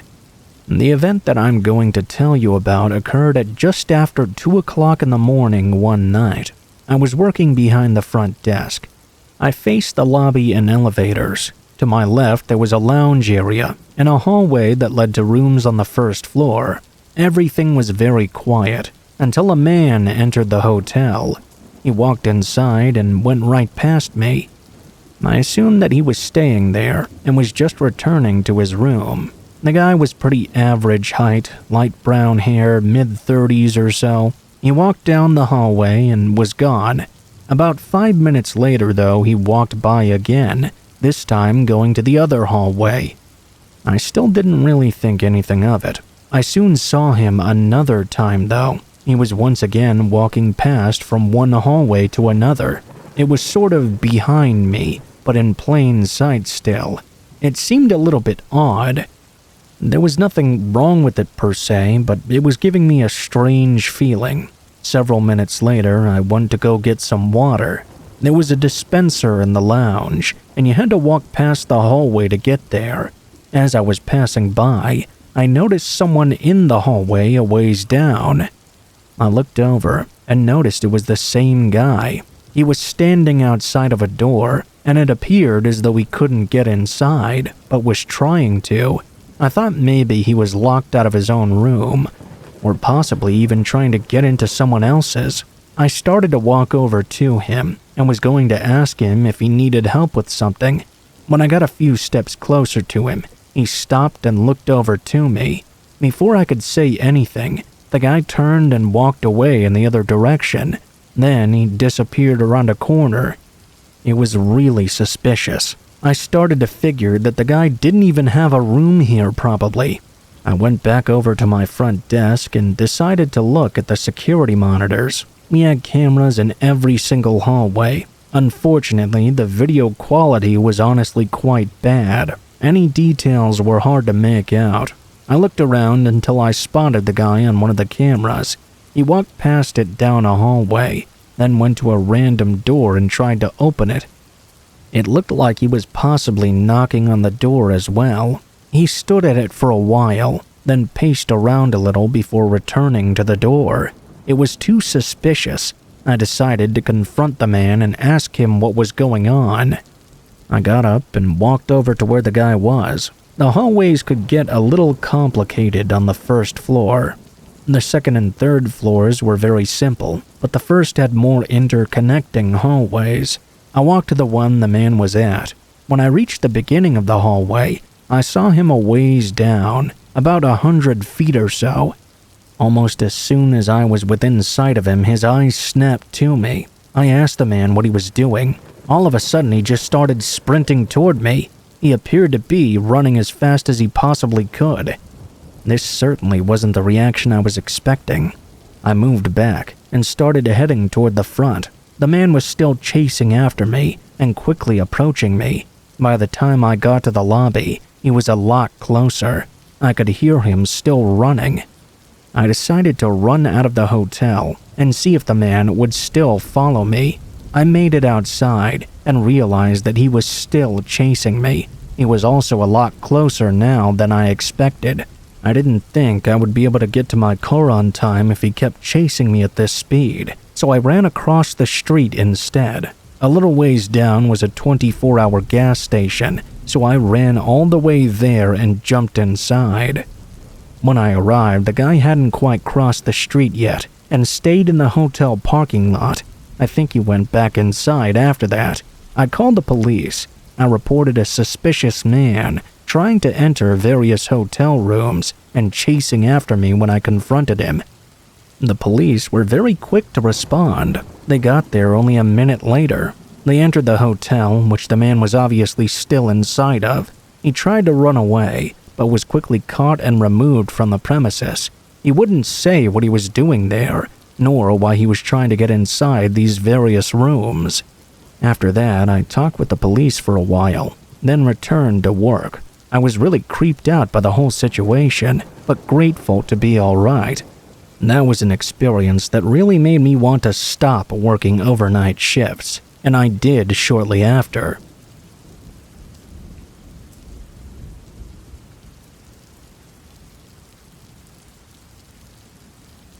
This happened a few years ago. During this time, I was 20 years old.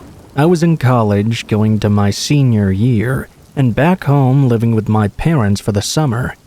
I was on a dating app and met a girl named Riley. I think it was Bumble, but anyways, Riley and I talked for a little bit on there.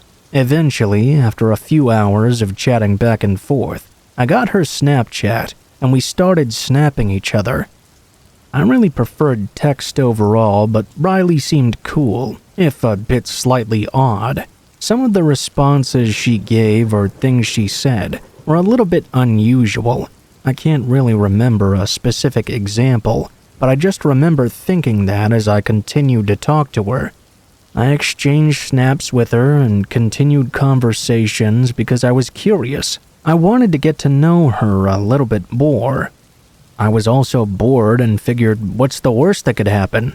After 2 days of snapping her, we were quite friendly with each other, but had made no plans to hang out or anything. I wasn't really planning to either. We weren't snapping each other back and forth every minute or anything, just here and there. Well, it got to the point where we were just sending blank pictures of our faces to each other. I remember that night I went to get some food and hang out with one of my friends, Jordan. I went over to his house. It was not that far away from mine. I arrived back home at around 10 p.m. When I went into my bedroom, I received a snap from Riley once more, as well as a few other people. I then went to bed soon after. In the middle of the night, I remember being woken up. The first thing I remember was feeling really groggy and reaching for my phone at my bedside. I looked at it to see it was almost 3 o'clock in the morning. At that point, something caught my eye. I looked over to the window and saw that somebody appeared to be out there staring in at me. I freaked out and jumped back. As I looked a bit closer and my eyes started to adjust, I saw it appear to be Riley, the very same girl I'd been snapping with and had met on Bumble. I was so confused. I thought I had to be dreaming at first, but no, I was wide awake. I just looked at her in horror. She appeared to be just staring at me. It was hard to tell because the lights were all off, and it was very dark outside. I couldn't see the expression on her face or anything. I got my phone and went on Snapchat, I guess to tell her to go away from my window. I clicked on her profile, and it said on the Snap map that she was right next to me. That's when I realized she really was there, and this must be how she got my location. I quickly sent her a message. "Why are you staring into my bedroom window? It's creepy." The message was delivered. I took a screenshot of her next to me on the Snap map. Seconds after I sent that, she moved out of sight from the window. About 2 or 3 minutes after that, she opened my message, but didn't reply. I got up and looked out the window, but I didn't see her anymore. She had gone around the other side of the house. I left my bedroom and walked around, looking out of the other windows. I couldn't find her at all anymore. Maybe she had actually left. I went back to my bedroom and looked at Snapchat again. Not only did she not respond to me, but now I was also blocked. I was so weirded out by this. I hoped this meant she would leave me alone, and thankfully she did after that. I never saw or heard from her again. Her profile was also gone from Bumble as well. I still have so many questions. Why did she do that? What was she wanting to do? I still have that screenshot from Snapchat, and I'll never forget how creepy it was to see her at the window that night.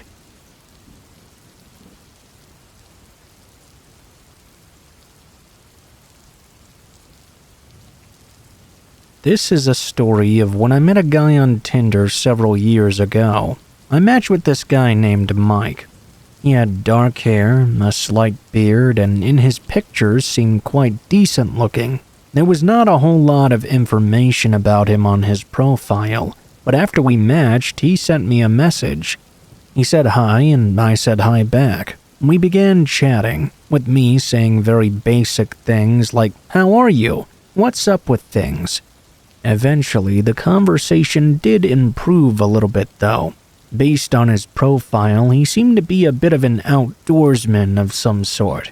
We continued to talk, and he seemed to be pretty nice. After talking with him on and off for several days, he asked to go on a date with me. I asked him what he had in mind, and he suggested a local restaurant nearby. I decided to agree. We were supposed to meet there the following night at 7 p.m. The next day, I chatted with him early on and made sure we were still on for that night, which we were. I got ready, and when the time came, I drove over to the restaurant early. It was only about 10 minutes from my house and seemed like a pretty cute place. I had actually never eaten here before. There was a decent amount of other people inside. It was around 6:50 p.m., so I wasn't sure if Mike was there yet or not. I looked on Tinder, and he hadn't said anything since I'd told him I was leaving. After waiting in my car until around 7 p.m. with no further contact from him, I decided to enter the restaurant myself. Maybe he was already inside waiting for me, or maybe he was still driving. I went inside and got a table, and told the waiter I was waiting for someone. I then sent a message to Mike, saying I was inside and had reserved a table for us. Several minutes went by, and he didn't respond still. I was beginning to get a little bit frustrated. Soon it was 7:15. I messaged him again, asking what was going on. He didn't respond to that either. I stayed there until 7:30 and then left the restaurant. I went out to my car and went to drive home. I was very frustrated, obviously, but there wasn't much I could do. As I began to drive back, though, I noticed about halfway through that a car was now behind me and had stuck with me for quite a while. I didn't really remember it leaving the restaurant with me, though. I did remember it being on the first road down, and whenever I went to turn, it would follow with me. After the next turn, it was still there. I didn't really think the person was following me until I made it all the way to my own street, when the car made that same turn as well. I began to get a very bad feeling. My street is residential and generally very quiet. Typically, not a lot of people drive down it at night. When the car turned in, it really raised my eyebrows. I went to my house, which was the fourth one down on the left side. I pulled into the driveway. The car kept going very slowly, but did keep going past my house.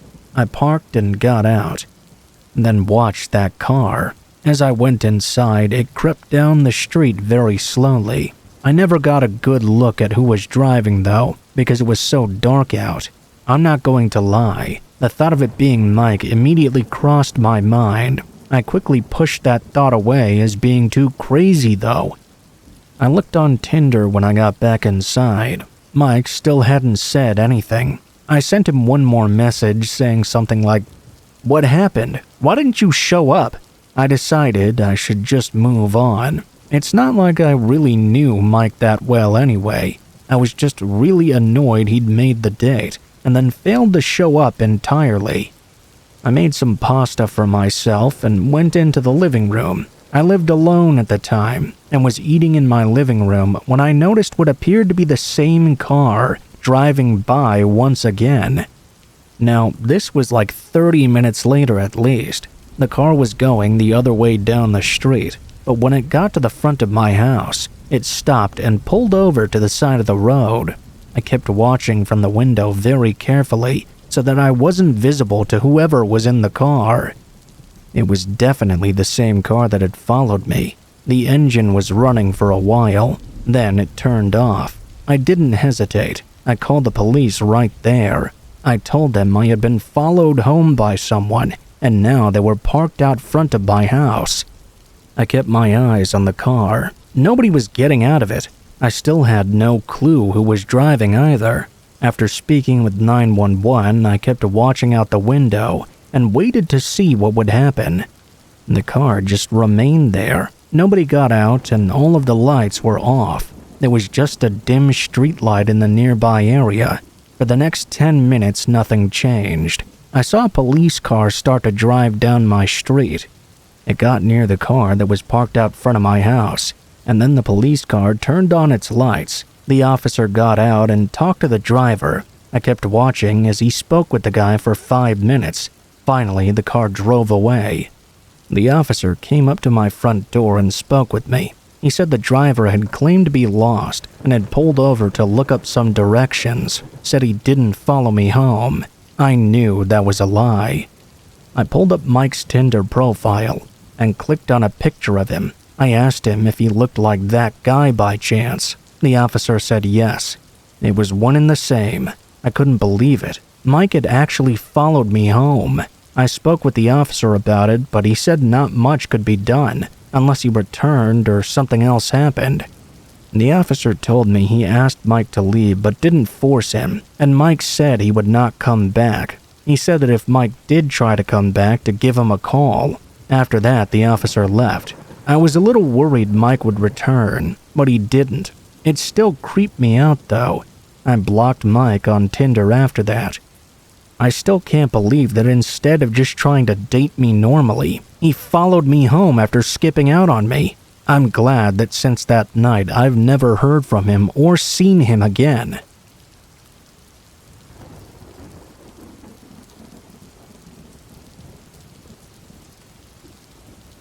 This is a story that pops up back in my mind from time to time. I've only told it to a few people, but I feel it definitely deserves to be shared.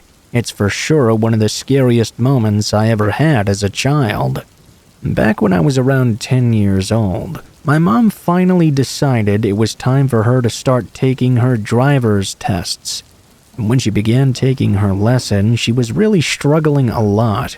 For that reason, my dad decided that he wanted to do some practice with her. Besides the official driving lessons with her instructor, he wanted to make sure she'd pass on the first try. My brother and I were attending swimming lessons at a nearby university at the time. Behind a forested area near the university lays this huge student parking area surrounded by trees. It was basically empty every weekend. My dad saw the opportunity to take my mom there and drive around for a bit for practice. They brought my little brother and I with them too, since we were obviously too young to stay home alone. We brought a football with us so we could do something while they were practicing. When we arrived to the parking lot later on in the evening, my parents began to practice their driving. My brother and I quickly got bored and asked if we could go over to a little grassy field on the side of the lot to play some football together.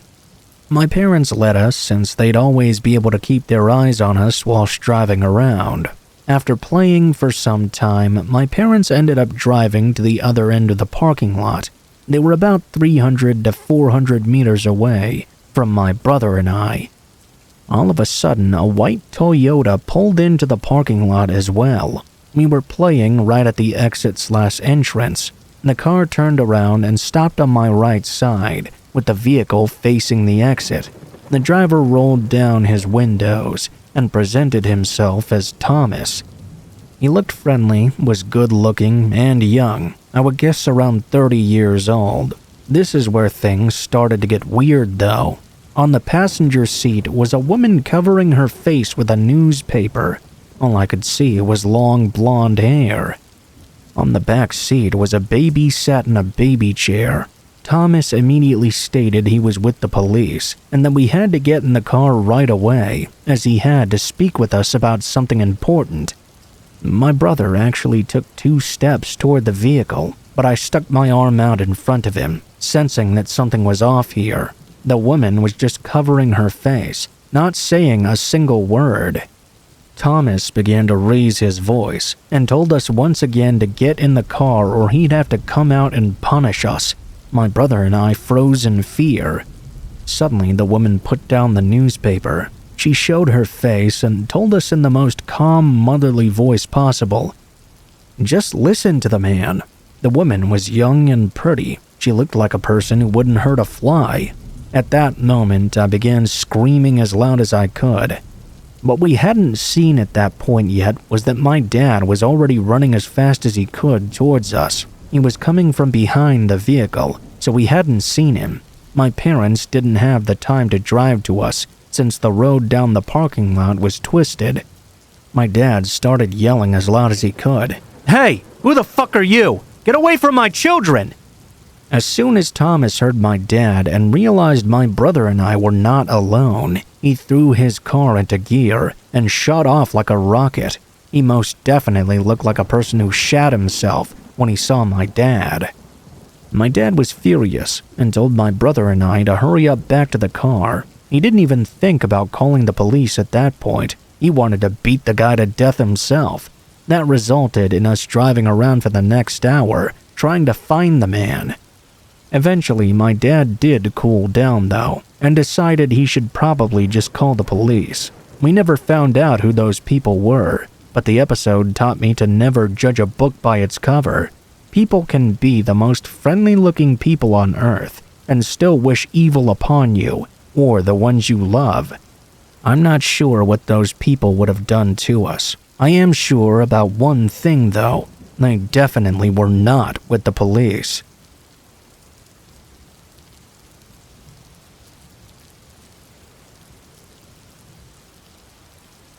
This is a quick little story that happened to my husband and I 3 years ago. It was around the time we got married. We're both unconventional people who like to do things out of the norm. We both have strange jobs, strange hobbies, and very strange personalities. It's what I was attracted to initially when I met Jake. I felt like they didn't make people like him and I often these days, and when we found each other, we didn't want to let go. But that's enough with the sappy stuff. After 2 years of dating, we knew we wanted to get married and start a family together. Jake popped the question, and of course I said yes. Since we both had quite small extended families, we thought it would be a good idea to have a smaller ceremony and keep the budget tight. Weddings cost an ungodly amount of money usually, and we could save a bit with this for our new life together. My family was okay with that, but Jake's family was a little bit skeptical. What did we mean by a smaller, unconventional wedding? Specifically, Jake's mom, who was very religious, had a problem with this. I know she practices some form of Christianity, but I'm not sure exactly which denomination. During the entire planning stages of the wedding, his mom kept pushing for the pastor or preacher or whatever it's called to be a big part of it. I was against this 100%, and so was Jake. He already had someone planned.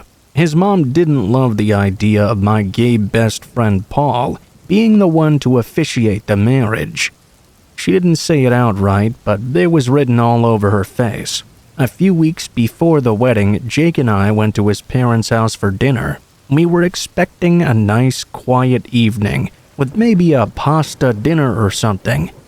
His family was very persistent that after dinner we have some coffee and dessert. Right before his dad brought out the coffee, the doorbell rang, and Jake's mom ran to the door all excited. We could hear her bubbly voice greeting and talking to someone. I had no idea who that someone was, but I could tell from Jake's expression it wasn't someone good.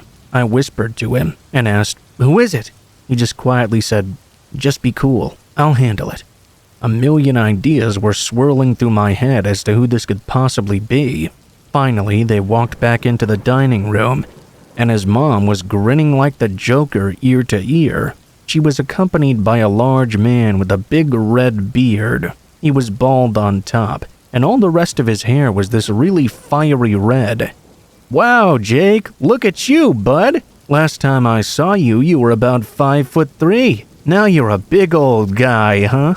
He laughed at his own attempt of a joke, like he just heard the funniest thing of all time. They all made small talk for a moment, and then finally Jake introduced us. "This is my fiancée, Tabby. Tabby, this is Minister Mark." My eyes felt like they were going to explode as I shook this man's hand. I couldn't believe his parents had done this. I didn't say anything, though. They continued to talk for a while, and things really started to get ugly. They started on their mission for us to reconsider and get the minister to marry us in their church. Jake was now livid and kept telling them we already made our plans for the wedding. This wasn't going to happen for various reasons, including the budget. We wanted things to be small and untraditional. I saw the minister make a strange face, and then he asked what untraditional meant. I couldn't sit quietly anymore. I spoke up in an annoyed voice. "It means not traditional. I'm not going to wear a white dress or anything like that. He'll see me before the wedding. We don't believe in any of these superstitions, and we're not getting married in the church either. We're not paying for some fancy banquet hall." The room was quiet, and the minister seemed to be getting very angry. His face was turning bright red. Jake tried to be the voice of reason and interjected. He rationally explained what I meant, even though I meant exactly what I said. Eventually, we all left and went on our own ways. I was furious with his mom, but I understood how she was, and I tried to deal with it. This is where people tell me that I'm crazy and this might be unrelated, but I know what I saw that night. We were in bed together and were about to fall asleep. It was not long before I heard a loud crash. We both jumped together and made our way down the hall. We saw that the side door had been bashed open. It was a calm night, so we knew it wasn't the wind or anything like that. That wouldn't have explained a loud bang either. We crept around the house and saw no evidence of a break-in other than that door. Just as we were about to head back to the bedroom, I noticed Jake standing still as a statue in the kitchen. I looked over, and he motioned for me to run back to the bedroom. I didn't, but I did stand back. He grabbed one of his golf clubs that were right by the side of the door and started to tiptoe towards it. There was a moment of silence before heavy footsteps ran up from the basement. We both yelled in surprise. Jake froze for a moment. The shock of seeing a person emerge from your basement would probably paralyze anyone in the moment. The footsteps ran directly toward the side door, where we saw a large man wearing a baseball cap over his face unlocking it. Jake finally snapped and swung his club like a baseball bat. The person grunted and the hat fell off his face. As the man ran out into the night, I looked out the window. I swore it was that minister, Mark. I told Jake I thought it was him, but he didn't believe me, claiming there was no way he was capable of something like that. He did admit the body type looked like him, but he couldn't be sure his hair was actually red in the dark. He did say he didn't get a good look, though. We reported this incident, and apparently the cops checked out the minister and his story checked out. I know what I saw, though. The more I thought about it, the more convinced I became it was that minister. I don't know what he intended by breaking into our home. Maybe it was to scare us into doing things their way. I really don't know. I was furious for weeks, though. Since my parents had a big house, I begged Jake to stay there with me for a few days, until this all passed by. We eventually got married the way we intended, and his parents never brought up the minister again after. We also never saw him again, and never had another break-in like that. We're still in the same house as well. Maybe it was just some random break-in, and my brain chose to see what it wanted to see. But I know deep down, I saw his red hair running away. The reason I'm just now sharing this story is because 3 years later, out of the blue, my husband just said, "You know what? I think I did see his red beard that night. I think it was Minister Mark."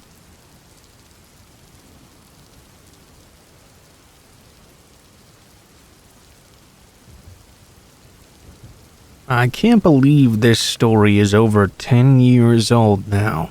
Time really does fly if you're not careful. This story is probably one of the weirdest things that's ever happened to me, and at the time it was incredibly scary as well. I had recently started dating my girlfriend, and due to our conflicting schedules, I rarely got to see her. As a young man in my 20s during the events of this story, I really wanted to see her more than anything. I wanted to spend so much time with her.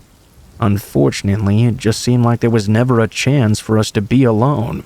I lived at home with my parents, and so did she. So alone time wasn't really something we had much of. We'd only been dating for a short while, and I was already getting pretty annoyed. It seemed like she always had something going on every night or weekend, and I honestly felt like a bit of an afterthought to her. One weekend, I told her how I was feeling. She responded by telling me she had planned a camping trip with her friends, and she was really sorry we couldn't hang out yet again. I was pretty mad, I'm not gonna lie. At this point, I was close to ending things with her, before they had the chance to progress any further. The day she was leaving for the trip, she texted me out of the blue.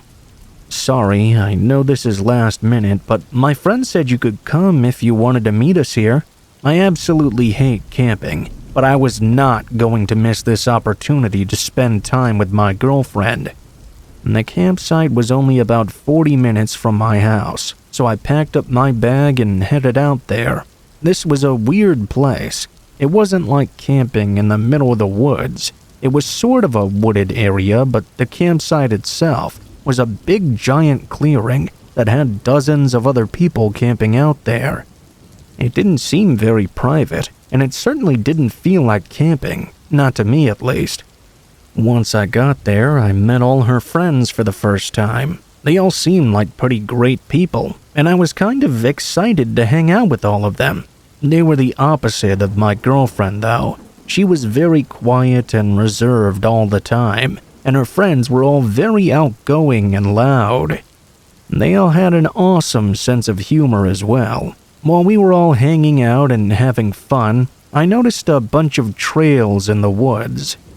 I decided to walk a bit out of curiosity, and once I started doing so, I realized just how big this place really was. It finally started to feel a bit more like what I thought of when I thought of camping. Earlier that night, we had grilled some food on the portable grill and played some cards together. Once the sun set, we drank some beers we'd stored in special containers, since we weren't allowed to have alcohol. Around 11 p.m., 2 people came over to our little section of tents. I don't know if we should call them park rangers or what, but they were basically in charge of the campsite and the surrounding trails. They shined flashlights in our area very aggressively and yelled at us, demanding to know why we were still awake. We all laughed and looked at each other very confused. One of the guys who was there in this sort of arrogant voice said, "Why wouldn't we be awake? It's our vacation. We're planning on staying awake for a while and hanging out, you know?" One of the rangers became angry immediately and jumped down his throat. "There's a strict 10 o'clock curfew. All lights out now." We all just laughed, thinking it was some sort of weird joke. Our one friend, the same one who'd spoken up before, said, "I paid all this money for this campsite, man. If you're literally gonna make me go to sleep earlier, why don't you just get out of here?" I don't know if I would have had the same response exactly, but we all felt the same way. The woman of the pair basically screamed at us like we were children. Frustrated, we all started making our way back into our tents. One of the group of friends said, "It's okay, guys. Let's just meet in my tent and play some cards. We can keep quiet." The ranger must have heard her, because she turned around and got right back in her face. "I said lights out. That means lights out. No cards, no talking. It's time for bed. I'll be making rounds again soon, and if you guys are still awake, you're in big trouble." This was weird and really ridiculous. I felt like some kind of kid. I couldn't believe these people were making grown adults go to sleep like this was a prison camp or something. Once she walked away, everyone I was with was stewing with anger. We were behaving like she wanted, though, mainly because we had been drinking, and if she wanted to kick us out, we would be screwed. None of us were okay to operate a vehicle. It wasn't long until everyone basically fell asleep, except for me and my girlfriend.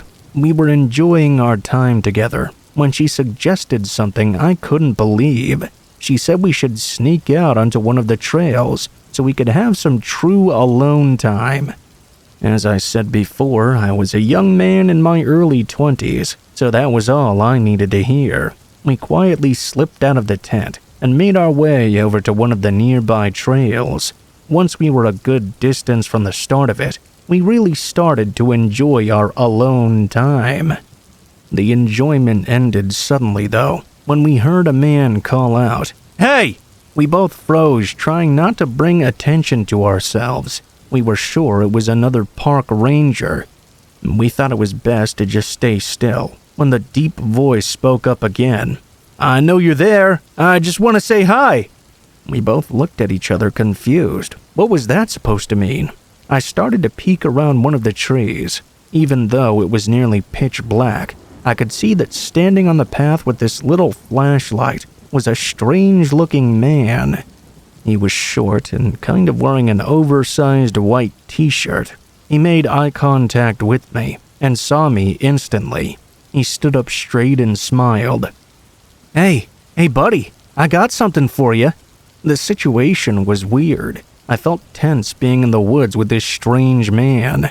I didn't respond because I had no idea what to say. He then said one of the most convoluted things I'd ever heard. "I got all this money in my pocket. My ex-wife is gonna take it from me, so I want to give it away before she finds out. Hey, you want to come over here and grab it? Would ya?" He held out his hand, but it had nothing in it. He was about 20 feet away, so thankfully we weren't right on top of each other or anything. I looked at my girlfriend and mouthed the words "run" to her. As soon as she started to flee, I followed closely behind her. As I went to take off, I looked at the guy, who shouted something like, "No!" He then briefly lunged in my direction. I was already sprinting away before he could even commit, though. We ran as fast as we could out of the woods. I couldn't really tell if we were being followed or not. Once we got back to the camp, we waited about an hour for the rangers to make a walkthrough. I grabbed the lady from before and told her that some man was skulking about in the woods. I lied and told her I could see him from inside the tent. Luckily, she believed me. They notified the authorities, and that's the last I saw of that creepy man in the woods. The rest of the night, my eyes were just glued in the direction of those trails, waiting to catch another glimpse of that stranger. Thank God I never did. I have no idea what he really wanted that night, but the look of sheer desperation and rage in his eyes when we darted away from his grasp was something I'll never forget. Every year around this time, when people start camping out a lot, I'm reminded of that encounter in the woods. I'm just thankful we were far enough away to be able to get away from him safely.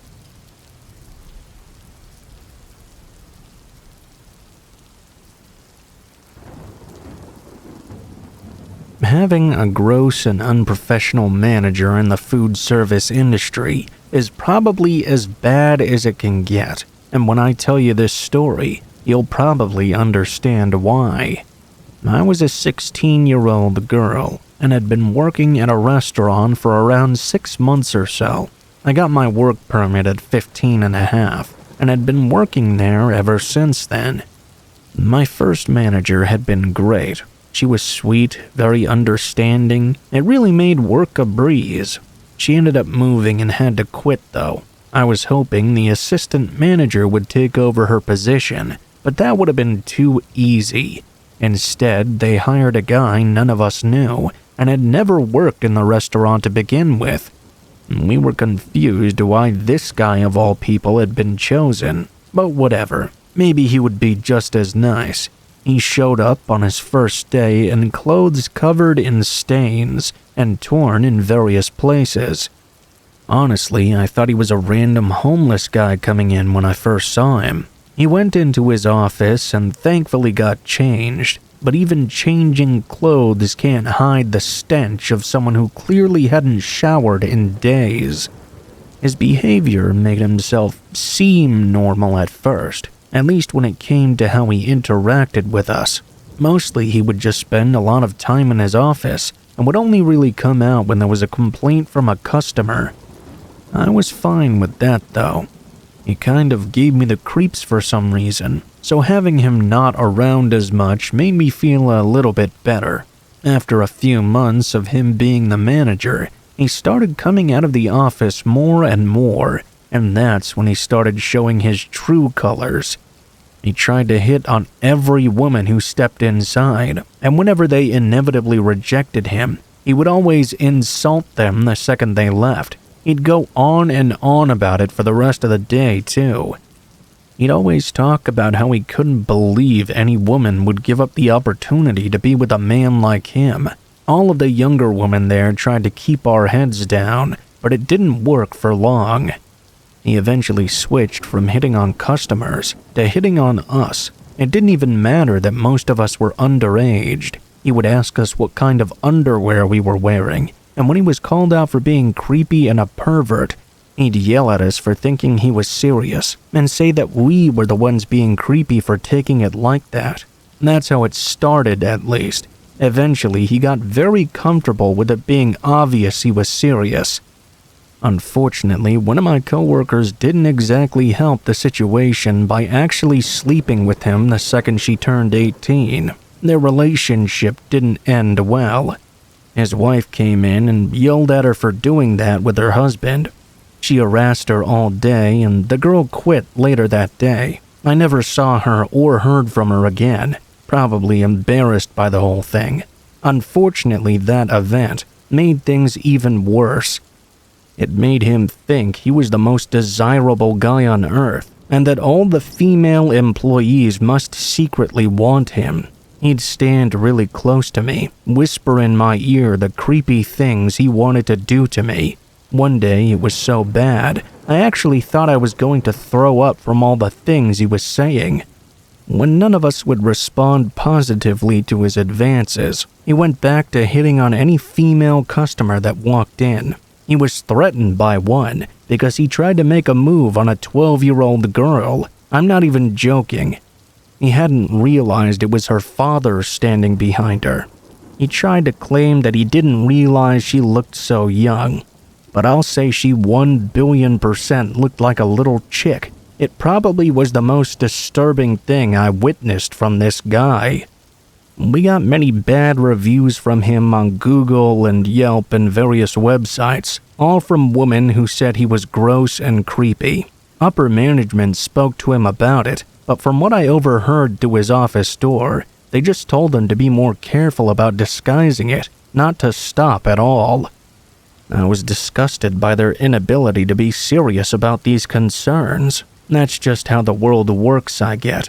I spent weeks watching him touch my female coworker, Leslie. It was very recognizable as harassment. He was reported multiple times, and of course, nothing was done.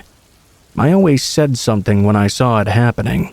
She actually went to the police about it, but they said there was no proof. As much as they said they wanted to help us, they just didn't. The girl ended up quitting, and on her way out, she urged the rest of us to as well. The only reason I hadn't yet was because I was saving up for a car. I was so close to hitting my goal. I really only needed to work for another couple of weeks.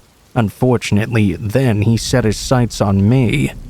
Every shift I had with him, I had to put up with him grabbing me in various places, slapping my butt and making disgusting advances on me. It made me feel awful and ashamed of myself. I left work every day and cried on the walk home. He continued to do this for the last few weeks I worked there. I didn't tell my parents because I just wanted to make money, and I knew they'd make a big deal out of it. Finally, the day came to quit. I was nervous and excited at the same time. I walked over to his office door. Through the window, I could see an air mattress inside. I knocked and he answered in only his underwear. I was grossed out, but it wasn't a huge shocker, considering the person this guy was. I asked about the air mattress. He said his wife had kicked him out, and he'd been living there the past month. I told him I was quitting. His only response was that at least he could now be with me, because he was no longer my boss. He tried to grab me. I kid you not, I built up the courage and slapped him in the face as hard as I could. My other coworkers saw that, and started laughing at him. He said he was going to call the police, but I just told him they wouldn't do anything. He had no evidence. He turned to the other employees and said he had witnesses, but they all denied seeing anything. I turned around and walked out, and never went back there again.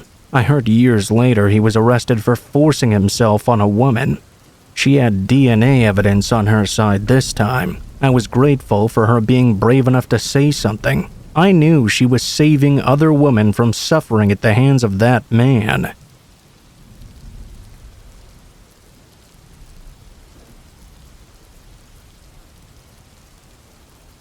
My mom had warned me not to work at a bar, but they were hiring and I just turned 21. The thought of working around alcohol all day seemed fun to me.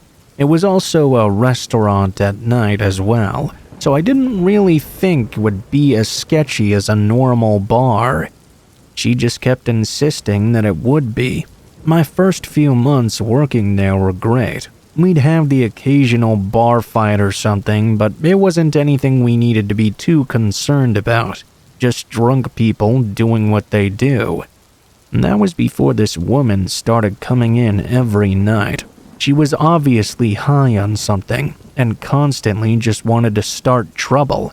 She'd pick fights with other women, try to harass men that clearly wanted nothing to do with her. She got beat up so severely one night that when I found her outside, I actually thought she was dead. I called an ambulance for her, and they took her to the hospital. I didn't know what happened to her after that until around 3 weeks later. She came into the bar again, only this time she was not drunk or high. She thanked me for saving her life. She said me caring about her enough to get her help made her rethink her life choices, and she was getting better now. Honestly, I felt very happy for the woman. That is, until she told me she was so delighted I was in love with her. I didn't even know what to say. I definitely was not in love with her. I had no idea how she could have gotten that impression. Sure enough, though, she did. I was kind of concerned about it. I didn't know if this girl was dangerous or what. I tried to be as nice and sensitive as possible. I told her I was not in love with her and helped her out because she obviously didn't deserve to just die on the street. Her face instantly went from happy to extremely angry. She started screaming at me. Why was I lying? I just didn't want to profess my love for her in front of everyone else. In front of this bar, I was getting embarrassed since everyone in the place had actually started to stare. I asked her to calm down, but she seemed to be having some sort of freak out. It was like she was a little kid. She said she'd only stopped if I admitted I loved her. So against my better judgment, I did just that. I muttered out a quiet, "I love you," and said that she needed to leave before I changed my mind. That seemed to settle her down at least a little bit. She was really happy with my quote-unquote confession. She giggled like a little girl and said that she'd see me later. She ran out of the bar. I breathed a sigh of relief when the door closed behind her. Everyone in the bar started to actually laugh at me, and eventually I joined in as well. What happened really was somewhat comical. Part of me was very concerned for the future, though. What would I do if she came back? What if she did the same thing the next day? I asked my girlfriend to meet me at the bar that night because she was going to be spending the night at my place. It was just after 2 a.m. My girlfriend walked into the bar, and I made my way over to her. I put my arm around her shoulders, and she had hers around my waist. We exited the building. Unfortunately, something that neither of us could have ever expected to happen was that the woman who had made me confess my love earlier had decided to wait outside the bar for me that entire time. When she saw me with my girlfriend, she was furious. She started screaming that I was cheating on her and was asking how I could do that to the woman I loved. My girlfriend was obviously confused. I told her this woman was crazy. She didn't seem to like that at all. She screamed that if I thought she was crazy, she'd show me how crazy she could actually be. I thought she was going to pull out a knife and try to kill my girlfriend or something. Instead, she just walked away down the road until we couldn't see her anymore. My girlfriend just laughed a little bit, but I could tell she was uncomfortable with what just happened. I told her everything would be okay. This lady was probably just trying to scare us. Unfortunately, she had succeeded. The next week, the woman continued to come into the bar and would sit in my section as she tried to flirt with me all day long. I refused and ignored her advances, but it never deterred her at all. She'd wait outside for me all day to leave and follow me to my car. I was finally over it when she grabbed my butt as I was unlocking my car door. In my mind, that justified pushing her off me. She fell to the ground when I did so. She looked shocked and confused, but I didn't care. I just yelled at her to leave me alone, and I'd call the cops if she ever stepped foot on the property again. I got in my car and drove away. She just laid there on the ground with a dazed expression on her face. I didn't realize doing that would cause the problems it did, but you really can't predict what will happen with a druggie, especially when you make them mad. A few days after that happened, my girlfriend said she'd started seeing that woman all around town. It was starting to freak her out. She felt like she was following her on purpose. She was worried this lady would physically hurt her. I told her she was most likely harmless, but if she wanted, she could stay with me for a while. I'd go out with her whenever she needed. She agreed. Every day at work, she'd meet me at the bar. We'd drive to my place and do everything together practically. And you know what? I did start to notice the woman everywhere we went as well. I didn't like the feeling we were being followed by her. I also didn't really feel like another confrontation would be the right decision. It only became a real issue when we were leaving a store around 8 p.m. It was dark outside. She was waiting for us at my car. My girlfriend was at the passenger side door when I heard her grunt and fall over. I saw the woman behind her smiling this insane smile. I ran around to the other side and yelled at her to get away. It was then that I noticed she was holding a knife that now had blood on it. My girlfriend was screaming she'd been stabbed. I did what I could to protect her and tried to prevent her from being attacked again. I jumped at the woman who had just stabbed the love of my life. I took her to the ground and started pounding her face into the pavement. I grabbed the knife from her hand and threw it away from us. The woman was begging for me to stop, saying she loved me over and over. At that point, I didn't care though. I got up from the ground and stomped on her stomach as hard as I could to make sure she wasn't going to get up and attack my girlfriend again. I saw blood flowing from her shirt. She was starting to get weak. I pulled out my phone and called 911. Officers arrived before the ambulance did, but they were able to help me control the bleeding at least a little. They arrested the woman, who continued to insist she loved me, even as they slapped her in the back of the patrol car. I asked what was going to happen to the woman. They said they were going to take her to the hospital, since I'd beaten her so badly. An ambulance arrived shortly after my girlfriend started to lose consciousness. She had lost a lot of blood and needed help ASAP. I met the ambulance at the nearest hospital that had a trauma center. She was taken directly into surgery. You see, the woman had nicked her abdominal aorta, which caused massive internal and external bleeding.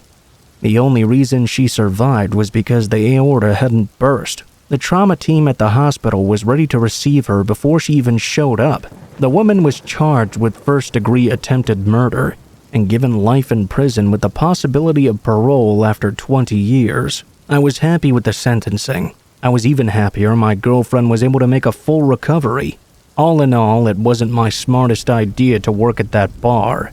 It wasn't intentional to make this crazy woman fall in love with me. But honestly, who could have predicted a simple act would make someone become so obsessed with me?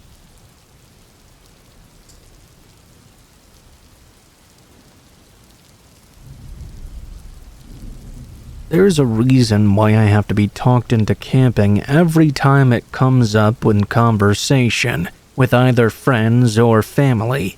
I don't mind the outdoors and I don't mind nature either. I just feel like I want to sleep in a bed and not on the ground in a tent or something. This specific year, my boyfriend talked me into going camping with him, but this time we would be staying in a cabin. At least I could still sleep on a bed. I'd voted for the ocean myself, but hey, compromises are required in a relationship. The trip consisted of me, my boyfriend, and 2 other couples. The 6 of us found a nice cabin in the woods that was mostly secluded and was only about a 100-yard walk to this beautiful lake. It was swimmable as well. I didn't want to admit it, but I was actually feeling this trip quite a bit, especially once we arrived. The first day was amazing. We spent all day walking some trails, swimming in the lake. In the early evening, we decided to cook up some steaks on the grill. It was a great first day. That night, we all went inside and went to bed. At around midnight or so, if I had to guess, I wasn't sleeping very well. I thought I could hear something outside all night long. I had been chalking it up to my imagination, though. After all, we were in the woods, so hearing strange noises at night was not all that weird. The next morning, we were all outside getting ready for another nice hike when we heard this chipper voice call out from behind us. "Why, hello there! How y'all doing?" My boyfriend, being the always social butterfly he is, started talking to this random guy who had appeared right away. He told us his name was Wayne, and he was an expert in all the trails around here. Something about the whole interaction was just slightly strange, but I suppose it wasn't too alarming. He said he lived nearby. He was hiking some trails and overheard us talking. He wanted to make sure we were settling in okay.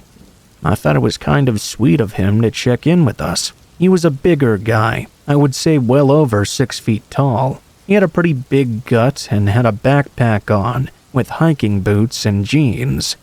He really looked like a guy who would know his stuff, a typical hiking local. We thanked him and he laughed in his jolly voice and went on his way.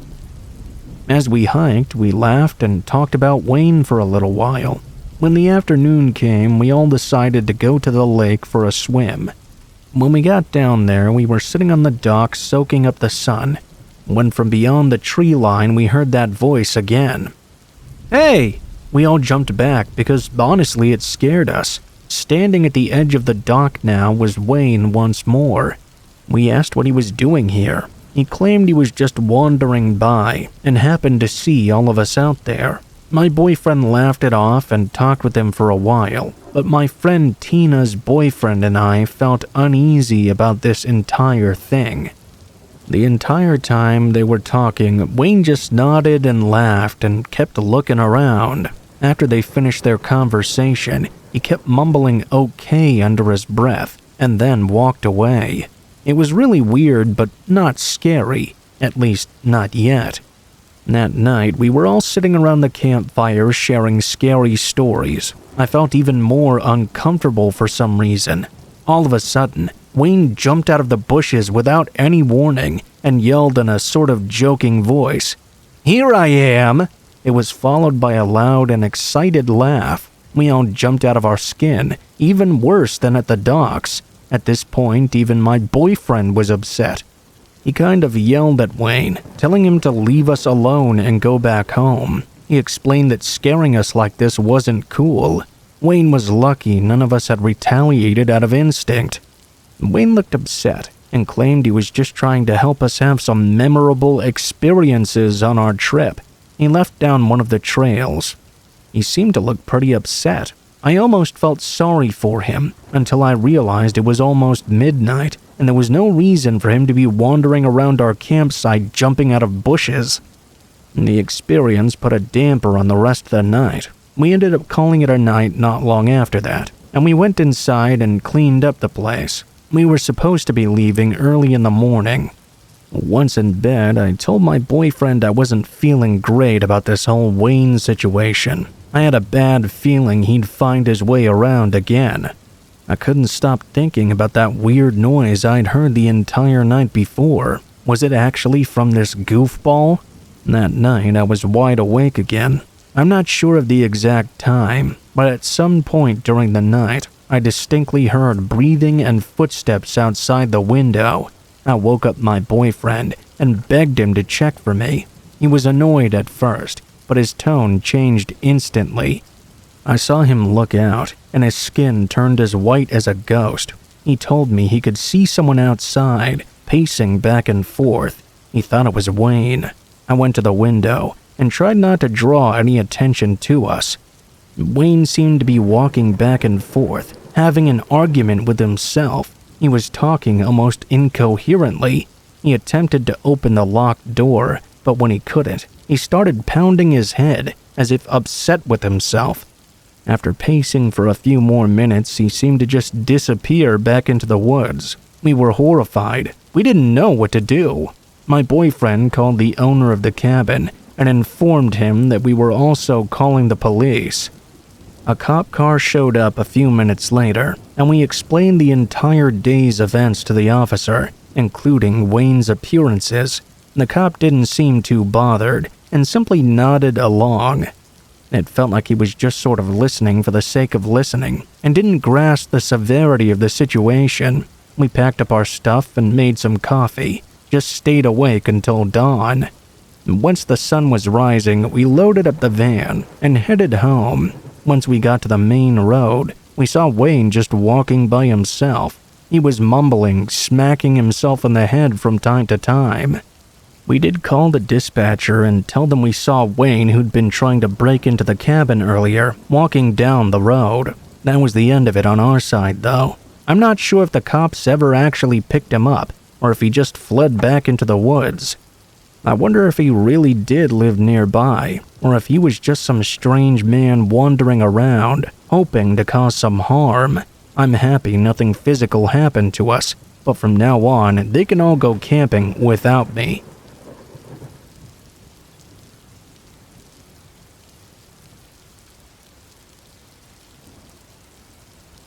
A couple of years ago, I finally got married to my longtime girlfriend. We had been dating for 2 years, and then engaged for another 4. We both figured it would be wise to finish school and establish our careers before fully tying the knot together. Thankfully, our wedding was beautiful, but it was almost ruined at the last second, and I would be lying if I told you there wasn't a small dark cloud looming over that beautiful day. First off, in order to protect my family, but mostly my wife's side of the family, I'm gonna refrain from using any real names in this story. The family involved has already dealt with enough stuff now, and I don't want to have anyone else getting involved in their personal business. When we first started dating, I met her cousin named Mike. This dude was wild, plain and simple.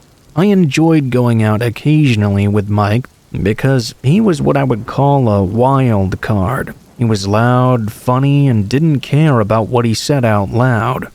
When he was around, you knew you were in for something crazy.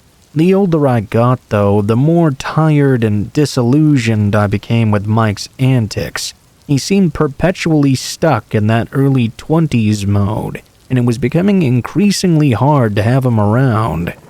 Around the time we got engaged, we rarely saw him at all. If it wasn't a family party, we wouldn't see him. We would constantly hear stories from his girlfriend's parents that he was always in some kind of legal trouble. It wasn't your typical criminal stuff, though. Mike thought he was doing what society failed to do. Those were his words, by the way. He would break in and rob extremely wealthy businesses and homes. He even went as far as to jump employees of businesses he knew were well off. He just assumed anyone who worked for anyone rich must be a corrupt person. It was disheartening to witness someone I used to enjoy so much evolve into such a bad person. Fast forward to the engagement party. Mike came, and at first it was nice catching up with him. He had recently been released from a short-term jail sentence and seemed to be getting more things in his life in order. At the party, I introduced Mike to my best man, Nick, and we all chatted for a while about sports or whatever. Nick mentioned that he was a cop at some point, and the expression on Mike's face instantly changed. In front of the entire party, Mike went absolutely crazy. He went on an insane rant about how all the police are corrupt, and Nick should go to prison for the heinous actions of all cops that ever lived. Needless to say, Mike was removed from the party. After that outburst, we all caught our breath a little and had a little laugh. We went back to having a good time. Nick was a cop who truly cared about justice and not babysitting, as he puts it. He disliked giving tickets for no reason and tried to let people go with warnings whenever they could. They'd actually moved from a different state because the laws there were so strict, and he found it hard to separate the justice from the regulation. Unfortunately, Mike viewed every single cop as a horrible and crooked person who could never be saved. Not long after the party, my friends and I went away for the weekend for my bachelor party. It wasn't one of those wild parties you might see in the movies or something. We just went to a cabin in the woods not far from a small town. We went to eat in town and visited one of the local dive bars for a couple drinks. Then we went back to the camp to hang out and play video games and do country stuff all night like we were 12 again. It was my bachelor party, and that's what I wanted to do. Sometime in the middle of the night, at around 12 or 1 a.m., a few of my friends said the motion light had come on out back. I ran over to the sliding door and looked outside. At first, I didn't see anything, but then I noticed 2 wet footprints right outside the back door. Initially, I laughed. thinking one of the guys were playing some sort of prank on me. I was an avid horror fan, so it was something they might do. Everybody denied any involvement, though. We all went outside to investigate. Nick led us around the cabin, and we saw a trail of wet footprints that went from the deck to the grass. Once in the grass, we obviously couldn't see which way they had gone, which was very unnerving.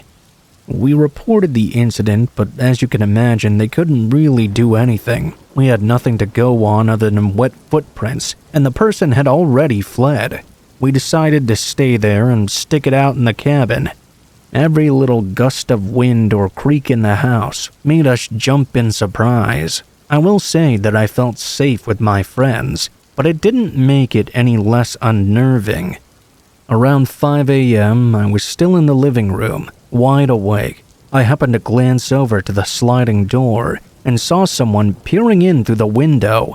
I screamed to alert everyone in the living room, but by the time they'd all woken up, all they could see was the person running off into the woods. And that was the last straw for us. We packed everything up and left. We alerted the cops and the property owner of the situation. It was all just really unfortunate. Once we got back home, it became a wild story that we all kinda got to share with each other. For that reason, I guess it was pretty memorable.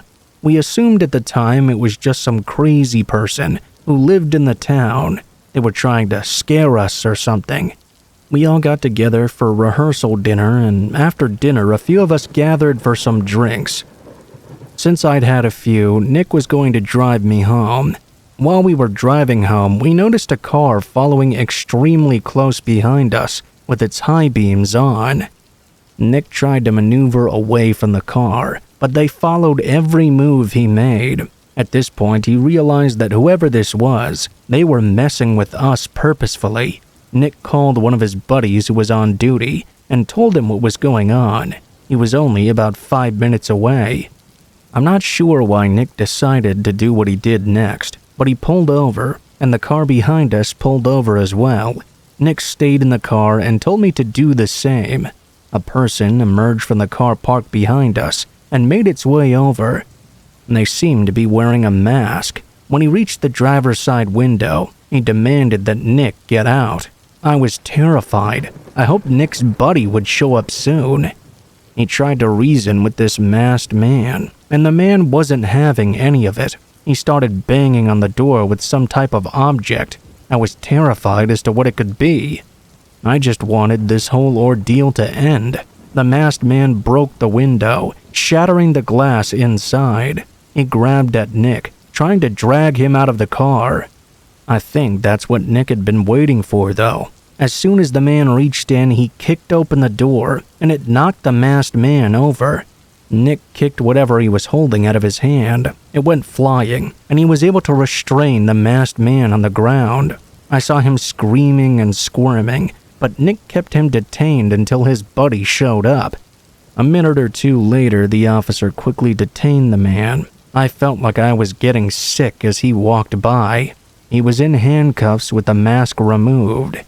As you might have guessed, it was my soon-to-be wife's cousin. After taking care of all the legal stuff that night, I went home and told her everything that happened. She was incredibly embarrassed and thankful I was okay. Apparently, her cousin came clean and admitted he didn't like Nick only because he was a cop. He was quoted as saying, "I wanted to teach him a lesson. All those cops needed to be punished. I was gonna do my family a favor and spare them from this monster." Luckily, the family was spared from the only actual monster around. It was a bleak night and a dark morning, but once the wedding fully commenced, the dark clouds seemed to go away, and we had a great wedding. It's crazy to me that monsters aren't always strangers in the shadows, but sometimes your very own blood.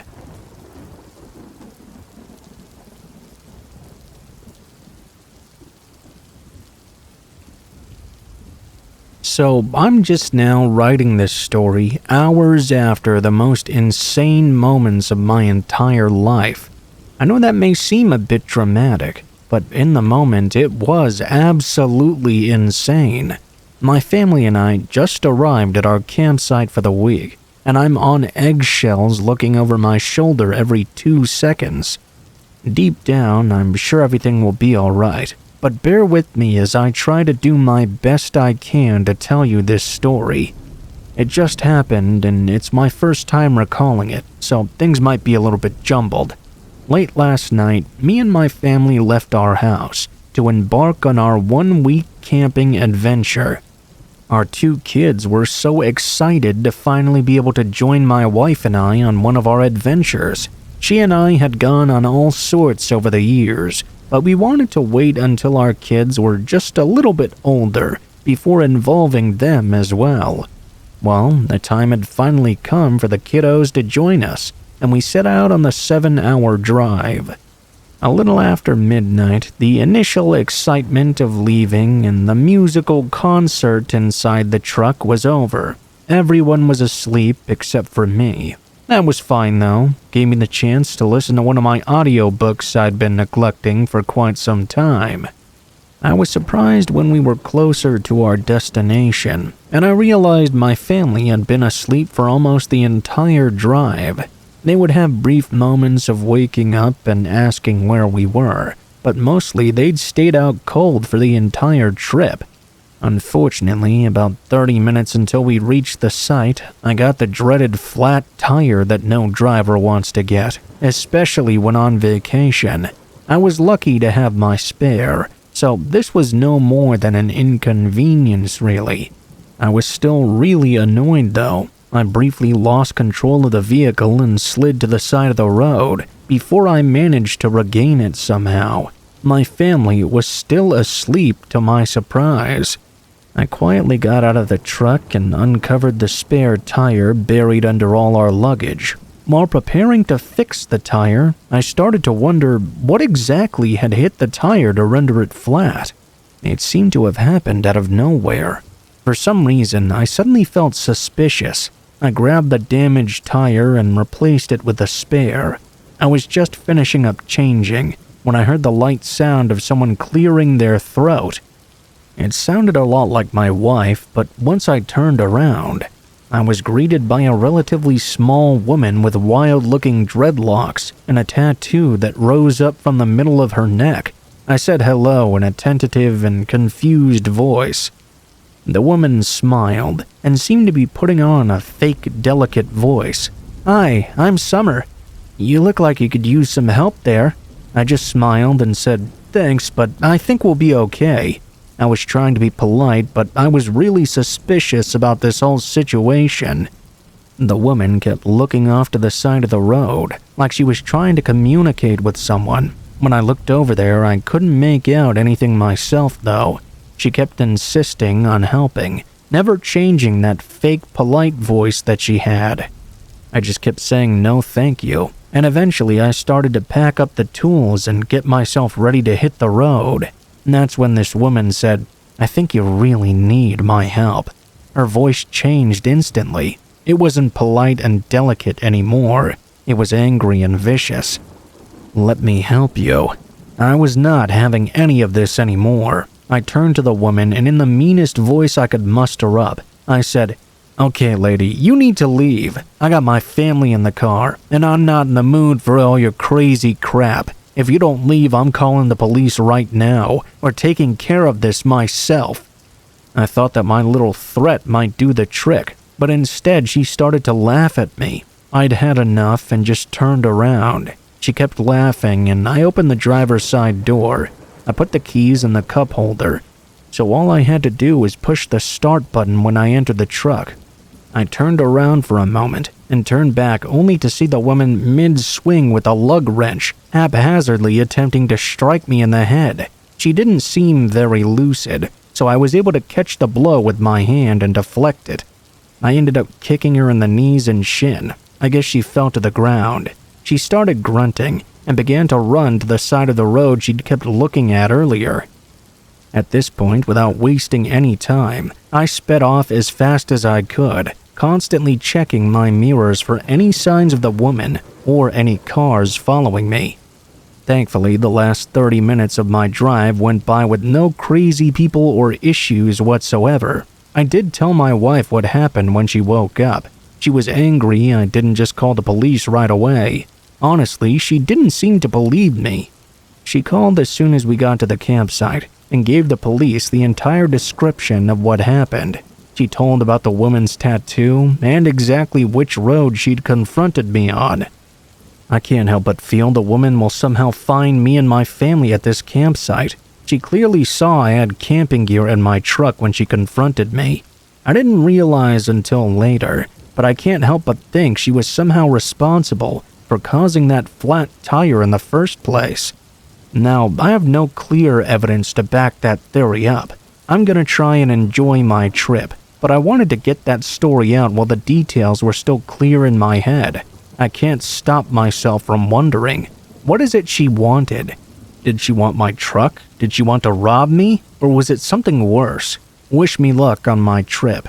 If anything happens or any new developments come to light, I'll be sure to update everyone. But until then, I hope I never see that woman once more.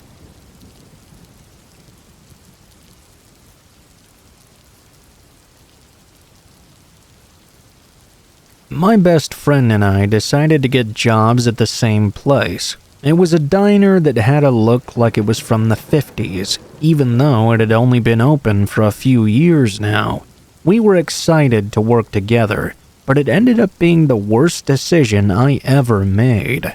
The problems really stemmed from the fact we were both incredibly competitive people. Both of us wanted to be the best employee, and it turned into a competition that actually made us hate each other. We were constantly trying to outdo one another, and I got tired of it pretty quickly. I started dating one of our coworkers. His name was Jim, and he was very sweet to me. I'd had a crush on him for quite a while, actually. The problem was, I had no idea my ex-best friend Tina also had a crush on him. We hadn't spoken on a personal level for months now, so there was no way I could have possibly known about this. To be honest, in reality, even if I did, it probably wouldn't have changed anything. We hadn't been friends for a while now. Jim and I were very respectful when it came to showing our affection, especially at work. We know a lot of people don't like PDA, so most of our affection on the job consisted of happy smiles and maybe a wink at each other every now and then. Anytime Tina saw this, she would scoff and act like she was going to throw up. I thought she was just being childish, and tried not to think anything of it. It stopped being childish and turned into her doing everything she could to sabotage me. She would do this every day at work. I knew she really wanted to get me fired, but her obsession with it was getting way too excessive. Scheduling was handled by our district manager. I had a very specific schedule set up because I was taking some college courses a few days a week. I had showed up for my Monday shift at 4:30 p.m. The second I walked in, my manager started yelling at me for being late. I was so confused. I always came in at 4:30 on Mondays. He pointed to the schedule, and according to that, I was over 6 hours late. I was given a formal warning, and Tina was standing right there smirking at me. It was obvious she had something to do with it, but I didn't want any more issues that day, so I just let it be. It got even worse the next week. I cleaned the bathroom out at the end of the day. I hated cleaning the restroom, but it had to be done. Our manager went around the restaurant after we had closed to make sure everything was looking good and we could all leave. When he came out of the bathroom, his face was pale and he was gagging. He could barely stand upright. When the door opened, the smell was unlike anything I'd ever experienced before. He yelled at me and asked why the bathroom hadn't been cleaned. I was adamant that I had cleaned it only 30 minutes ago. He told me to go look at the clean bathroom and let him know if I still thought it was clean. I walked in and was met with a horrible stench of, well, I'm sure you know what I'm talking about. It was everywhere. Someone had relieved themselves in that bathroom and hadn't even attempted to make it to the toilet. It was on the walls, the floors, the sinks, everywhere. I ran out of the bathroom and had tears running down my face. I was trying hard not to, but I threw up right there on the floor. I was confused and disgusted. I knew for a fact it had to be Tina. She was the only one who had gone in there after we closed. No matter how much I wanted to believe she wasn't capable of doing something like that, it was clearly her. She started laughing as she watched me get sick over the mess. I accused her in front of everyone, but she denied it and even started fake crying. She said I was awful for saying she would do something like that. Obviously, I had noticed it before and just didn't want to clean it up. Of course, everyone believed her. Her plan didn't go as well as she had hoped, though, because our manager was absolutely not going to allow any of us to clean all of that up. We actually had to hire a hazmat crew to come in and clean it up. It was considered too toxic for someone not trained to clean up all that human waste. I'm not even kidding. I got a text later that night from Tina. It was a bunch of poop emojis followed by laughing emojis. I couldn't believe I was actually friends with her before. And the week after that happened, I showed up for work. Jim was furious with me and I asked him why over and over again, but he wouldn't talk to me. I opened my locker and inside was a printed up picture of a screenshot, apparently me texting Tina telling her I had cheated on Jim. I told him it was photoshopped and even let him look through my phone. It didn't matter. He broke up with me right then and there.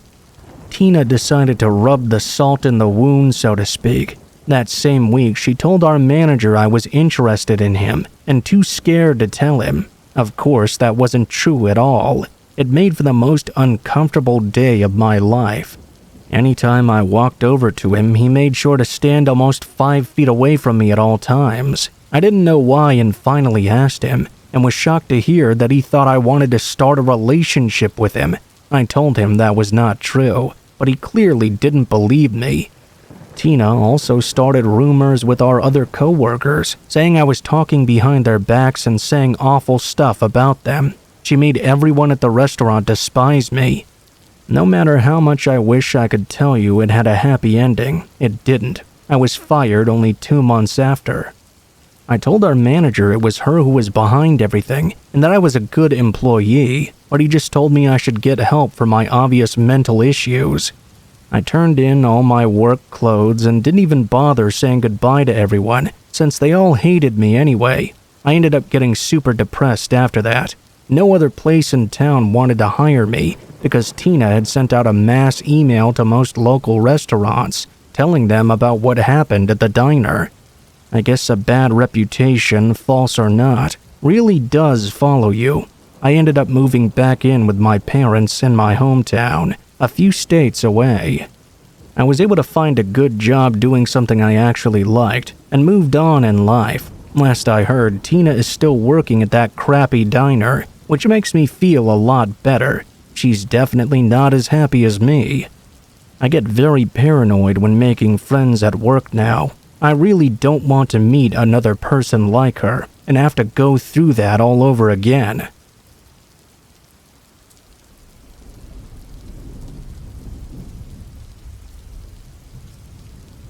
This happened around the time I was 16. I'd just started my first job at a breakfast place that was open all hours of the day. It was around 20 minutes from where I lived, and I'd been working there for around a month or so. And that's when I started noticing the same guy coming in every single day. He always asked for me to be the one to make his order.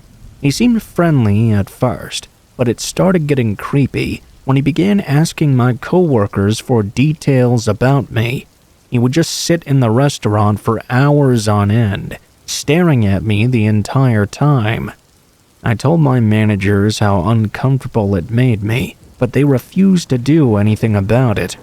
Apparently, he spent so much money at the restaurant every week that they didn't want to jeopardize getting that income, since it was a small local restaurant that didn't make much money to begin with.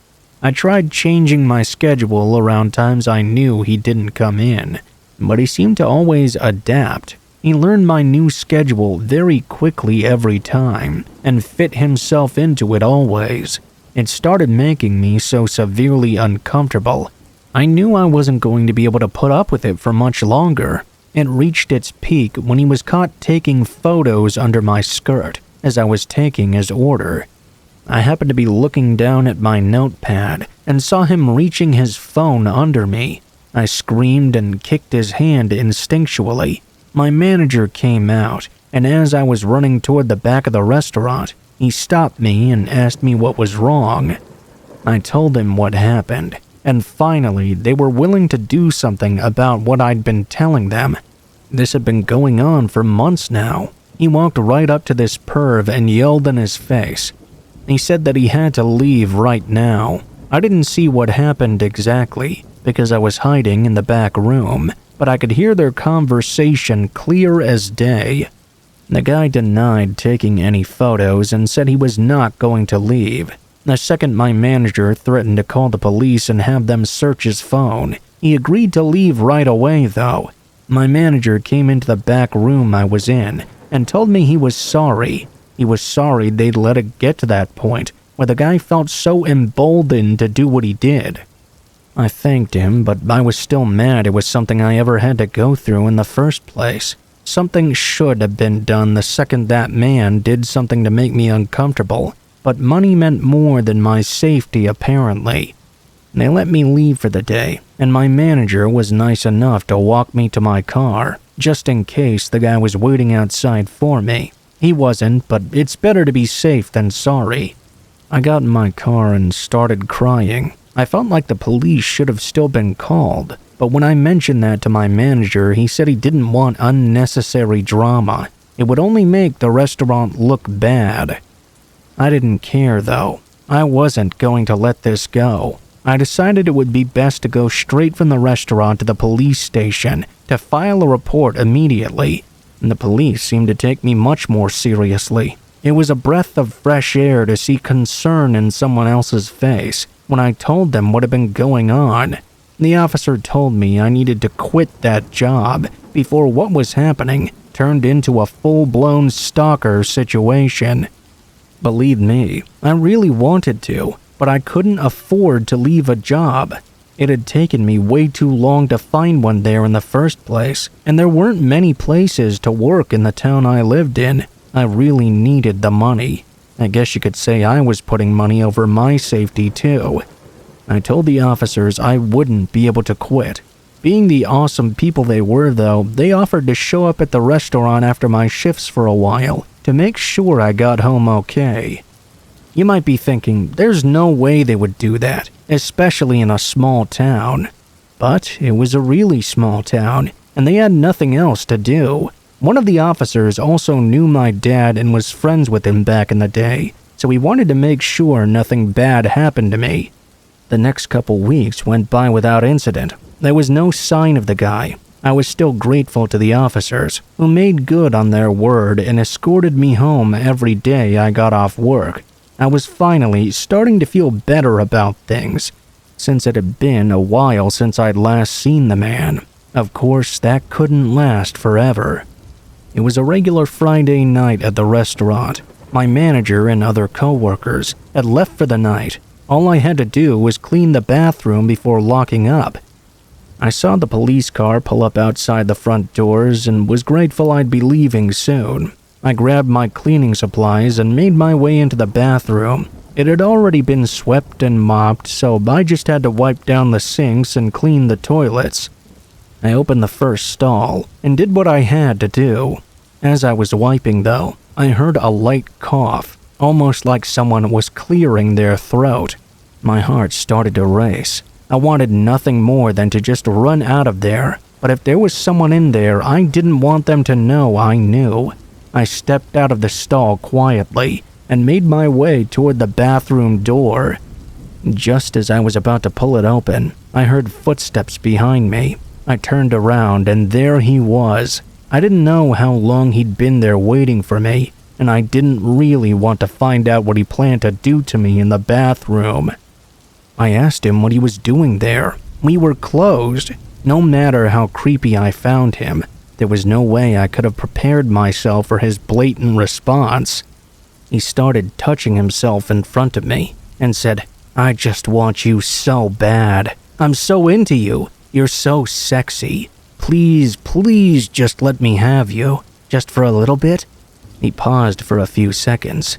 "Or I can always just take you." Tears were beginning to well up in my eyes. I was trying to think of an escape plan that could get me out of that restaurant and to the officer before he could get me. Fight or flight kicked in. I whipped around and threw open the door. I started running as fast as I could toward the front of the restaurant. I heard the man's footsteps behind me. He was gaining on me. I began to panic. I didn't know if my heart was racing because of the running or because I knew he was this close to grabbing me. I was only a few feet from the door when I felt his body press against me. He tackled me to the floor, and I started to scream and kick and fight back as much as possible. The guy was strong, and he was heavy. There was no way I was going to be able to fight him off alone. I looked around for anything I could find to hit him with. The only thing I was able to grab onto was a pen I dropped earlier in the day. I snatched it off the floor and went with my first instinct. I jabbed it directly into his eye. He yelled in pain, and his body flew backward off of me. I got up and threw open the door. I screamed for the officer outside. When he saw me, he got out of his car and drew his weapon. He called for backup on his walkie-talkie and ran inside the restaurant. He held the man down at gunpoint, and before I knew it, several more officers arrived, as well as an ambulance. I only had minor scrapes and bruises. The man was arrested, and as of this moment, he's still awaiting trial.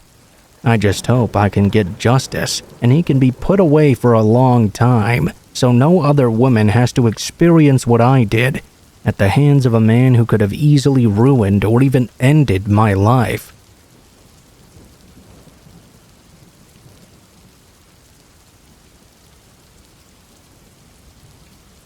This story took place approximately 15 years ago. My parents let me have two of my closest friends over, and they set up a tent for us to camp in the backyard. My mom bought a bunch of snacks, and my dad ordered us a pizza and drinks before they left to go out for dinner. We were so excited to be in this tent. We dragged as much food as we could to the backyard and started eating and chatting. We went over our schedule of scary stories, s'mores, and whatever else we had planned for the night. We ate as much dinner as we could, and then started sharing stories of our crushes, and if we had enough courage to ask them to the dance when school started the following year. I remember at one point we were trying to set up a blanket and pillow fort inside the tent. We were unsuccessful. The whole time, though, I felt like I'd been hearing something weird outside. I unzipped the screen, or the window as you could call it, so I could get a peek at what was happening out there. I didn't see anything at first. About 5 minutes later, my friends said they thought they'd heard something too. It sounded like something had brushed up against the tent. My friend Audrey looked out the open screened window and said, "See? Something is back there. Do you see it?" I looked out and saw this white symbol jump out to me very quickly. I couldn't help it. I screamed, followed by my friends screaming, and we ran into the house. We went into the bathroom and locked ourselves in there and tried to be as quiet as possible. Soon after, we heard footsteps in the house. The door began to jiggle, and we all screamed at the top of our lungs. Audrey was now on the phone with the police. While she was on the phone, we were still screaming. We slowly opened the door, and my parents were standing right there. Still on the phone with the police, my dad grabbed the phone. "I'm sorry, officers. This is the father. I was just playing a joke on the girls during their sleepover.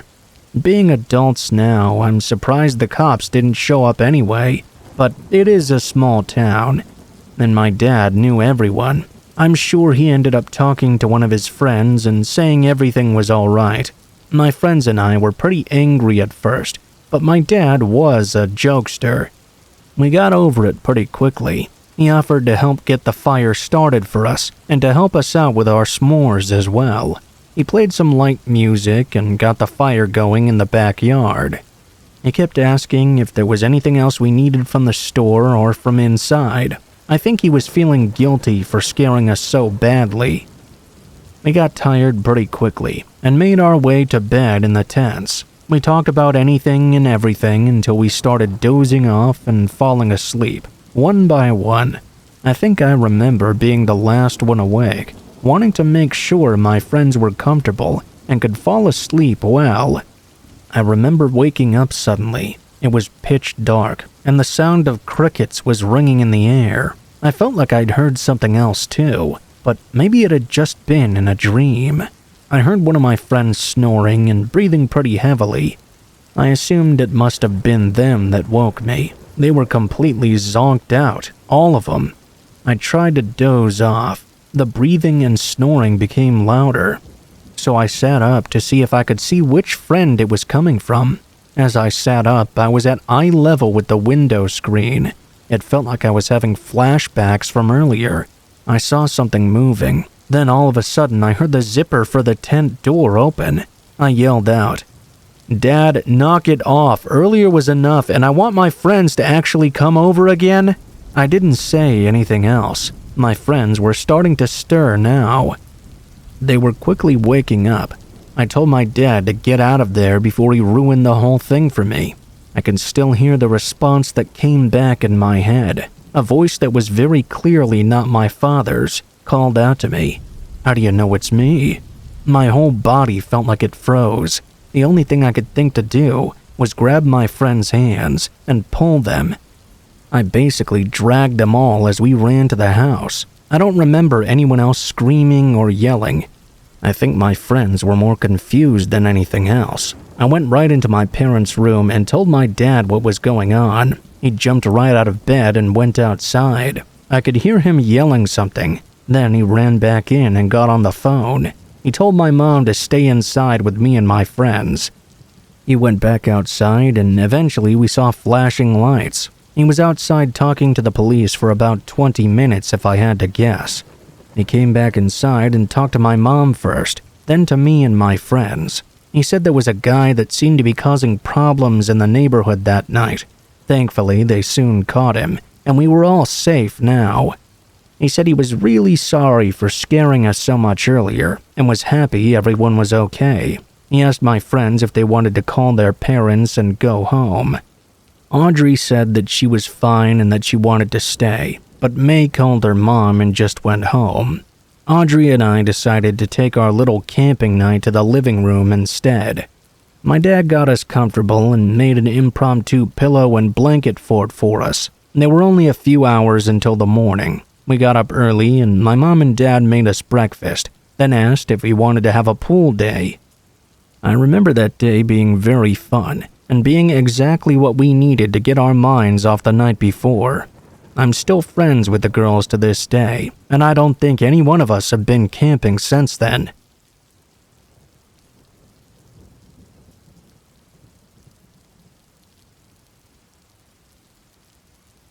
December 3rd of last year, I was playing soccer with my friends on our high school soccer field. It was during lunch and relatively calm. That was when all of a sudden at the McDonald's literally across the street, I began to hear gunshots ring out. All of the off-campus students were hauling ass back to the school, jumping fences and running through traffic and everything. We saw cops storming around, and businesses by the McDonald's freaking the fuck out. They couldn't seem to find the shooter. The staff started bringing all the students into the school. You couldn't tell me a school shooting was not about to go down. About 2 hours after lockdown, pictures of the shooter started being distributed. It was indeed a student at my school. Apparently, there was another shooter on campus too. Well, guess which lockdown room the shooter was in? Out of all rooms, the one I was in. The cops came in, requesting for him to come out peacefully. He started resisting, but fortunately they were able to take control before he could do much. Another hour or so later, we were all free. We emerged from the school grounds to see news trucks everywhere. Interestingly enough, my friend and I had originally planned to go to McDonald's that day for lunch, but we had to cancel because of tutoring. Thank God.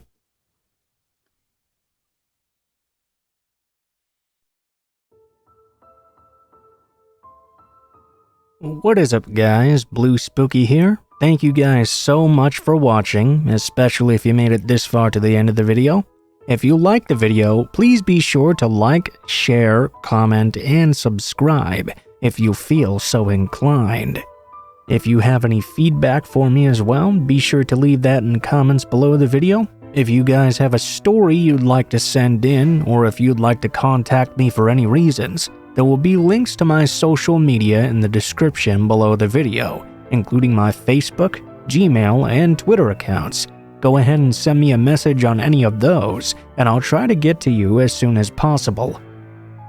If you do decide to send in a story, please be sure to include in the tagline what the name of the story is if it has one, what type of story it is if it has one, and how you'd like to be credited in the description below the video. Please make sure to include as much detail as you feel comfortable with and try to use as much proper grammar as possible to make sure you have the highest chance of appearing in a future video. Overall, I think that's pretty much it for now guys, so thank you so much for watching, and I hope you guys have a great day.